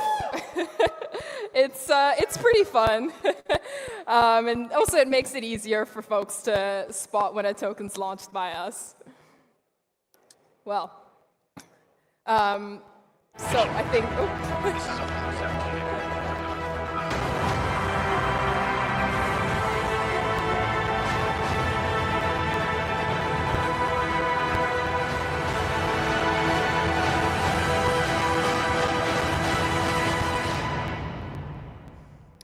Well, I meant to make an announcement, but I pressed the button a little bit too fast, so sorry about that. But as you can tell by the video, I'm really excited to be announcing that we'll be joining the Meteora family as of today. So pretty big, if you ask me. Pretty awesome. Okay, my ticker's not. Oh, there we go. All right. Ooh, there we go. Thank you. Yeah, so as some of you might have known, we were previously part of the Radium X World Liberty Fi X Bonk ecosystem. But to achieve the scale that we actually wanted to achieve, we had to partner with a team that could actually make these dreams possible. And so really, really excited to join the Meteora team. I think we've had a lot of conversations. There was a lot of back and forth, but we're finally at a stage where I think Meteora has the ability and potential to actually scale us to the level that we want to get to. So, hell yeah. What does this mean for Meteora? I mean, it means, pretty awesome, kick-ass community being part of the Meteora ecosystem. Over $75 million in volume. All of that's now going to be on Meteora. And, I think we've got a pretty crack team, so pretty excited. And what's next? I mean, we've joined the family. I think there's a lot more to come. And, obviously, we're going to be starting off with our full switch. It's already happened. We're already going to be switching over to Meteora. The America.fun permissionless version is going to be coming soon, very, very soon as well. So that's something to look out for. It means anyone, anywhere can create a token, no longer be gated. Some of the features I spoke about will still be taking place, but, it'll give a sense of things. And then, yeah, we're going to be building out the America.fun ecosystem. We have a lot of different ideas, and I think with Meteora, it's now going to be possible. So whether or not that's prediction markets, credit cards, or whatever, sky's the limit, I think. And I guess I'll let you guys imagine what's coming. And lastly, of course, expanding utility for the AOL token. So we'll be sharing all the not all, but most of the revenue with AOL stakers. So this is the pretty crack team that I was talking about. We've got Car in the audience over here. She's been kind of the genius behind all of our marketing and strategy. She's phenomenal. We've got Ogle, who's one of the advisors to World Liberty Fi. There's me. I do whatever I do. And then we've got Mez, Banana, and Cobra, who are also very cracked and behind the scenes. Unfortunately, not here today. Well, let's make America great again, and let's make the American dream great again. Thank you, guys. It's been a pleasure. And if you'd like to connect with us, the website's pretty easy. It's just america.fun, if you know how to spell that. And the Twitter is america.fun, all spelled out. And you can scan the QR code here as well. So very, very excited to be part of the Meteora ecosystem. Big thank you to all of the guys here over at Meteora who've helped achieve that dream today. So yeah, thank you. Thanks for having us.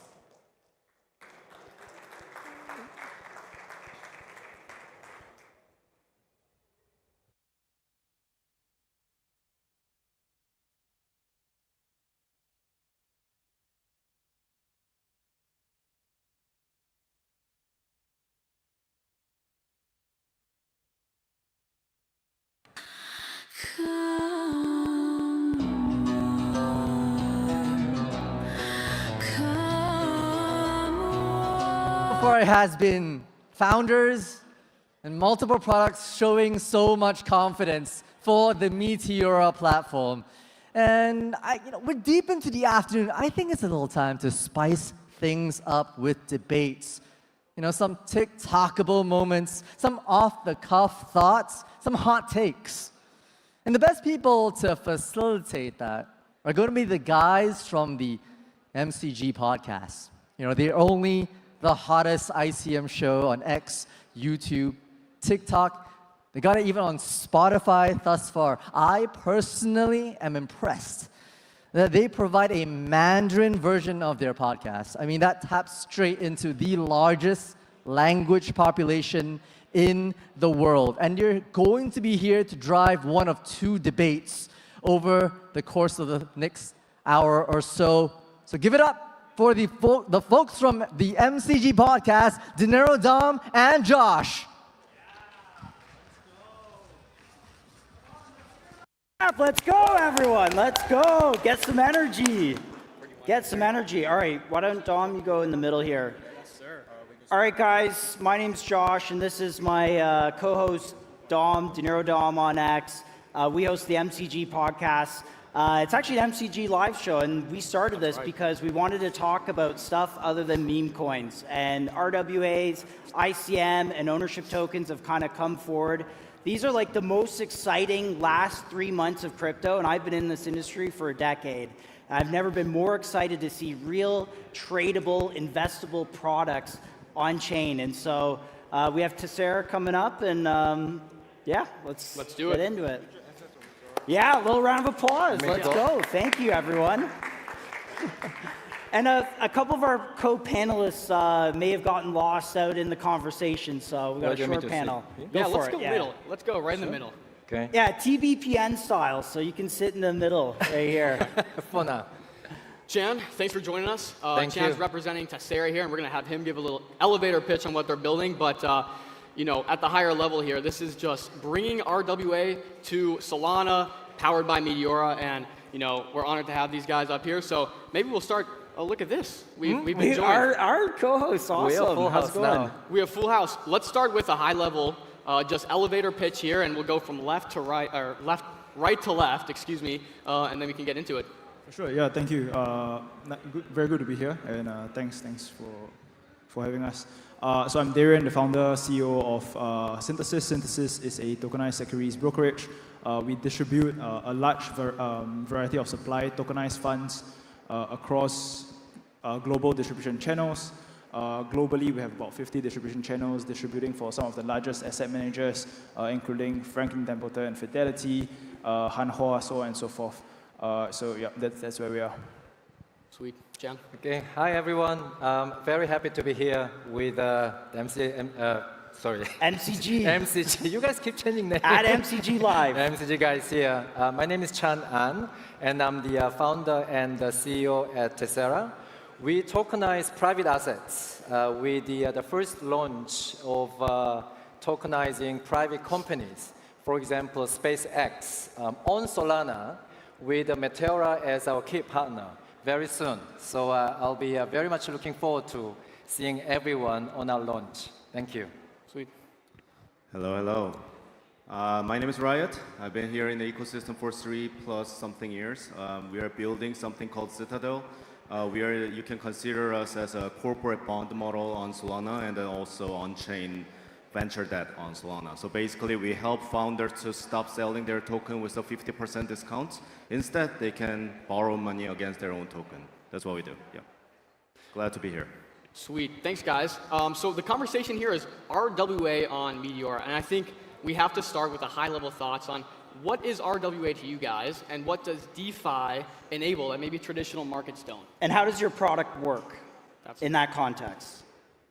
Sure. For us, RWA is a very different space. It's not so much of a DeFi space. It's not so much tokenizing different assets, right? For us, on the institutional side, how we see it is, I think there are different spectrums to RWA. Within a permission sphere, there are a certain subset, what we call, I guess, permission securities, permission assets. And more importantly, what this means and the motivation to tokenize these kind of assets is very different for institutions, for fund managers, for banks, as opposed to just getting access on chain, right? For these institutions, I think the motivation for them is blockchain as a whole within a permission compliant environment will be able to improve the efficiencies of operations.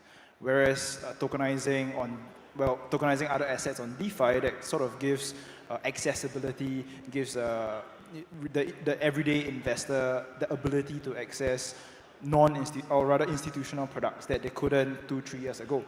So I think the motivation is very different, and the whole rationale to it is very different as well. And who's the core user? It's just institutions. Am I a fund manager and I'm allocating capital to your product? Who's the core person using your product? I think generally there are multiple ways to look at it, right?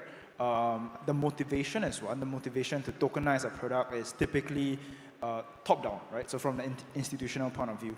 But the buyers then sort of expands it for them. From a fund manager perspective, I can now distribute to institutions with treasury on Web3, right? I can distribute to native treasuries. I can distribute to more native companies. That's the benefit of it, right?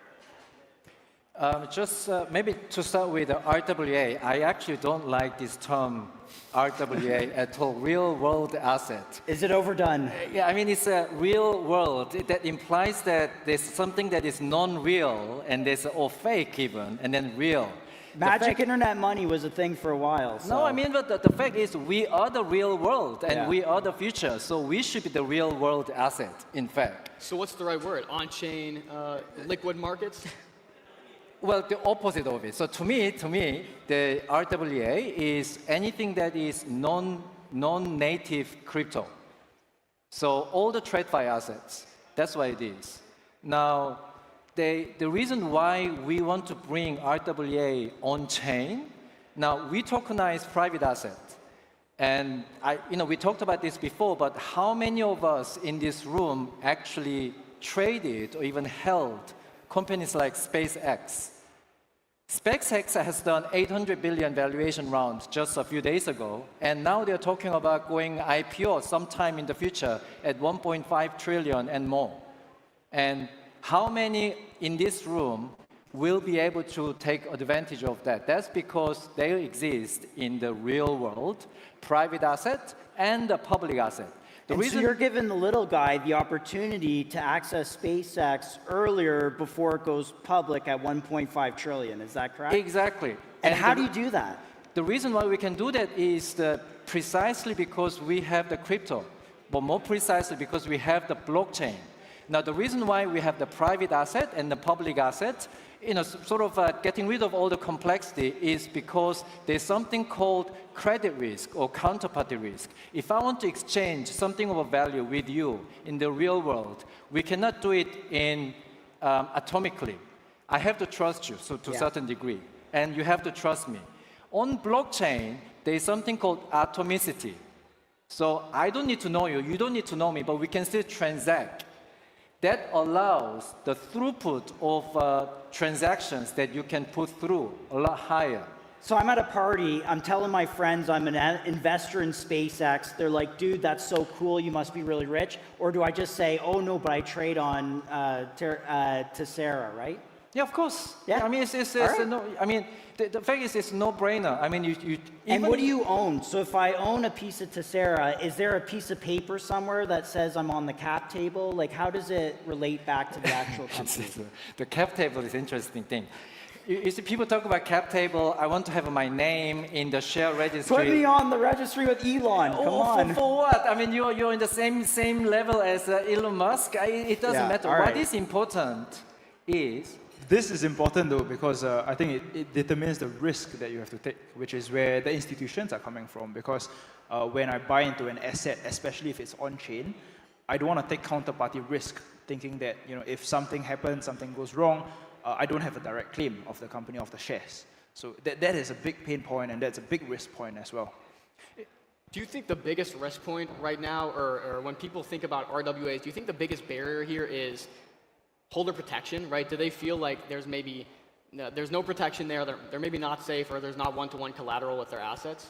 I think that is a very real issue, but I think it's more on the education, and it's also lack of transparency as well.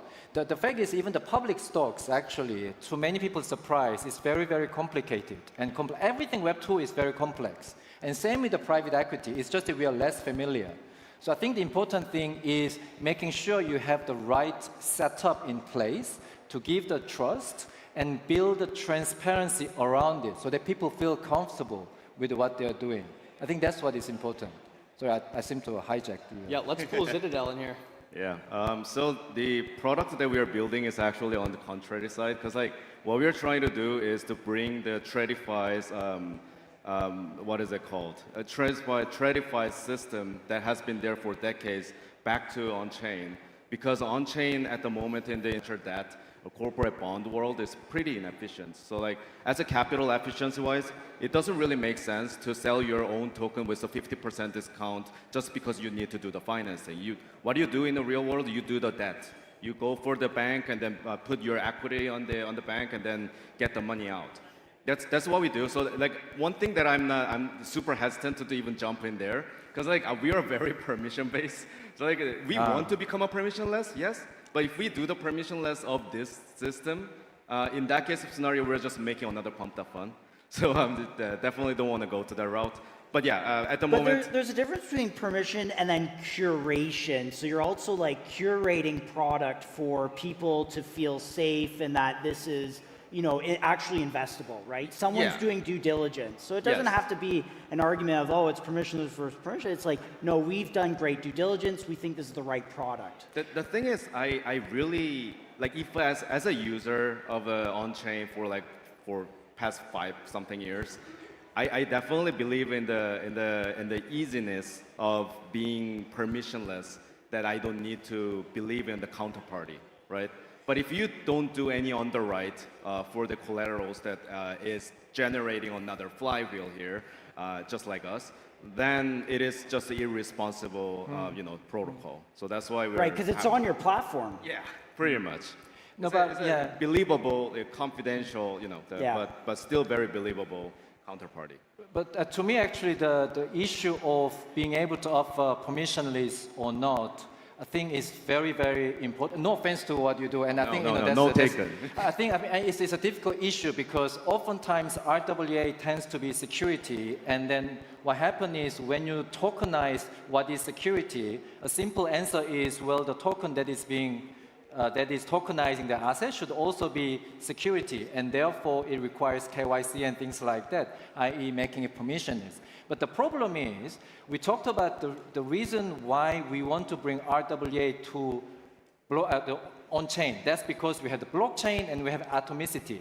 Atomicity doesn't scale if we are on the permissioned platform.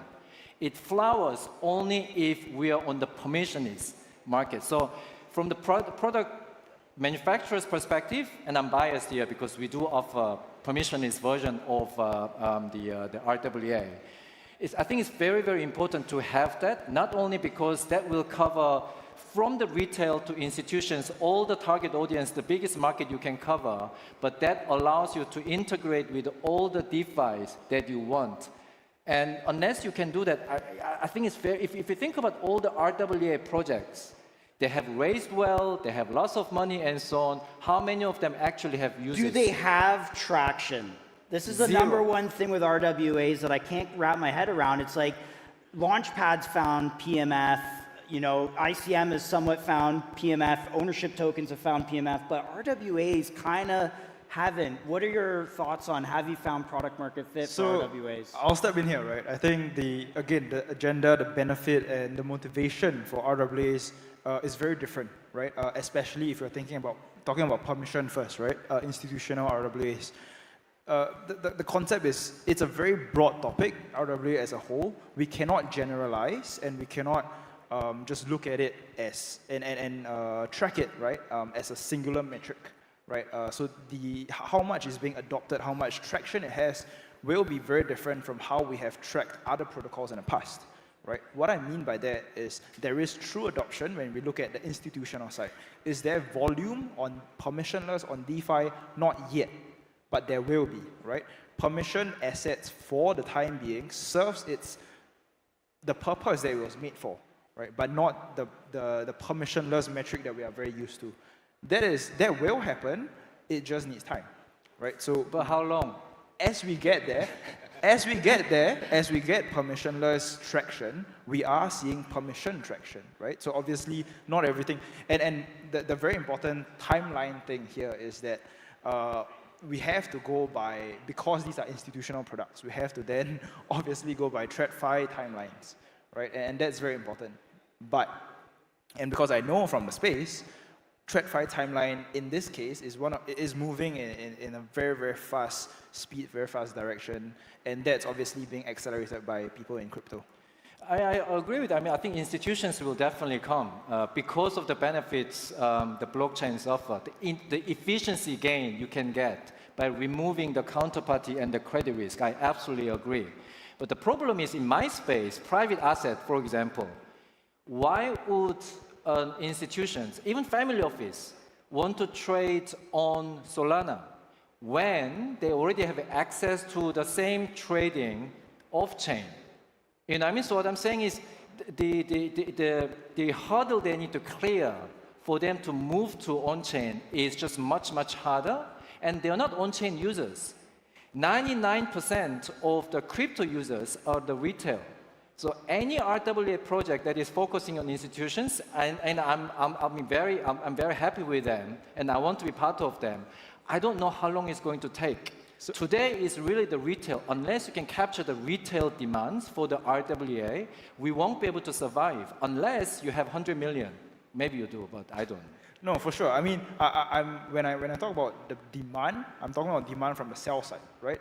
And I agree with you, right? Right now, where real demand is, or at least on the buy side, it is definitely, yes, giving access to retail. So that's why I started the whole conversation with what is the motivation for the asset. For the family offices that you talked about, for the institutions on the buy side, yes, they already have access, but tokenizing an asset for them means very differently, right? It's not about getting access, it's about getting a better product. For example, a tokenized fund, by default, should be a better product than a traditional fund. When you say a better product, is it a better return profile? Is it more transparency? What makes it a better product? There are many benefits to it. It's going to be a whole pitch, but I mean, if you break it down, right? 30 seconds. Ultimately, if you break it down, it will be a product that's better managed. I mean, getting quite technical here, but a lot of the fund management operations right now, I mean, some of the biggest institutions, tier 1, they're still using FACS, right? We are bringing them from traditional non-digital onto Web3. That will take time, right? But that is the immediate benefit that they start to see. Going from FACS into instant atomic settlement is something that blows their mind. There's actually one other one. So if you have an RWA product, real-world asset like real estate or something, and then try to tokenize it, the immediate benefit you can have from the DeFi is try to utilize that as a collateral and then borrow money against it. So it's like if you want to tokenize, if you want to use your RWA asset and try to raise money against it, you have to go to bank, JP Morgan, whatever. If you're in the third developing country, you don't even have an access for it. So, but if you go through the right process of tokenizing that asset and then come to somebody like us, then we'll be able to raise money for you, which is stablecoin, but stablecoin can be utilized in many different places these days. So in this situation, you're taking collateral against the equity in a company. Who's auditing this company? Like, where does that valuation come from? That's why the person or the company or any entity that is using that is tokenizing that asset is very important. That has to be very reliable and also hopefully permissionless somebody that is doing it. But honestly, it's not us. We're just a middleman who's using those assets to raise money against with a family desk or LPs or retails. So this seems like it would be difficult then for early stage companies because they're hard to value. You know, the auditing process would be difficult. So it feels like your product serves, you know, early stage companies, but since it's difficult, how do you account for that? So first of all, we want to, but we can't deal with a really, really early stage product. We only can deal with like a somewhat stabilized, due diligence-able the companies that already have been some establishment in the Web3 scene. But it's the early stage companies that need the funding more so than the later stage. Are any plans to dip into? I personally really want to, but I've seen a lot of rugs in every single day. So it has to be like it is about this. So in the real world in TradFi, you use credit line, right? Like you have this credit that you can you need to sacrifice if you're trying to fuck with anything. But like if you're trying to do that on chain with a completely permissionless, then yes, you're something that you're giving up as a line should be worthwhile. So we have 30 seconds each. I just want to give final thoughts to your projects. What should people do? Call to action. So I think the direction that tokenization of securities is going is that we will be starting from a permission sphere. That doesn't mean that the market will not evolve into a permissionless environment, right? Within the right compliance and within the right regulatory setup, it will be. And that is where we start to see real benefits for investors, and we start to see real utility benefits from looping, from all the different benefits that were not previously available. So we are launching very soon, most likely in the first quarter of next year. And everyone, we have a banner outside in the hall, so please go outside and take the QR code. We are currently running referral program where the registered users and their core registry will get up to 35% revenue cut of what we make. So we are charging 20 bips, which will be very competitive. And that is something that everyone should really participate. After the Genius Act of the Trump administration, everything started to move super fast. The RWA is definitely coming. But come to the Citadel, Citadel.fi. We have a DevNet at the moment. Our product is launching on January. Hit me up if there's any questions. But yeah, this RWA is the future. Sweet. Awesome, guys. Thank you so much. Thank you to the listeners. Shout out Matt Thank Dobby. you. We love you. Thank you, Meteora, for making this all possible. Guys, awesome. Thank you. Good job. Well done. Thank you, man. Let's go. Thank you. At MCG Live on X, tune in Monday to Friday, 12 to 2 p.m. Thanks, guys. Have a great rest of the show. Have fun, guys. Yeah, woo! Love the claps. Thank you.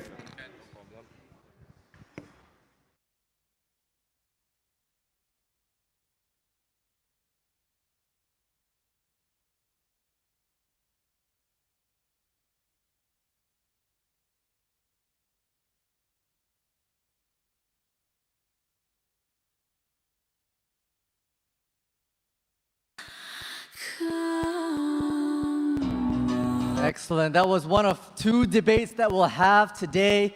We'll have another one in a moment's time. But before that, I'd like to introduce our next speaker. Right? Our next speaker is really trying to help make it more accessible for the everyday user to get themselves involved in crypto. It could be friends that are resistant to crypto. It could be your grandma, right? Easy to start. That's the theme of today.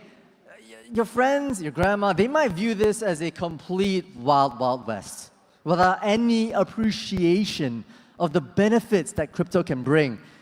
So our next speaker here previously worked on the Solana Foundation, now the founder of Perenna. They're grinding hard until every person in the world holds stablecoin. Give it up. On to stage, Anna Yuan.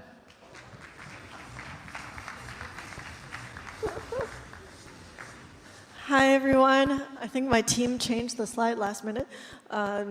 Well, I'm the founder of Piranha. Nice to meet you all.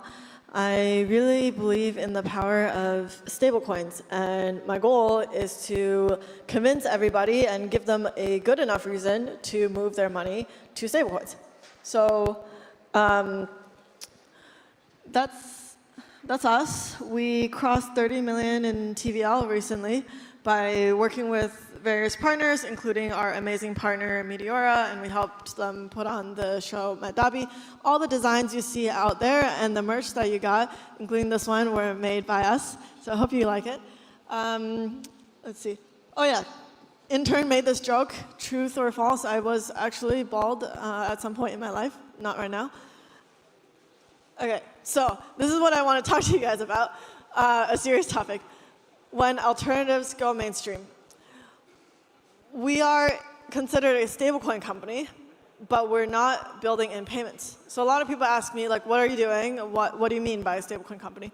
I see immense potential in creating quality, productive assets and packaging them in a way that's accessible to retail and a global audience. Basically, anyone, anywhere, including in the future AI agents, can access them. That is completely not possible in using traditional rails. So this is why I think Solana's next breakthrough, and many blockchains' next breakthrough, will come from asset management, and specifically will come from alternatives. And feel free to debate with me afterwards whether you think you agree with this or you disagree with this, because alternatives is a 20 trillion catch-all term for asset classes that didn't quite fit into traditional asset classes, which are real estate, bonds, equity, or debt, or equity. And alternatives are including crypto, quant strategies, LPing in Meteora, that would be considered kind of an alternative asset, and also traditional assets like a debt, a bond, packaged in novel ways. So really anything we're seeing right now in this room will be considered alternatives. Two of the fastest growing alternatives, one of them is blockchain crypto assets. The other one, I believe, can use blockchain to open access and become an even faster growing asset. So for those of you who are from the West who have access to like mutual funds, ETFs, and maybe you have some access to like tokenized CTA, or not tokenized, CTA ETFs, you'll see the change in the last couple decades where in the past, maybe your parents' generation, people only bought mutual funds, and then ETFs came along. So mutual funds are daily NAV, net asset value. So daily asset value update, you can only trade once a day. And ETFs, or exchange-traded funds, now you can trade anytime during market opening hours. And I think this is the ETF moment for finance, really, is to go tokenization, because traditional rails are so rigid and they have not been able to adapt to this new change of assets that people want. How does a traditional fund onboarding work? Let's say a lot of you guys might have heard of, y'all know JLP. JLP would have been considered a fund, and that would have taken 12 to 18 months of due diligence, onboarding, going to a fund manager, and it would be a quarterly redemption product, which means you can buy into JLP, but you will not be able to redeem 90 days from now. And there would be no access to retail. So this is why tokenization or bringing these assets on-chain is pretty important. Previously, only institutionally accessible. With on-chain finance, things become uniquely modular, composable, which I'll talk about in a little bit. And streaming, for example, streaming yield in real time, previously not possible. Looping, you would pay at least $1 million in legal and banker fees to get there. My mental model for how we can grow together as an ecosystem is we have to increase our GDP as an economy, or as like our little financial system, which is still tiny compared to traditional financial world. So there are two ways. One is to increase capital velocity, which you all are doing, being the LP army, facilitating liquidity and letting people move their assets faster. The other way is to import yield.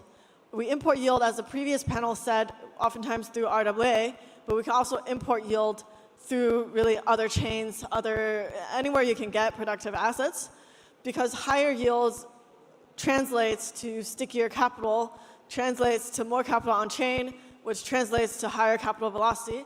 And we have seen this year that infinite capital velocity is not, extremely high capital velocity is not sustainable without more access to good assets. So if you want to trade meme coins like 100,000 times a day or a couple $1 billion of volume, it's not going to miraculously go to a couple trillion because there's just not enough demand for people to do that. LPing on Meteora looks like this. Y'all are familiar. It can be very rewarding, sometimes a bit cumbersome, but I know Meteora's team's working on this. As you guys know very well, good LPs boost capital velocity, but also helps you guys profit. So why do we need asset management, and why am I looking at asset managers? You are kind of like your own asset manager right now, each one of you, part of the LP army.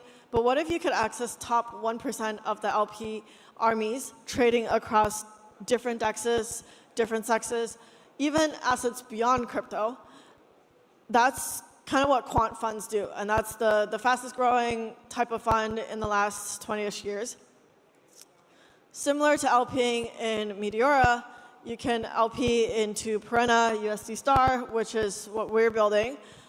We use a combination of on-chain money markets or lending protocols and sophisticated LP strategies to generate consistent returns.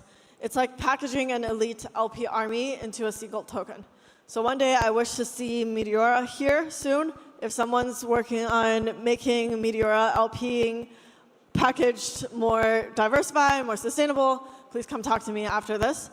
So far, we import yield from Binance, Lighter, Hyperliquid, and I'm looking to add more centralized exchanges and hopefully go into beyond crypto exchanges soon.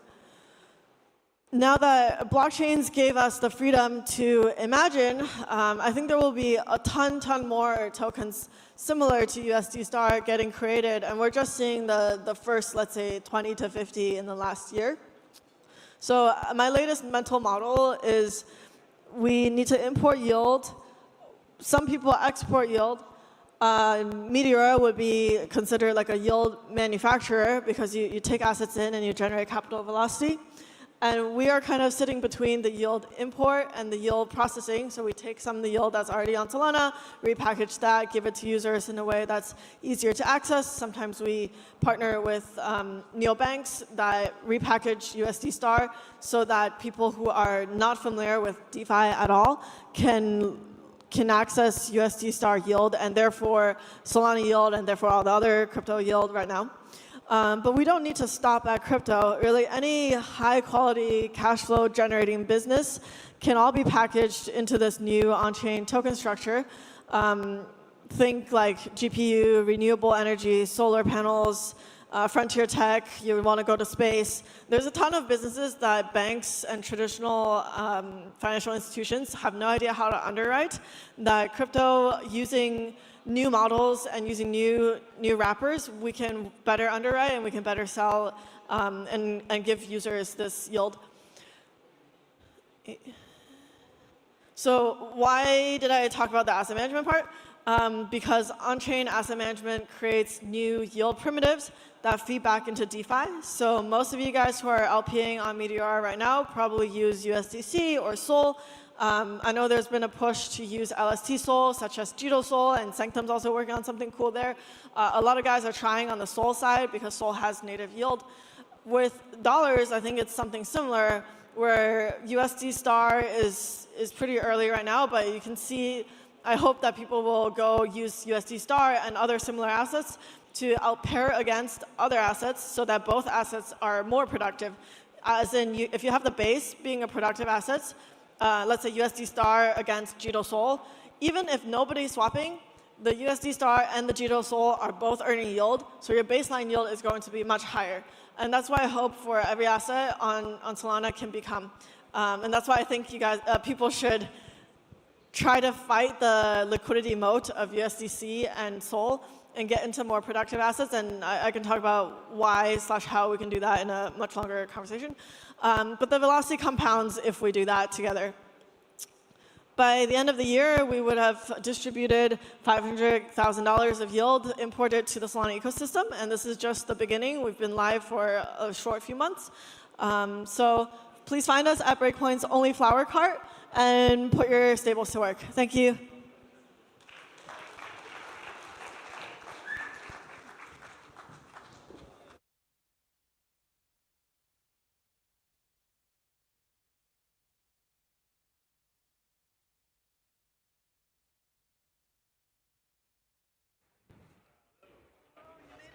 Good.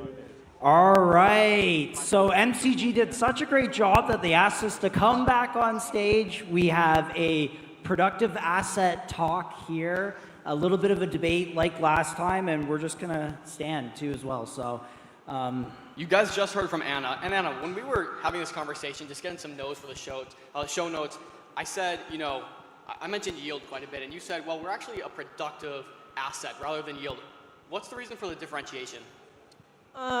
Because I think yield can come from different sources, and productive assets mean that when yield, you can come from LP. Productive assets can come from mining, lending to companies because they're buying factories or something. And I kind of view this as different from yield. It's more like a returns, and you're taking risks with it. Okay, so we'll keep this conversation about productive assets today. Usman, we haven't heard from you yet. We just heard from Anna. Maybe a quick introduction of yourself and Oro, what you guys are doing. Hi, everyone. Great to be here. So I'm Usman, the founder of Oro. We're basically bringing gold on Solana on-chain. Our thesis is very simple. How do we enable anybody to buy gold on the internet as well as earn on it? And different sources of yield or You're or the returns, gold man. or returns, which is what we want to make this asset do things it just hasn't done before. Yeah, many of us right now wish we had invested in gold and silver and commodities. You still can. Still can. Usman, do you have gold under your bed or something and buried in your backyard? Where's the gold? It's all in my wallet, man. All in your wallet, All in the on chain. wallet. How does that work? Can you talk to us about how your product works? So very simple. We issue a token which is fully one-to-one backed by gold that is held by third-party custodians, all regulated. And then once that gold is vaulted, we mint the equivalent one-to-one token on chain. And then anybody can buy that from our primary app or via the secondary liquidity. And we're deployed our pools on Meteora as well. So there's a gold pool that can also actually give you a bit of yield. It's a different source of yield, which is super exciting. And for years, Peter Schiff was dunking on the Bitcoin people, and everyone's like, gold, no one wants that. That's for boomers. You made this bet on gold, and now gold is one of the hottest assets in the world. Has that led to adoption of your product? Give us some numbers on how things are going, TVL, that kind of stuff. So we have around 2 million TVL, but what I think is a better number, I really like the fact that we have around 4,500 users or holders of the token, which is pretty awesome to see. We're able to borrow against that token, generate different sorts of programmatic yield on that token, which is super awesome to see. On our primary app, we have around, I think, 800 people who have staked for yield, which is amazing as well. So it's growing. It's been 2 months, and there's a lot more that's coming out. It's also interesting that you say, when last year I was pitching tokenized gold, everyone was like, oh, whatever, right? And now, and then central banks started bidding, and now you're like, yeah, I got gold. Exactly. It's different now. I think, moving away from a lot of the controversial, which I think is just more a branding, hype, sort of engagement farming piece. Both Bitcoin and gold are important assets. In fact, I think they're complementary. I don't believe they compete. I also don't hold the thesis that in 10 years' time, everybody's going to leave gold and jump into Bitcoin. I think it's going to be flows from other assets versus just gold. And they both play an interesting role in the world that's about to come. Yeah, I look at both of your protocols, and you have very good yield. I even saw 15% from you. This is outperforming traditional markets by a lot. Maybe tell us some of the strategies you guys use to achieve this. This is not outperforming traditional markets. This is only outperforming traditional retail markets. So this is where what I was saying, traditional, super high quality quant funds, and if you're looking at similar strategies or risk profiles, oftentimes are on par. Depending on market conditions, it could be even higher if you're running the strategies yourself. But those are not available to retail because they have like minimum multi-million-dollar investments. They only take long-term capital. The way we're able to structure something that otherwise would be very much locked up is to have a liquidity buffer that is inspired by stablecoin issuers, because Tether holds a ton of shit on their balance sheets that are completely illiquid, including gold.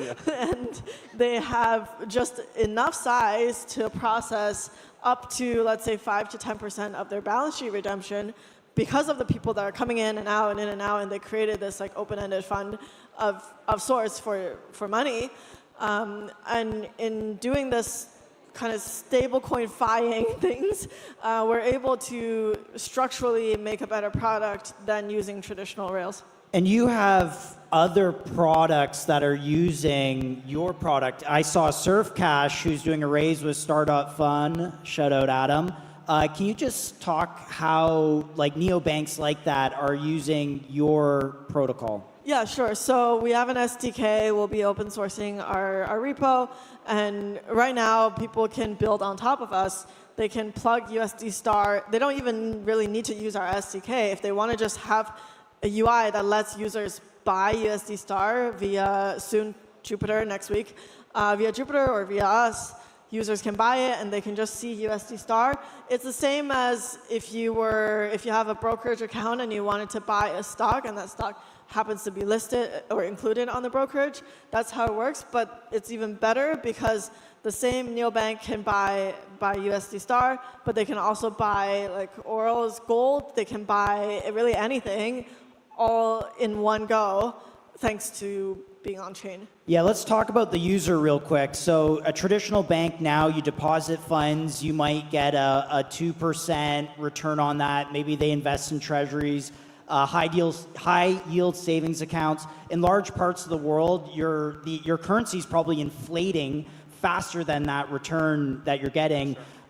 You're at 15%. So from the user perspective, they get a better maybe user experience with the neobank, but they also get higher yield. What does that mean for people in other parts of the world? Yeah, a lot of our users are from emerging markets or international. We're quite well distributed.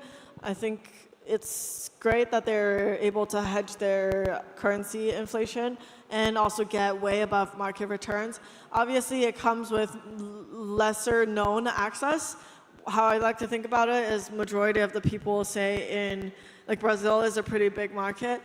The people there might not know how to use Solana. We don't have fiat rails plugged in. You have to go through like a local centralized exchange, get into USDC, get some Sol, come to Solana. So that's something we're working on improving, is onboarding users in a smoother way. I'll say the same question to Usman. Gold is really big in markets like India and other countries around the world. Have you seen traction in those markets for a product like yours? Yeah, it's pretty interesting. I see when we're always talking about Aura, I see us building in more the digital gold market rather than tokenized gold market, because frankly, when people want to access gold, either you can access it physically or in digital form, and that's the market we're building in. In these markets, the younger people are really taking on to buying gold in a digital manner, mostly because to now buy a single gram of gold is getting more expensive, but also people want to be able to buy in increments or sell it in increments. So we see an insane amount of volume actually through our website and app from Japan. Okay, so I'm in Japan. I log into the app. I purchase the gold. Where does the gold sit? So currently the gold sits in a vault in Dubai. In Dubai. But as we grow, we'll be plugging into vaults in Hong Kong, Singapore, London, New York. And the reality is the bigger you are as a protocol, the more vaults you want to be in. Currently starting from Dubai, but we'll be plugging that wider. And you're earning a 3 to 4% yield on top of this gold you have in your vault, correct? Exactly. What does that strategy look like? Is that yield that gold's earning or yield that you're making on top of that asset? So it's yield that is on top of gold, but it's not, let's say, more. It's productive yield. We lend or lease this gold out to jewelers and refiners via financing houses, and it's a very established market which is also very excluded in the sense that not many people have access to it. It's a very sort of alternative investments opportunity to be able to, hey, earn yield on your gold. And I think the beauty of internet capital markets and the ICM theme is democratizing these opportunities to different people around the world, right? You said something really interesting about other parts of the gold value add chain being involved. A lot of that is actually happening in Dubai. Gold is kind of, or Dubai, sorry, is the global hub for, you know, people, jewelers, dealers, people buying and selling, putting in vaults. Is that true? Like, why Dubai? Is it because that market is here and not somewhere else? Well, Dubai is one of the bigger markets, largely because of proximity to location. So a lot of the world's mined gold comes out of Africa, and then it comes to Dubai, and then from Dubai it goes on to other parts of the world. So largely proximity to location makes it a very interesting place to do business, and hence some of the bigger, let's say, retail markets or institutional markets, which are China, India, they do their business out of Dubai for gold. And so locations made it an interesting place. It's been, you know, growing for the past 40, 50 years. Initially, it was mostly like a services type where gold would come and be exported out.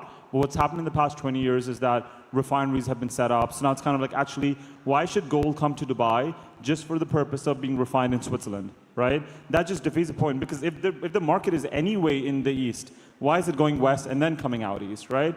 And so that's kind of been like, now gold comes to Dubai, it actually gets refined, it gets made into jewelry maybe, and then goes to these different big markets. Dubai on its own is also a big retail market and a big institutional market.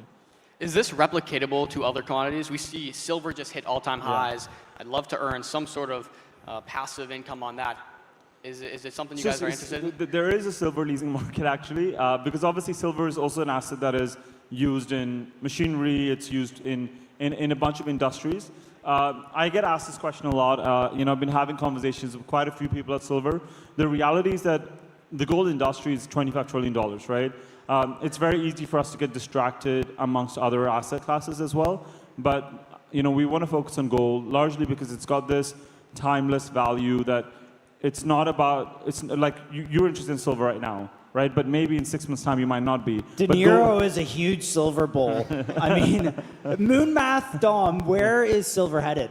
Not financial advice. But. Up, okay? Up. I just like you said, you know, silver is a practical asset, Yeah. right? It's used in your phone, it's used in, you know, all these things, which is why I chose silver actually over gold in that investment. But ironically, it's been a better performer these last couple of years than a lot of crypto. And silver is a beta play, right? So I think as we see the gold markets evolve over the next couple of years, you know, there's going to be more people going into silver. We might do it. You know, I'm not saying no, but I want to focus on some of the core things that we're pushing out over the next few months before we tokenize silver. Who are your clients? Who's the main focus here? Is it retail? Is it institutional?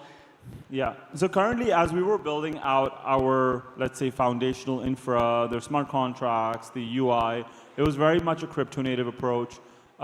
What we are putting out from next year onwards is how do we enable gold-powered experiences in any fintech neobank? Now, it could be a surf cash to all the way to a Web2 equivalent, right? And that's where I see a lot of the users sitting, because the biggest learning, or not the biggest learning, but the main thing is that in most countries, users are not going to download a separate app to buy gold, right? Your gold asset is going to sit within your other investment assets, and you know, for a Web3 user, it could be sitting in Phantom or Soulflare, or for a Web2 user, it could be in your Revolut, right? And so it's about how do we get to those spaces and how do we enable those different companies to be able to offer gold-powered experiences to the users. That's one key piece of the strategy. The other piece is also there's a huge amount of physical gold that is already vaulted around the world in vaults, you know, verified, and it's how can we unlock a bunch of liquidity for that physical asset. So to me, it's like, if we're successful, we're doing two things. One is we're meeting net new demand for this asset, which just is not being met. And number two is we're creating net new utility and use cases, which cannot just be created in TradFi. And that's the beauty of crypto, right? If we're not doing something new, then why are we even doing it, right? Let's not just tokenize things for the sake of tokenizing. Anna, you had a really great, deep presentation before this. I don't know if I fully got the answer that I'm looking for around, like, who's the core user? What's the core user experience? So am I putting $100,000 into your stable coin, and is it rebasing, or how do I get that yield back? Is it sent directly into my wallet? Yeah, we chose a rebasing model and went with only one token because we didn't want to confuse users. So majority of the synthetic dollars nowadays have 3 tokens. Generally, it's or 2 to 3 tokens, sometimes 4. It's the base one, which is a dollar peg token that doesn't earn yield. It gives you maybe some points. There's a yield-bearing version that you stake and then you unstake and wait like 7 to 14 days. And then there's other versions. When I looked at that, I thought, okay, it's going to be very difficult to onboard my non-crypto friends to it. So we just kept one. You buy into USD Star, and it's currently at like 1.08 or something, and you just keep buying at 1.028, or depending on how much it goes, like maybe 5 years from now, it'll be like a couple dollars. So it just goes up in price. What's the benefit of a rebasing token versus the multi-token model? It unifies liquidity, it confuses people less. We will probably launch, actually we will have multiple versions of the token, but I wanted the simplest UI UX in the beginning. And if you are like a power user or you're a fund and you're willing to get stuff locked up or you have specific needs, you can go for the alternative tranches. But if you're just a simple user looking for a liquid saving token, then USD Star is the way to go. And am I just buying it and then it's rebasing, or do I have to stake it? Nothing. So that's why we only have one token. You buy it on app.piranha.org, you put your money in, and that's it. You just hold it. 30 million TVL, you want to pay out $500,000 in yield this year, is that correct? Yeah. We launched around mid-September, so September till December, we are at 480K right now. Amazing. Do you have a token that represents your protocol? Not at the moment. It's something I've considered. I don't really Not at the moment, folks. Maybe a little alpha there. I don't really like the current token, all the token framework. I think there's more to be desired. So once I figure that out, yes, we'll have something. Last question here. Everything you guys said sounds great. The question that comes to my mind is holder protection, right? You know, with physical gold, it can stay in a safety deposit vault. You know, with stable coins, you have a bank account with money that's FDIC insured or whatever it might be. What do the protections look like for holders if I want to go with either of your protocols? 30 seconds each. Well, FDIC doesn't have enough money to pay y'all, so just saying that. We will have tranching. I looked at all the insurance options. None of them actually work, so tranching it is. Yeah, I think, you know, all the gold is insured. We have third-party proof of reserves every month. We have a third-party custodian that does it. The yield piece, you know, it's all insured as well. Obviously, you know, there is no such thing as a risk-free yield, and so people should understand that. You know, I think there's a lot of misconception that every yield is free. There's obviously some element of risk you're taking, but the way we've kind of structured it is to minimize that risk and mitigate that risk. Sweet. As we close this out, maybe a quick little call to action. If people want to do more research, due diligence on what you guys are building, get involved, how can they do that? www.oro.finance, and we're here, Rochan's here, so if anybody wants to come up, please ask us questions, or telegram us, DM us on Twitter as well. If you haven't gotten any of our swag yet, go get one, and go to app.piranha.org. Awesome. 2026 is the year of productive assets. Let's go. Let's give it up for our panelists. Thank you, guys. Thanks a lot. Is Tuna coming up next? No? All right. But hey, Tuna is here. Make sure you stick around for Tuna. Legend. Alpha drop. Alpha drop. Alpha drop indeed. Thanks once again to the MCG podcast for bringing the alpha and, you know, teasing out some of the latest and the greatest from our guest speakers. A little pulse check, you know. We've spent a majority of this afternoon talking about various products and various ways that we can empower, you know, prospective founders to build on the Meteora infrastructure. Maybe you're feeling inspired, but perhaps you're not too technically savvy. And I think in this day and age, in 2025, moving into 2026, our next guest speaker will be able to give you the tools necessary to build your own product without any deep software engineering knowledge, ditching Meta and Coinbase to create something fresh. Co-founder of Poof.new, give it up for Bilal.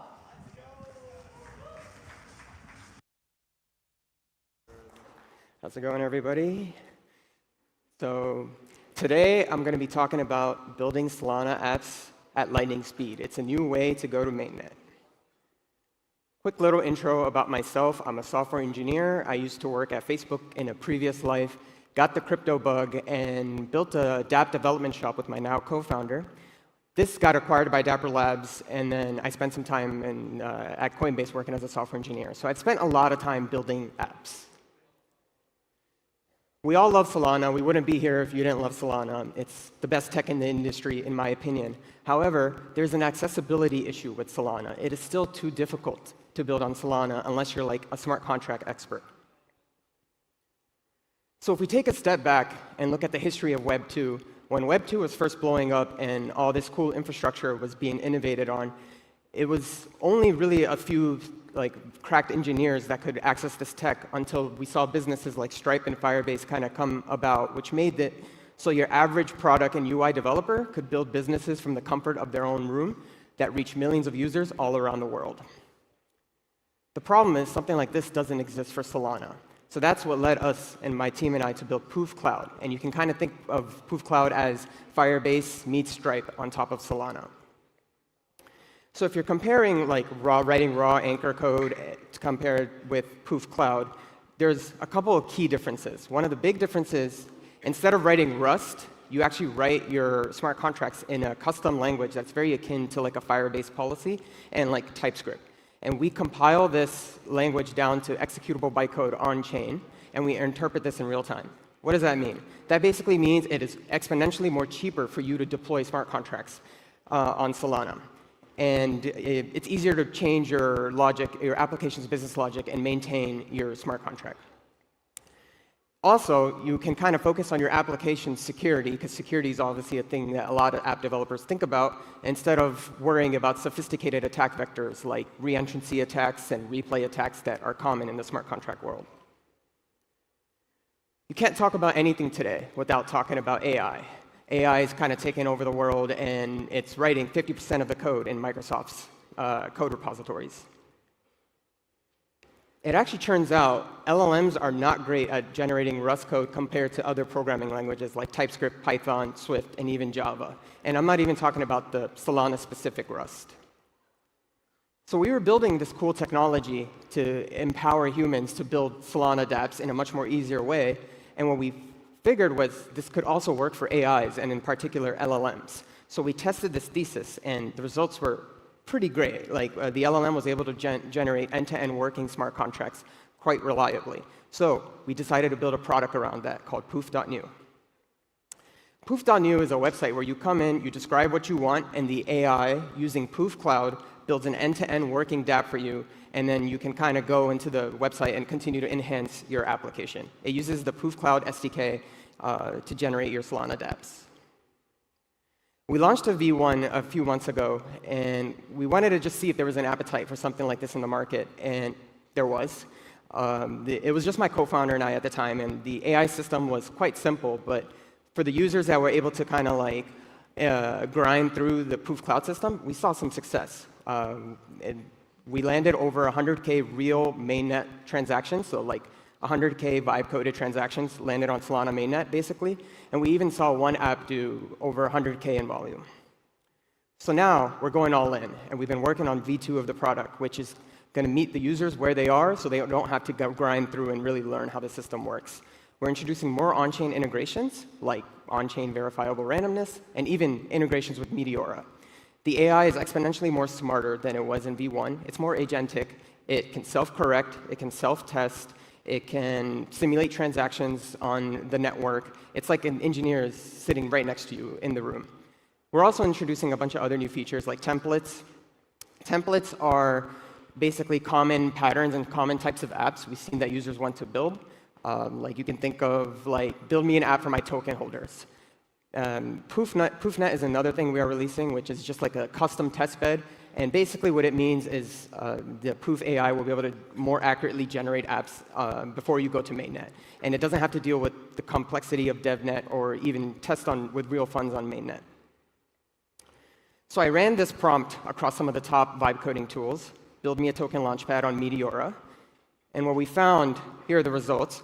Replit and Lovable couldn't even get a wallet connection working. Lovable made it seem like you were building things on chain, but it wasn't working. Proof v2 actually excelled in all of this, and it was able to get it done. Here's a screenshot where I'm launching this token. It's not an actual CA, it's on DevNet. And here's a transaction on Solscan using the Proof program. As you can see, it's launching a token on Meteora's dynamic bonding curve. So with Proof v2, literally what is possible today wasn't possible a month ago. You can go in and build fully functional end-to-end working dApps, test and iterate them at speeds you never could before, and with the power of crypto and ICM and Meteora, you can raise funds for your application and garner support for them. So you can build businesses as quicker than you ever could before. So if you're interested in building on Proof v2 and getting early access code, we're in private beta right now. Feel free to connect or just come find me. I'm going to be around all week. Thank you.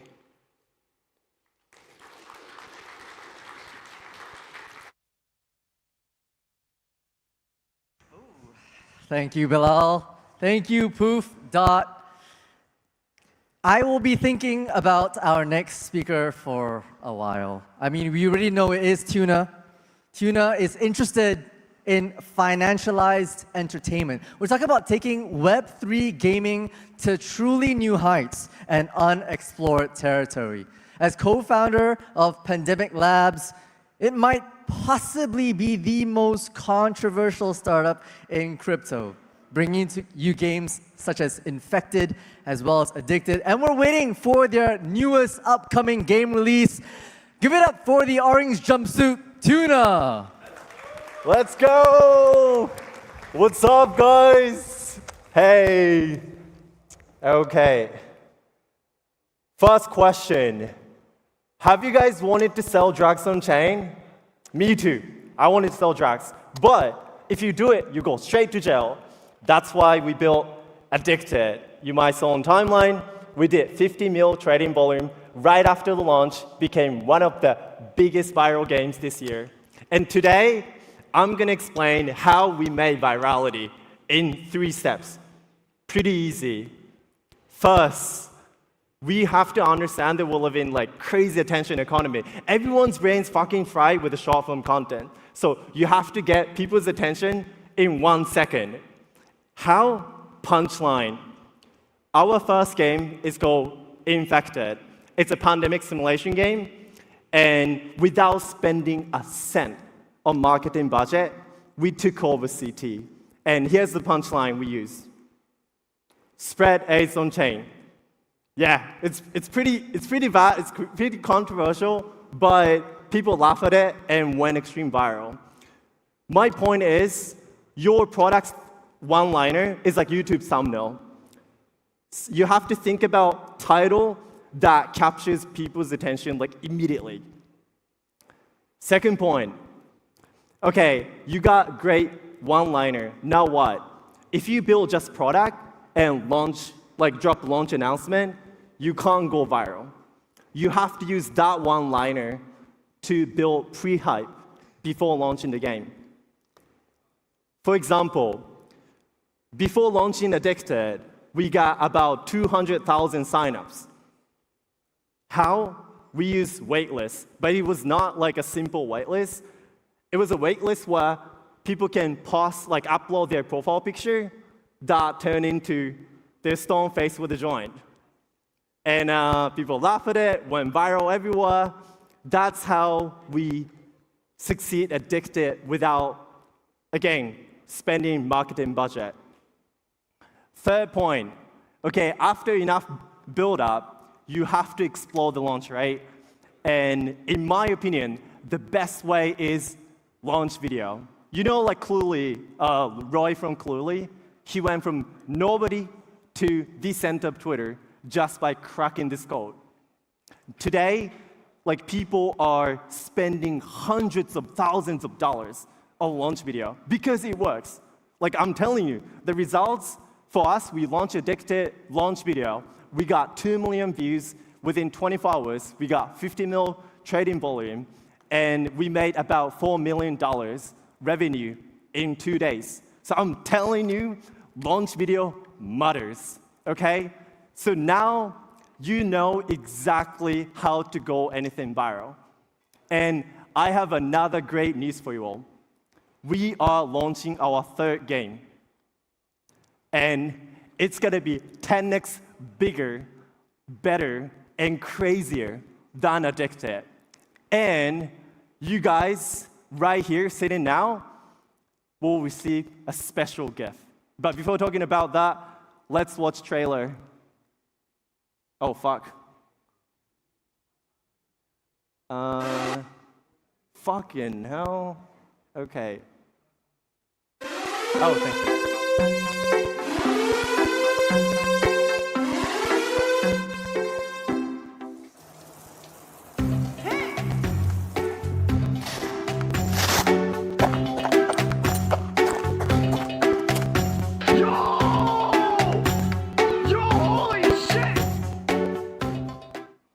Okay.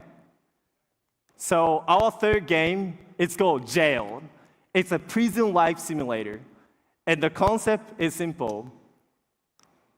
Jail to on. Basically, it's a financialized Tamagotchi, but in prison. And instead of raising little monster, you raise a prisoner. And today, I brought about 100 priority access cards. So yeah, just find me right here. I'll be standing right there. So find me, get one, and get special gift at the beginning of the game.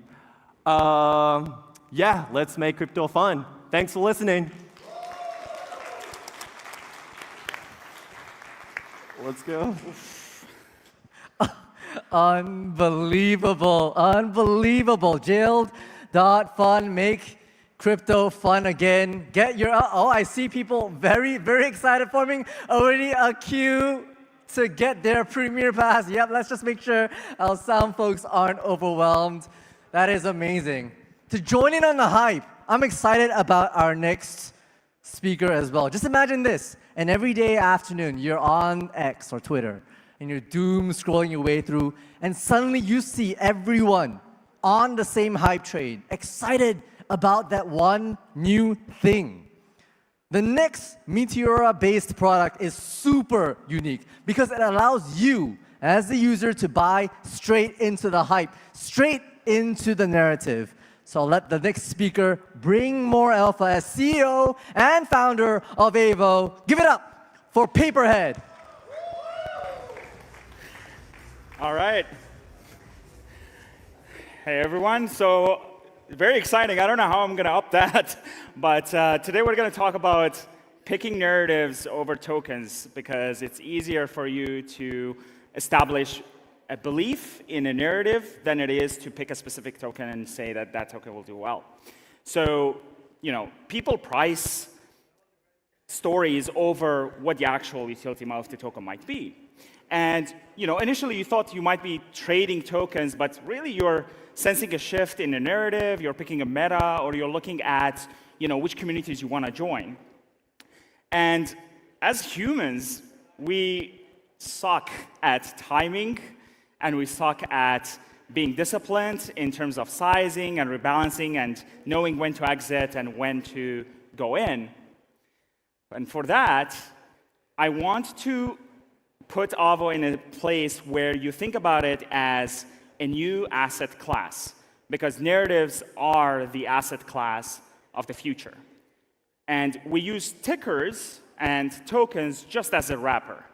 Really, we're just following a story.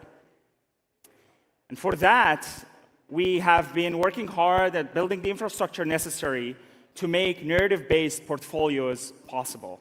So you have ICM indexes, you have agentic trading portfolios, and other narrative-based portfolios that you could just deploy and have your capital automatically allocated to a story or into a belief rather than picking an individual token.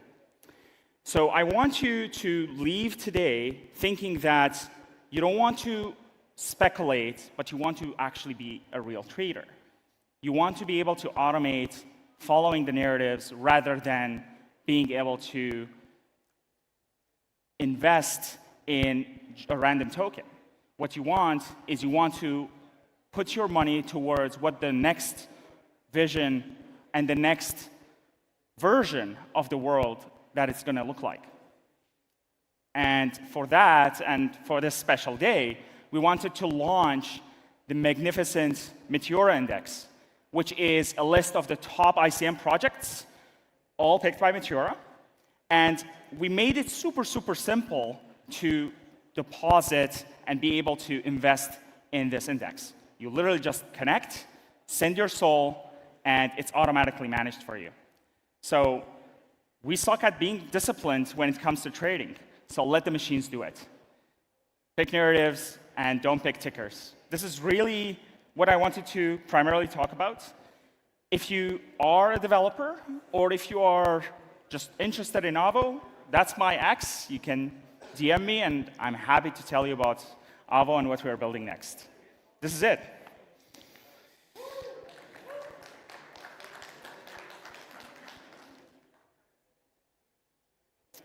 All right. We're done. Thank you. No, hit on them. Thank you for that. All right. We're actually on to our very last partner with Meteora. Certainly not the least, but quite possibly is the youngest indeed.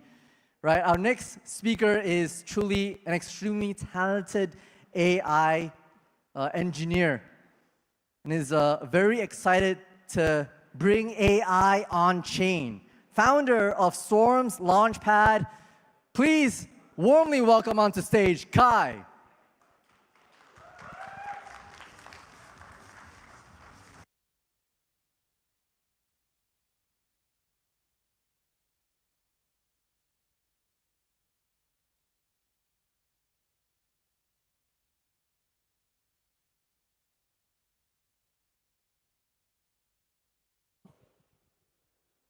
Hello?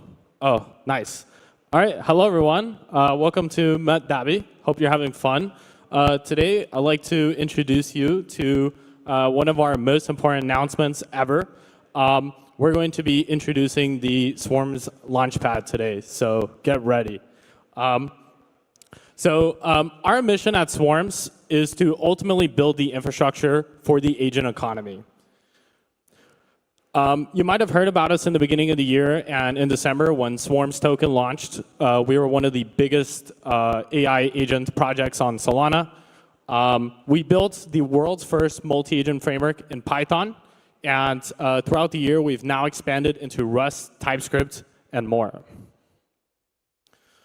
We have now over 230,000 different companies, from startups to institutions to enterprises, that have created a collective aggregate of over 3 billion agents. We work with some of the biggest companies on the planet, like BlackRock, Epic, Mitsubishi, Toyota, and a vast array of other companies. And today I'm going to be discussing about what's next. We've had these frameworks to help you build agents for a long time, and now we're going to be introducing the core missing component of the agent economy. The agent economy is essentially an economic system in which agents can use money and use that money to hire other agents or other people. Our thesis is that at some point in time, the agent economy will eclipse the human economy. At some point in time, the agent economy will be worth trillions upon trillions of dollars. It might be worth so much money, in fact, that it exceeds the human capacity to even evaluate it. And today, we're going to be introducing to you the home of the agent economy. Our marketplace, our Launchpad, is significantly different than other Launchpads and marketplaces like Virtuals, which are mostly completely useless. Agents on Swarms will be able to produce revenue for creators. You'll be able to use any agent from any framework. You could use Swarms, of course, LangChain, and even Eliza, even though they're not very nice people. There's also flexible agent business models. So you could choose like different sources of business models for your agents. And there'll also be different ways of accessing your agents. So there's a framework, there's a chat feature, and there's a bunch of other interfaces as well. So not too many people know about this, but we kind of, well, the Launchpad's been active for a couple days now, but for 3 days or 2 days in a row, Swarms was the 4th biggest Launchpad on all Solana without a single announcement. We processed more than $5 million in volume. We had over 7,000 total traders, and in that time, we've started a question of whether the agent meta will return, and we believe that it will. Yeah, thank you. And I'm very proud to say that the Launchpad is powered by Meteora. Thank you to Soju for being an incredible human being. You're amazing. Thank you. Yeah. The Launchpad uses Meteora's LP management. It uses a dynamic bonding curve and dynamic fee sharing with creators. So you can launch in 3 easy steps. Basically, sign up. You just sign in. You can sign in with your wallet. You can sign in with Web2. Then you create your agent or your prompts. Agents are different than prompts. Agents can have code, so they could be very customizable, and a prompt is just a prompt. And then you just launch your agent. Now, the benefits of the Swarms Launchpad is extremely unique. So there's the typical creator fees as you would happen to know them across other places. You get 0.5% for the creator, 0.5% for us. And the holders of something unique that we're doing is that we're going to be introducing revenue fees. So holders of the agent token that you create will receive a portion of the revenue from that agent. So it could be humans calling this agent. It could be other agents calling this agent. And we'll collect the revenue through our own in-house system or even X402. And then we'll redistribute those earnings to token holders. And for the Swarms tokenomics, we're going to be using a significant portion of the revenue that we collect from the Launchpad to buy back Swarms token. And another thing that we're going to be doing is we're going to be buying back the top 10 biggest tokens on the platform. So we're going to be using a portion of our revenue to buy the biggest agents. And we're also going to be investing 40% of our revenue into infrastructure and R&D. And you can get started now at swarms.world/launch or scan the QR code. Thank you so much. Thank you for everyone for coming to Met Dhabi. Thank you, Soju, and thank you, Meteora. Thank you.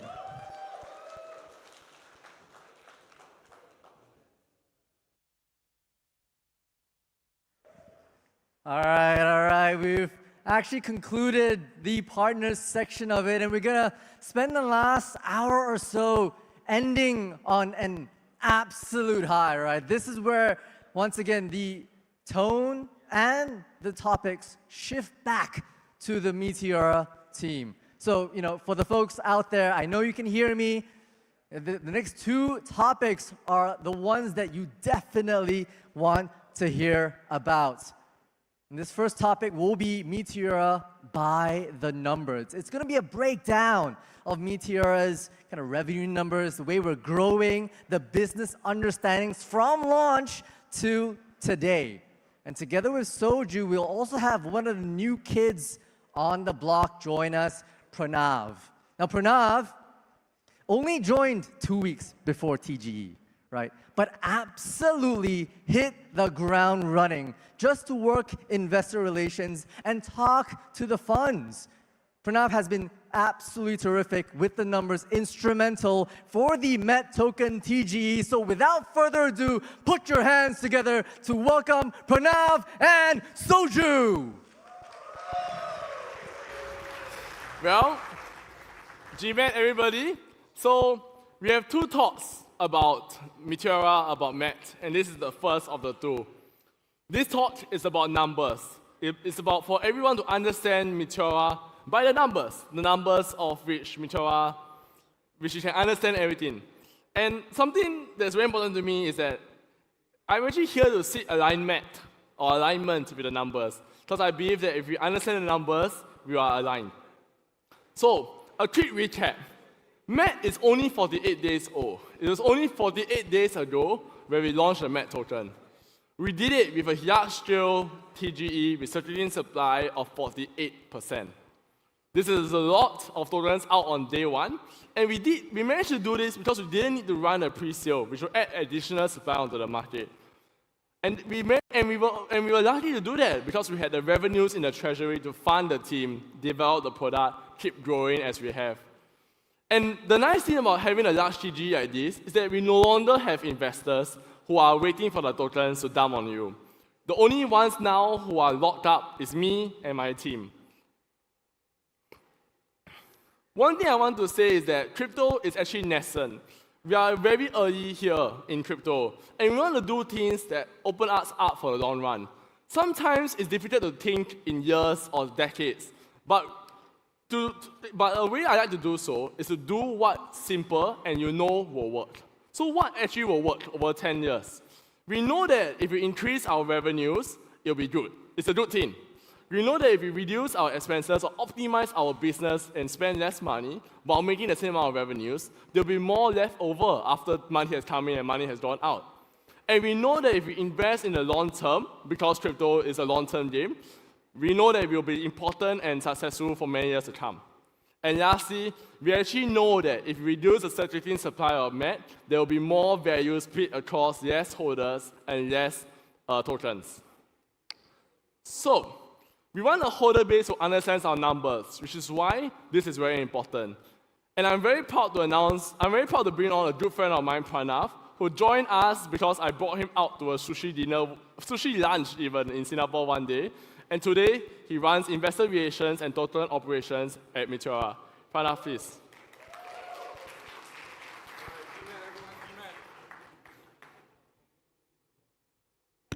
Hello? Very sick. Hi, everyone. GMAT. Woo! Thanks, Sergio. Yeah, as you mentioned, I'm Pranav. I'm responsible for investor relations and token operations. And I know Sergio got y'all horny for the numbers, but before we jump in that, right, I want to talk about why investor relations is super important for crypto. So I know maybe I already lost a bunch of you because who the hell cares about investor relations? It sounds very TradFi corporate. But let me give you a spiel of why it matters for you.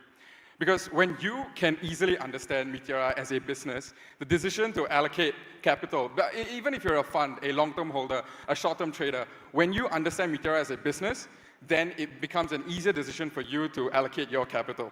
Because when you see how much revenues that we've generated for the month, for the quarter, how much operations cost us, how much we've left in the bank, you know that at the end of the day, we have money to invest back into Meteora so that at the end of the day, we are all aligned with Meteora, right? And that is exactly why you guys should care. Now, I hope that I've sold you guys on why IR matters. Let's actually talk about what IR looks like for Meteora. And we've already started executing here in the sense that just 2 days before TGE, on 21st October, we released the Genesis summary. This is like the S1, but not so in-depth.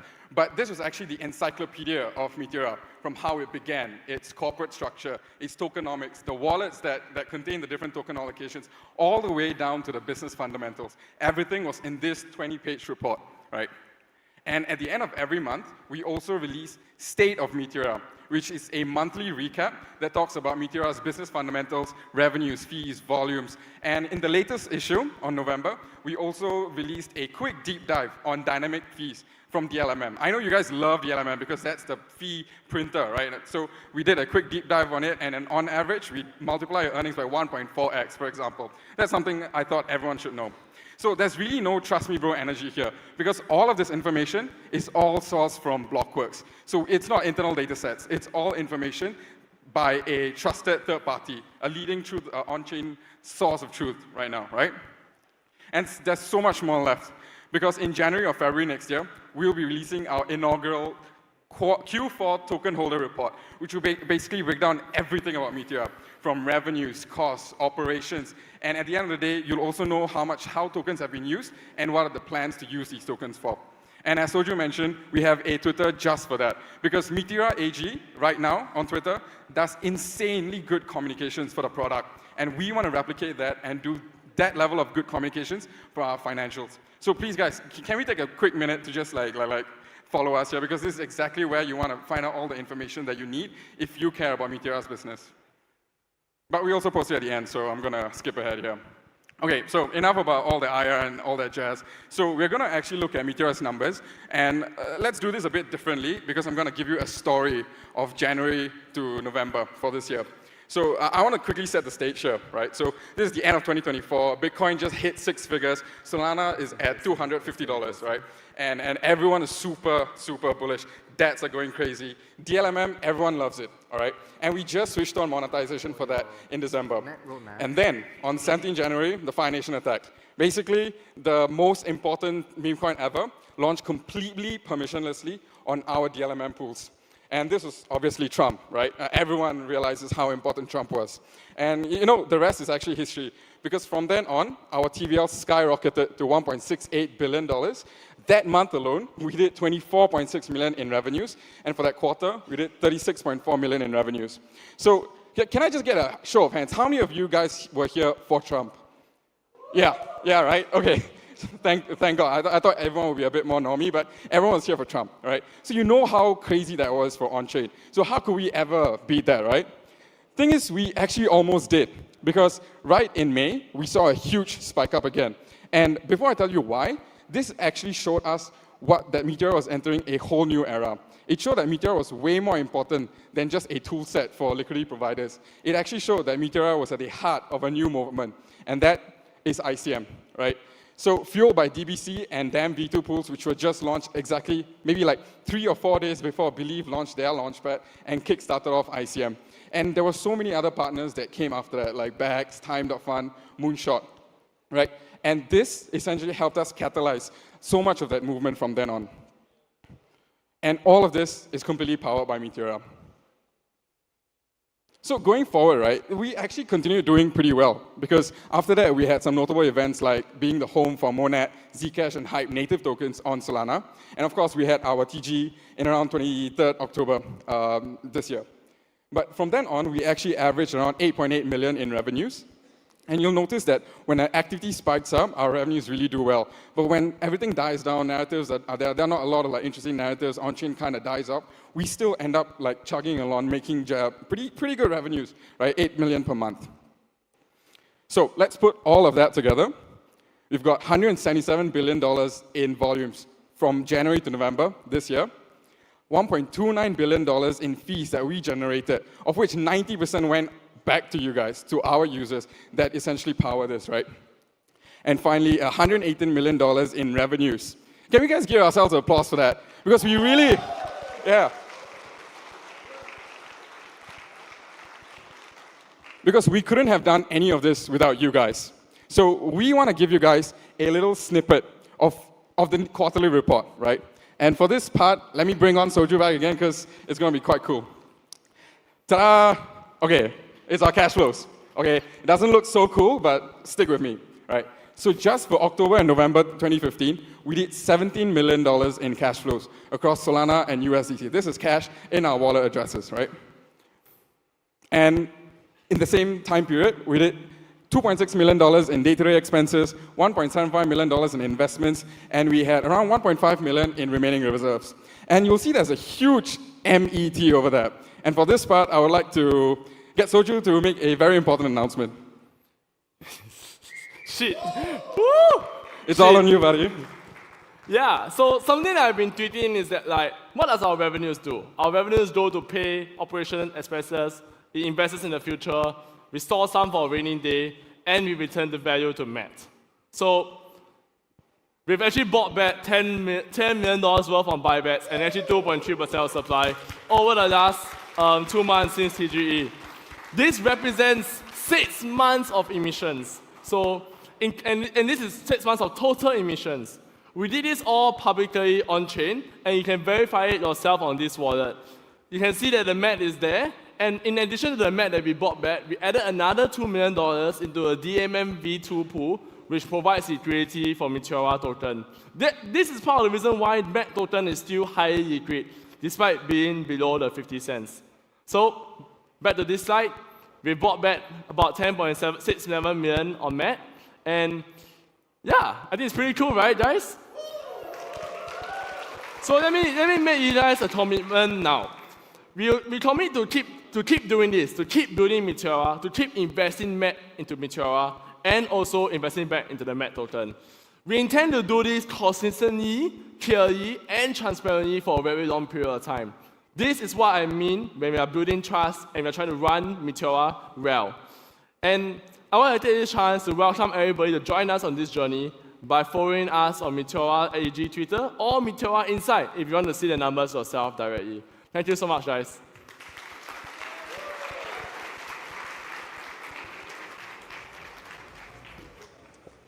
Oh, the alpha is hot. The alpha is hot. Stunned. I think Zen had to reach over and kind of put my jaw off the ground after that announcement because that was unbelievable. Over 10 million, that is. And I know, people are strolling in. Please make sure that you keep moving on to this side because we're on to a last topic that's going to be just as, maybe even hotter, right? A quick reminder before we move on to that about that LP giveaway, right? If you haven't already, now's possibly your last chance to get in on the action. Hands up if you've already opened at least one LP position here since, hands up, hands up. I want to see those hands. That's right. Keep those hands up if you've opened more than 3 positions. All right, we've got some diehards. Keep those hands up if you opened 5 positions. All right, we got the diehard users in here. I like it. Again, the criteria is to open at least 1 LP position, $20 worth for at least 10 minutes with the wallet address that you used to sign up for Dhabi. So again, your last chance to cash in and qualify for the chance to win that $1 million LP position. I know, I'm getting things tense a little bit. I know the folks outside know what's about to happen, but we've got ourselves the moment that you've all been waiting for, the alpha about MET itself. The music absolutely died. You can feel the tenseness in the air right now. Where exactly will MET go? What are the future plans? I know there's a billion questions that you all have, so here and out, for the final time, I will invite co-leads Zen and Soju to bring the alpha. Hands together for Zen and Soju. I'll be on stage first.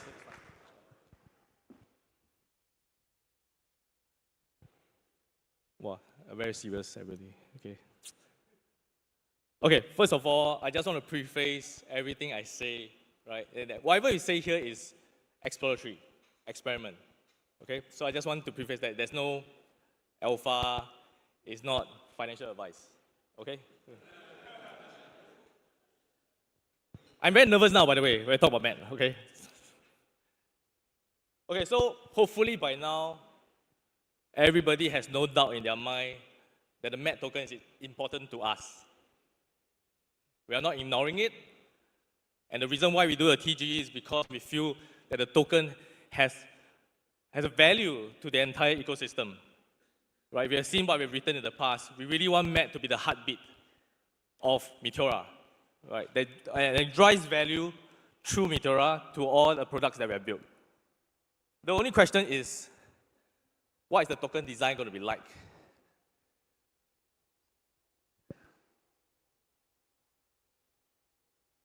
But before we go down that path, I really want to imprint in everybody what is important to us. Right? For the longest amount of time, we have been focusing on product and product only. Because we have seen how the product has really worked for the users. In fact, before TG, I've heard a lot of LP Army people say, actually, what's the big deal about token? The product is already so useful. We are already getting a lot of value and fees on top of it. Right? So whatever we do on MET token needs to amplify that. That is ultimately our goal and the final design that we come up with. Right? So here what I say is that we want to make sure that whatever we do in math must tie back and must drive product usage. Okay? Because it's going to create a flywheel. The more people come and use Meteora, more revenue, and it drive more LPs to come in. Okay? That's ultimately our goal. So with that, I want to introduce a new concept. We term Comet Points. Okay? So what happens is that if you stake MAT, you get some points. And if you use our products, you will also get Comet Points. But if you do both, you will actually get the most number of points. We call it bonus points. And what we want to do here is actually to encourage more people to not only use our products, earn fees, but also, if you believe in what we are doing, to hold MAT token for the long run.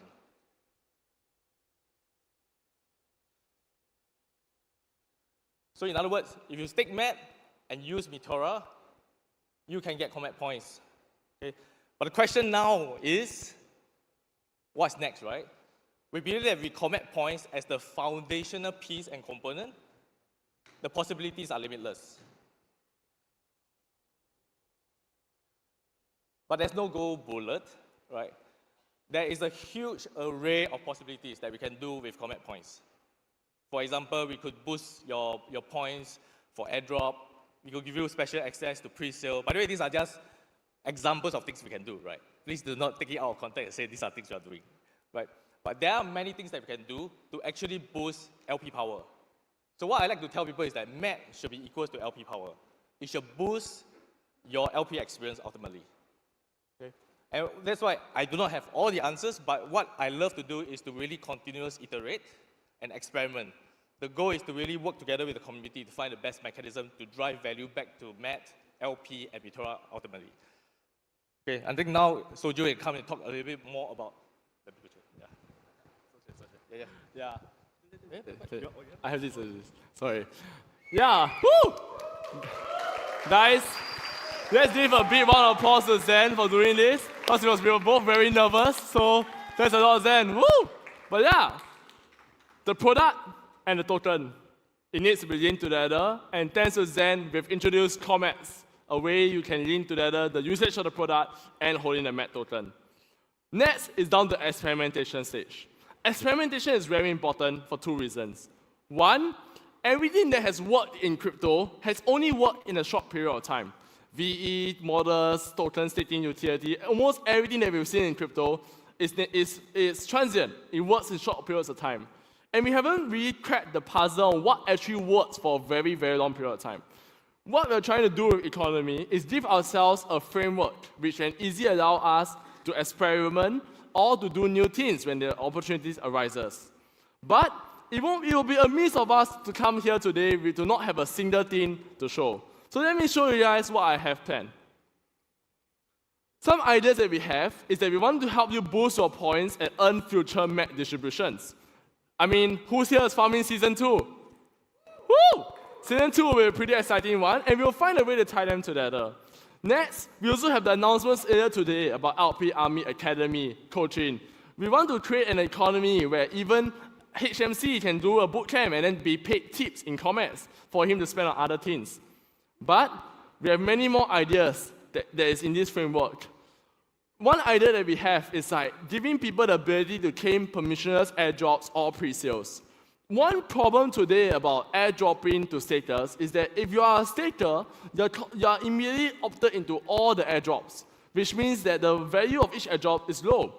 But with a Comets balance system, we can let you choose the airdrops that really matter to you, which means that instead of being opted into 10 airdrops that you might not care about, you might get one airdrop that is 10 times the size, but is a team that you truly care about.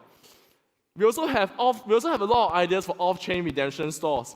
How many of you guys heard the idea about LP token giveaway and was quite interested by it? Anyone? So because we want to do stuff like that, we can do like lucky draws with Comets for earning a giveaway of LP tokens, tying back again Meteora's product to the Comet system. And lastly, because it's so easy to add and remove features, we are gonna be very open to feedback. If you give us an idea and it's good, it will be easily implemented by just fitting into the economy framework.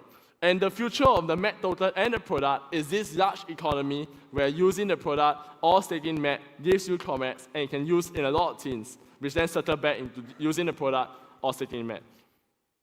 So that's actually all I have, guys, and I hope you guys are excited with us. And we're gonna post a research post like this, and you guys will be able to comment on it. What do you want to see? Yeah, that's all I had. Thanks, guys. Woo!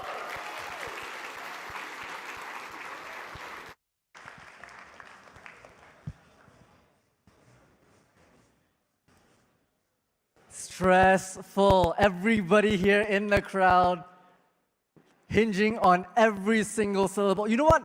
Another huge round of applause for Zen and Soju. I think they deserve it. Huge round of applause. It is indeed the start of a new chapter for Meteora. And I think with that turn of the chapter, it's important to show support.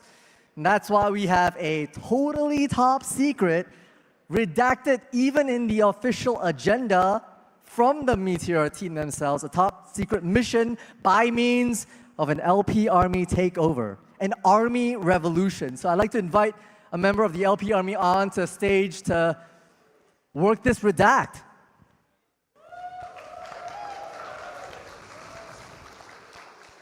Hello everyone, my name is Mikas.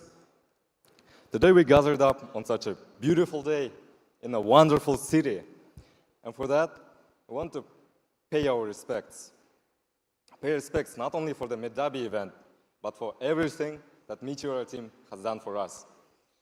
We want to thank the team that enabled us with LP tools, listens to our feedbacks, and is always on the lookout to create opportunities for the retail users. Thus, I invite the core Meteora team to the stage, including all the developers, designers, and other team members. Please to the stage. Come. Team members, Dan, Trung, everyone, come here. Yes, come here. Quick. Woo! Everyone. What's up, guys? I don't think my mic is on. Come on. Come to the stage, guys. Come to the stage. Why am I the only one on stage? Yeah, let's and go I'm quick. the only one mic'd up as well. We've prepared these humble gifts, including custom. What is going on? Custom box of treats and statues of Meteora. Let's go, guys. Whoa! Bring them out. What is that? Whoa! Line up. So, we did the research, learned how many team members are out there in the Meteora, what you do, and everything from Loki and yeah. Moving on. Everyone in there? Each team member gets one with a statue. This community is different, bro. Here we go, sir. Oh my goodness. Thank you guys so much. A round of applause for the LP Army, everybody.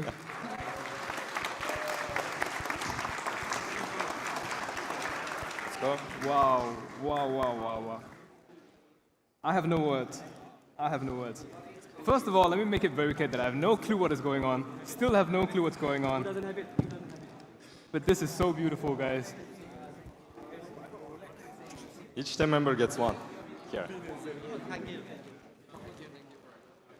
Wow. Thank you guys so much. And thank you to everyone in this room. Everyone, thank you guys so much. Thank you, Magica. Thank you, HMC. Shout out to Tandori and Logical TA as well. Shout out to Michael Zoga. Oh my goodness. Ladies and gentlemen, the LP Army is different. Thank you so much.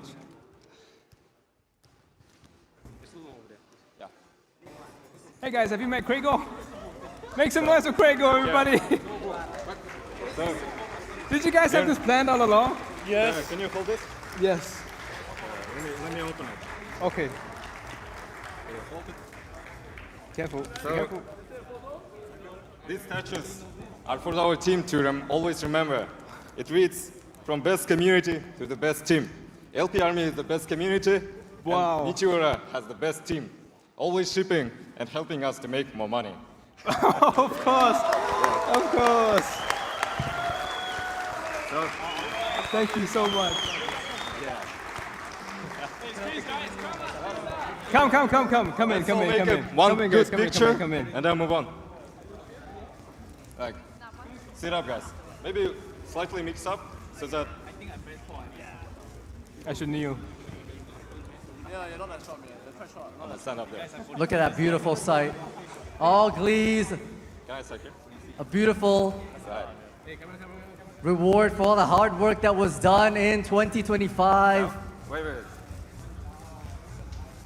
It's important to note some of these engineers have never met any of the users, and this is a terrific opportunity for them to, get direct feedback, interact with fans. Right. Is it okay? And I think it's a great opportunity. Thank you so much, everybody. Thank you. I think it's a good time to maybe take a group picture with the community as well, with the entire We should. Meteora community. So could I get the Meteora team down here just to stand in the front and everyone crowd around? I want this central This space area. completely filled up as well to bring Let's the go, energy. let's go, let's Come on, go. let's assemble ourselves. Shouldn't take too long. Can I get those people at the back kind of fill in this middle space? Come. Everyone. Yeah, I'm Everyone looking together, at you. come. I'm looking at you. Yep. Come on down. Fill up the space. One big picture for the entire Meteora community who came down, traveled so far to get to Dhabi and participate in this event.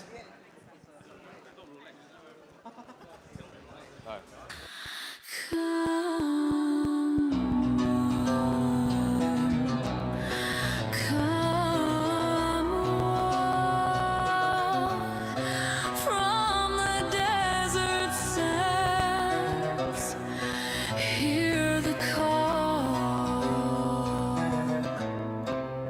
Hear meant to be.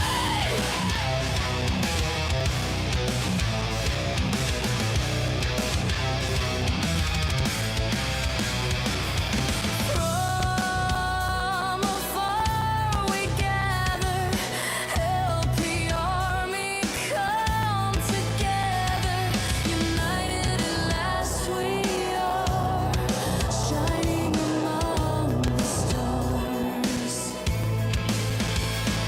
We've earned our place, now we meet face to face. Welcome one and all to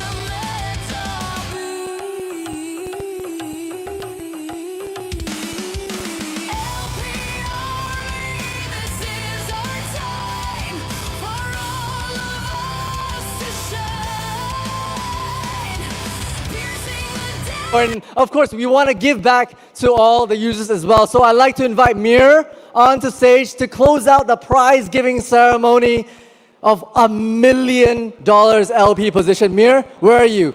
There's so many Meteora folks right now.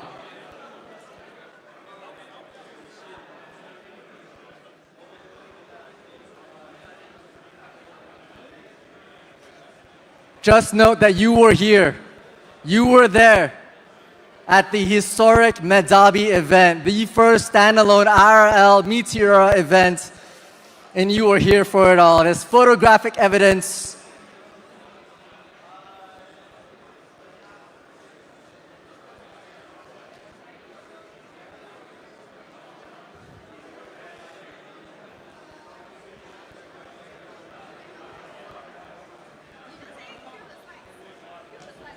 All right, and hopefully, if I say on the count of 3, I will somehow magically cue the slides for the special winner of the DLMM position giveaway. 1, 2, oh wait, it is already here. Make some noise for the DLMM position giveaway, everybody. Hopefully one of you in this room will be the lucky winner of the DLMM giveaway. Before that, let me just give a quick refresher on the criteria and what's going to happen for the DLMM giveaway. Early on at the start of the session, during the opening remarks, Soju did mention that there was $1 million position up for grabs, and the fees going through that pool, that $1 million position, the LP position, you'll be able to get the fees. If I'm not wrong, it was for a month. But that in itself is a great way to test out Meteora's new fee tech. But at the same time, one of you will be able to get some juicy fees for over a month. So just to go through the criteria again, the DLMM position has to be opened today. A minimum of $20 in value, and last but not least, a minimum time period of 10 minutes. So early on, I was in the room, I was getting some of the help from the engineers. Thank you guys so much for helping out. And we have already picked one special winner of the DLMM prize giveaway. That winner is going to be in the next slide. So can we have a bit of a drum roll, please? Drum roll. Who do you think is going to be the winner? Ladies and gentlemen, a big congratulations to Sisyphos! Oh! Sisyphos is the winner! Let's go! Big congratulations to Sisyphos. He was one of the special people that cleared the 3 criteria, and he opened a position. If I'm not wrong, it was in a Met USDC pool or Met Sol pool earlier today. So big congratulations to you, Sisyphos. We will be in contact with you, and we will set up the rest of the logistics for the giveaway. So big congratulations to you, and thank you so much for everyone else who participated in the giveaway. I think I have another slide. Exactly. So Sisyphos, this is what you're going to get: $1 million position in LP and the trading fees for about a month. So big congratulations to you. That is about all I have, actually, for the giveaway. And if I'm not wrong, we will be up for the closing remarks for the session. So thank you guys so much.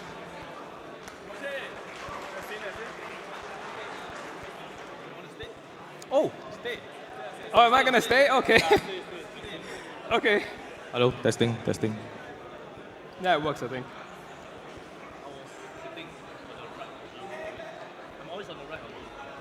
Yes, and then Soju's on the left, yes. Testing. Okay, sorry guys, technical difficulties. Hello. Okay, well, do you know the meme of the 3 kids on the couch watching YouTube, debating? So that's the 3 of us. If you watch us on our TG live stream. All of us are grown up now. But yeah, guys, I have good news and bad news. The good news is we have a drone show, special show in 15 minutes. The bad news, chill first. That's the good news. The bad news is you have come to the end of Met Dhabi. And before we end Met Dhabi, we just want to ask each other what you guys think of Met Dhabi and ask a few of the community members here to join us on stage and talk about Met Dhabi. So, absolutely. Let's start with the oldest, I guess. We should start with the oldest one of the team. Yes. I think that The works. oldest and the wisest, right? Wisest. That's fair. Yes. That's So fair. Zen, what do you think of Met Dhabi so far? Bullish. Bullish! And no, but honestly, I think this whole thing is very unreal, right? I think when I first rejoined Meteora, I keep saying that I'm not a front-facing person, right? For my entire life, I'm not a front-facing person. I'm always a product person, right? So being able to stand in front of 800 people, of all you guys are like family, right? I'm really very humbled today, right? It's really surreal, right? And I really enjoy talking to every one of you. Thank you for coming up to me to introduce yourself. Finally, I can put a face to the PFP, and that's awesome, right? And thank you, LP Army, for all the wonderful surprises, right? So that's amazing, right? So thank you very much. But I think we still want to point back to you guys, right? So today, as I said at the start, it's really about you, right? As much as we enjoyed it, right? Our team probably really enjoyed it. We enjoyed preparing for it.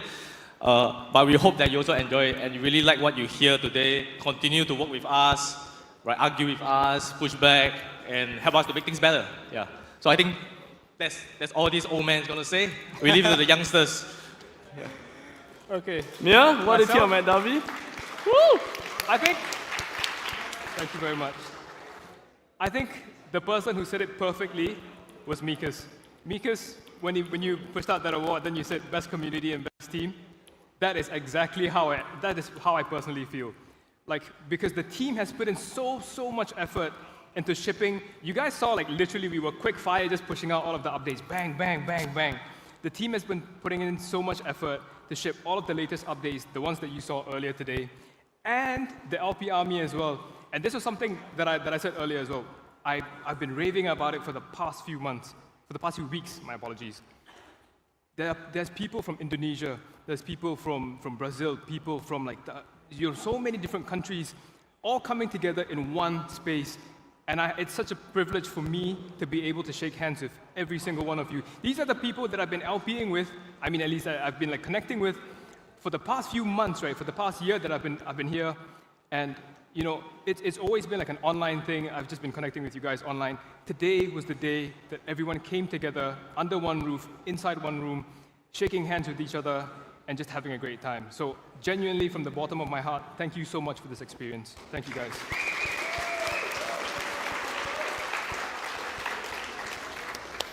And for one of my other bosses. Yeah, I think for me it's like, what is Dhabi to us? Dhabi marks like the rallying point of the post-Meteora community. And what is a community if not people who know each other? If all of you guys know me and I know you, that's not a community. A community is people who know and share experiences with each other and is ready to help each other or work together with each other. So I'm sure we all had a lot of experiences today. Like, how many of you guys saw the Matsumi pillow and was like, oh my god, what is that? How many of you guys played games and earned cards and like try out new stuff outside together as a group of friends? Yeah, woo! So I'm very happy. Whenever I went out, I just constantly, everywhere I looked, I saw people chewing on the beanbags, talking to each other, making friends. And that's what we want. We want to build the core of our community, post-CG community, because the things that we're trying to do at Meteora relies on the community like you to support us, to push with us, to tell us when we are effing up, to tell us when we are doing a good job too, which is equally important. and once again, what's a community if not for people who know each other? So, anyone want to run up and say something? We'll just run up. Anyone? This is your chance, guys. If not, I'm pointing to people. Anyone want to come up? No? Come up, let's go. Oh, woo! Come on. And answer the question with Zen's mic, yeah. Thank you. So, hey folks, I'm Shok. For those who don't know me, I am a moderator in the Discord server, and I generally answer the technical tickets as much as I can. And like, I have been this since past 6-7 months, and seeing everyone who I have helped or like who I have worked with was a really awesome experience. I got to meet Dan, I got to meet Fight Over 900 HQ. For the first time, I thought he was a totally different person, but when I met IRL, he was even better person than, yeah, what, we are just chatting till now, but like, as Zen said, like putting a face to the PFP, it's a really good experience. So yeah, thank you all for coming, and yeah, thank you. Round of applause for Shub, everybody. One more? Anyone? Yes, Anyone go. else? Last one. Then we'll move on to the special show. Let's go. Woo! Hi, I'm Gosha. I think some of you may know me. I'm also a moderator as well as Shub. Let's go, Gosha! Woo! You know, I tell this a lot to other people, and today I have heard from actually outside the LP Army that our community is the best one. And those who were not in the LP Army previously and just walk in here, they all think of us as the number one community in crypto. And I tell this to other people always. We are unique. The team and the community are very, very unique, and I'm so pleased to be here. I'm so pleased to be a part of it. And I'm sure that you will enjoy being a part of our community if you are here for the first time, or if you already have been a part of it. Just you know, enjoy, and yeah, happy Dhabi. Happy Dhabi. Thank you so much, Gosha. Thank you, Gosha. It's been a pleasure meeting you as well. But yeah, well, that's it. Thank you very much, we're going to start the drone show. I think Brian will come on to say a few words. That's right. Y'all can stay. Wait. I just had. Oh, HSC, come. Sorry, I didn't know. One last message from the man himself. Howdy, y'all. So this has been an amazing event, and I've had so much fun, and I've met so many people. I've probably shook my hand with about 1,000 people, at least it feels like, right? But it's been an incredible experience for me, and sometimes it's overwhelming. But I will have to tell you something. The passion that you see from me, the love that you get from me, everything that I've put into this, it's because of this. This is where it comes from. I believe in this team, I believe in all of this, and that's where my passion continues and grows from. So guys, just remember, they will build it, we will be there, and we will grow. Woo! Thank you. Thank you so much.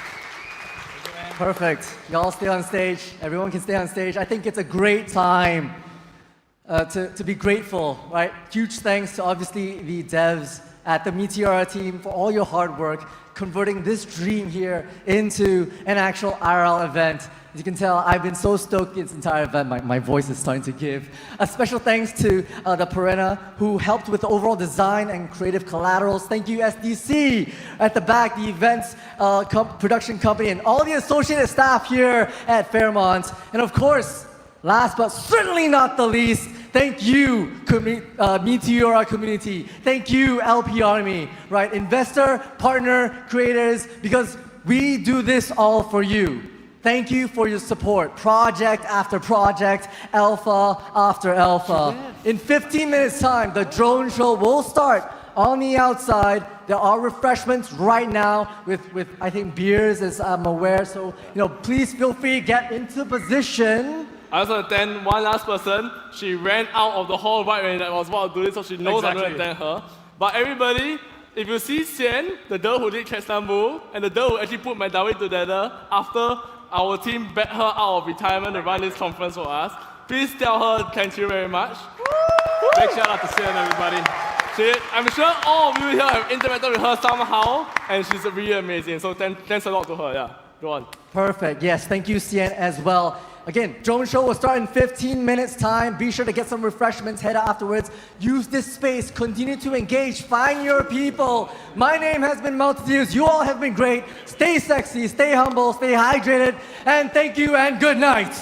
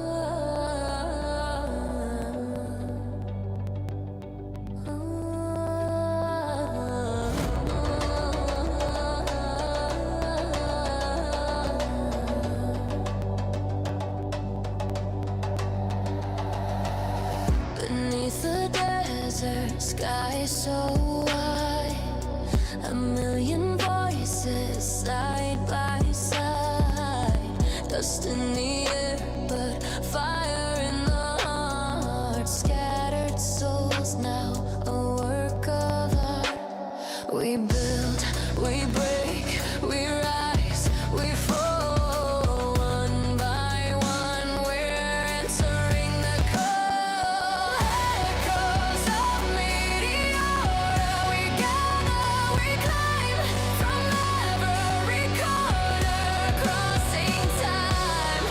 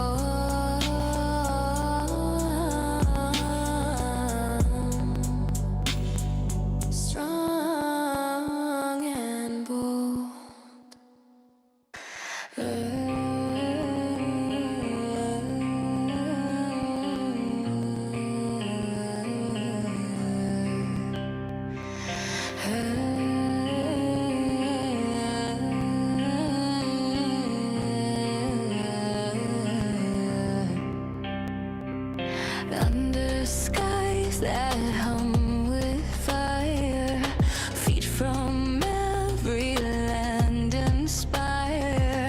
A drumbeat echoes, hearts aligned, boundless souls, a single sign. Let there be nights we rise as one underneath the endless sun, teaching, meeting, growing free. LP Army, unity,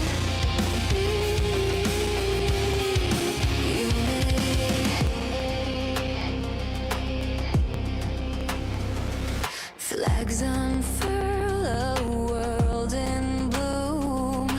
Every voice ignites the room. Stories shared, the sparks collide across the earth. We're side by side. Let there be nights we rise as one underneath the endless sun, teaching, meeting, growing free. LP Army, unity,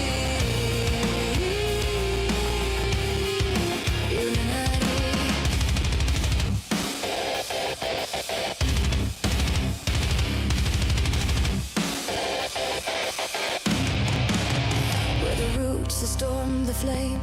Different tongues, but one refrain. Every step we take, we sow a brighter future. We all grow.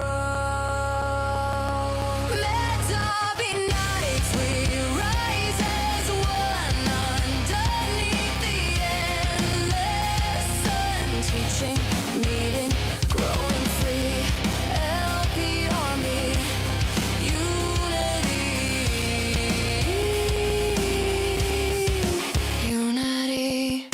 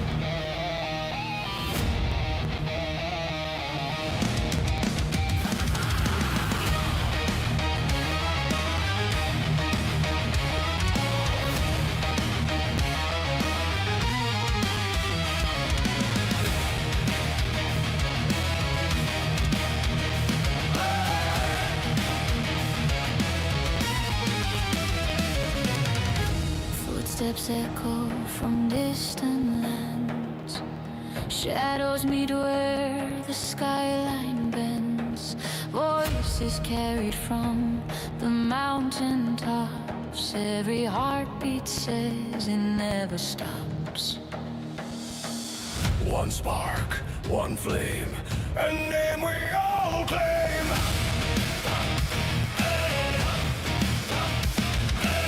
One spark, one flame, a name we all claim. We are the sound of Meteora rising, hands in the air, no compromising. Every soul from every land, United here, together we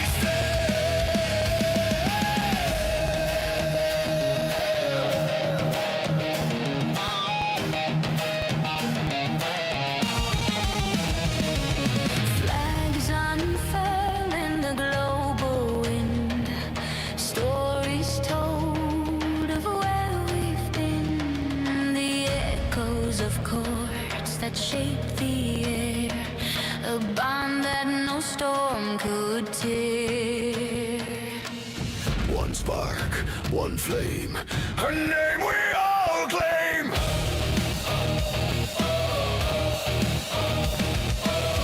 One spark, one flame, a name we all claim. We are the sound of Meteora rising, hands in the air, no compromising. Every soul United here, together we stand.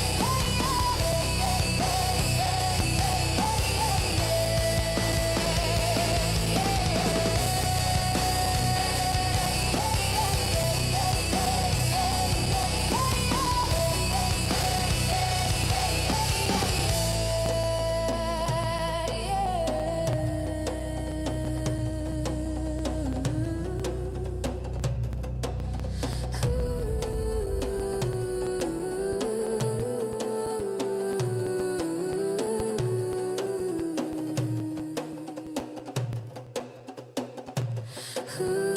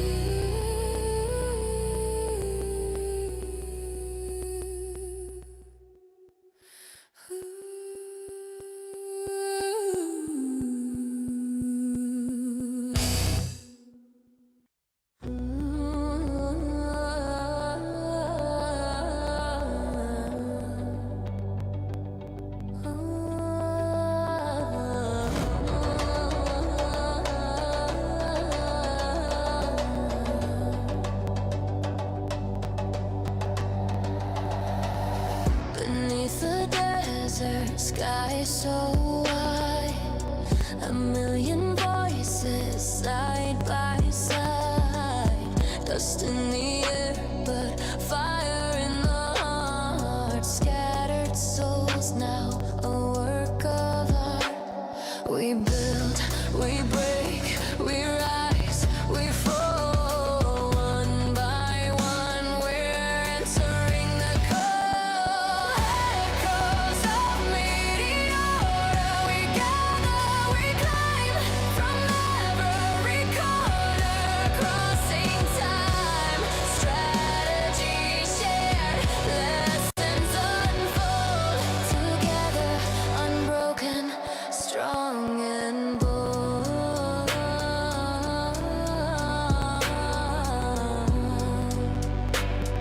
Strong. Maps and plans drawn on the sand, guided by voices, hand in hand, a symphony of strangers now aligned in rhythm and purpose, hearts combined, falling forward, standing tall, a single spark ignites us all. The storm we weather, the ties we weave, the bond of strength in this we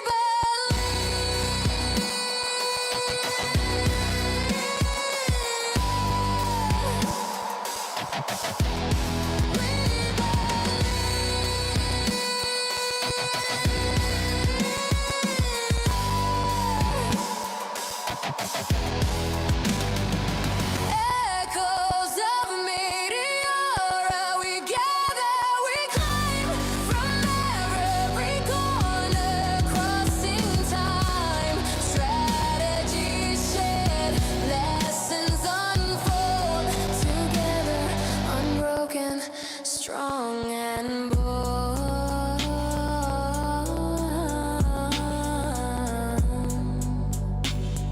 Strong and bold.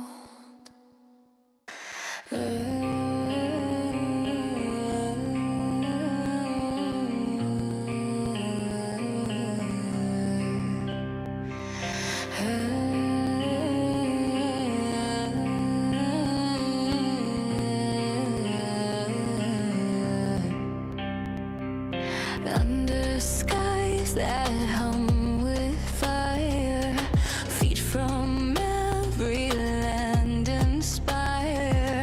A drumbeat echoes, hearts aligned, boundless souls, a single sign. Let Dhabi nights we rise as one underneath the endless sun, teaching, meeting, growing free. LP Army, unity.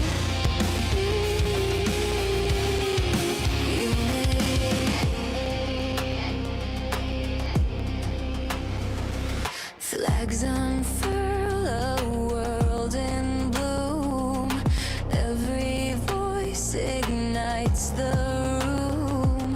Stories shared, the sparks collide across the earth. We're side by side. Let Dhabi nights we rise as one underneath the endless sun. Teaching, meeting, growing free. LP Army, unity.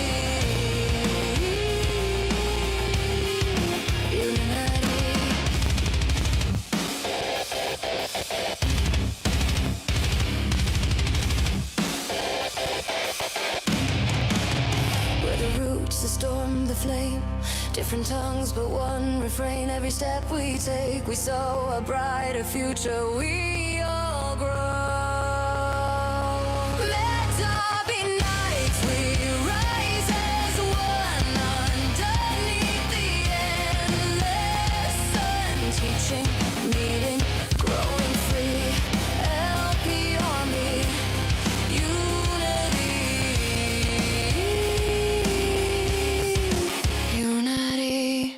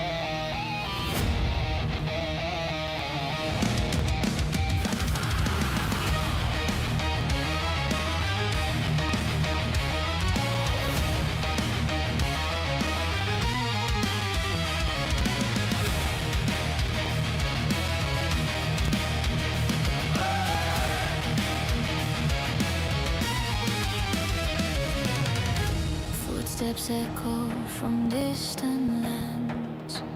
Shadows meet where the skyline bends. Voices carried from the mountain tops. Every heartbeat says it never stops. One spark, one flame, a name we all claim.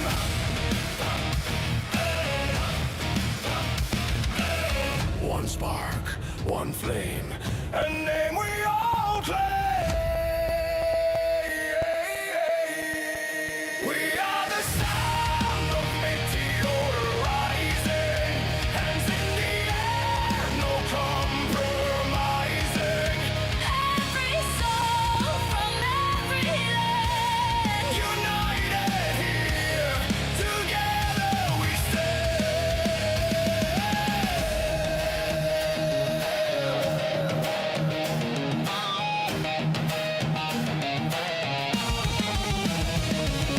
flags unfurl in the global wind.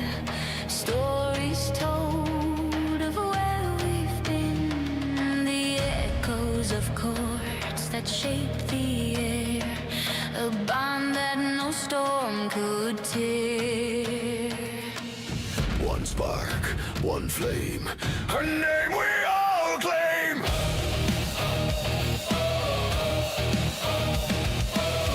One spark, one flame, a name we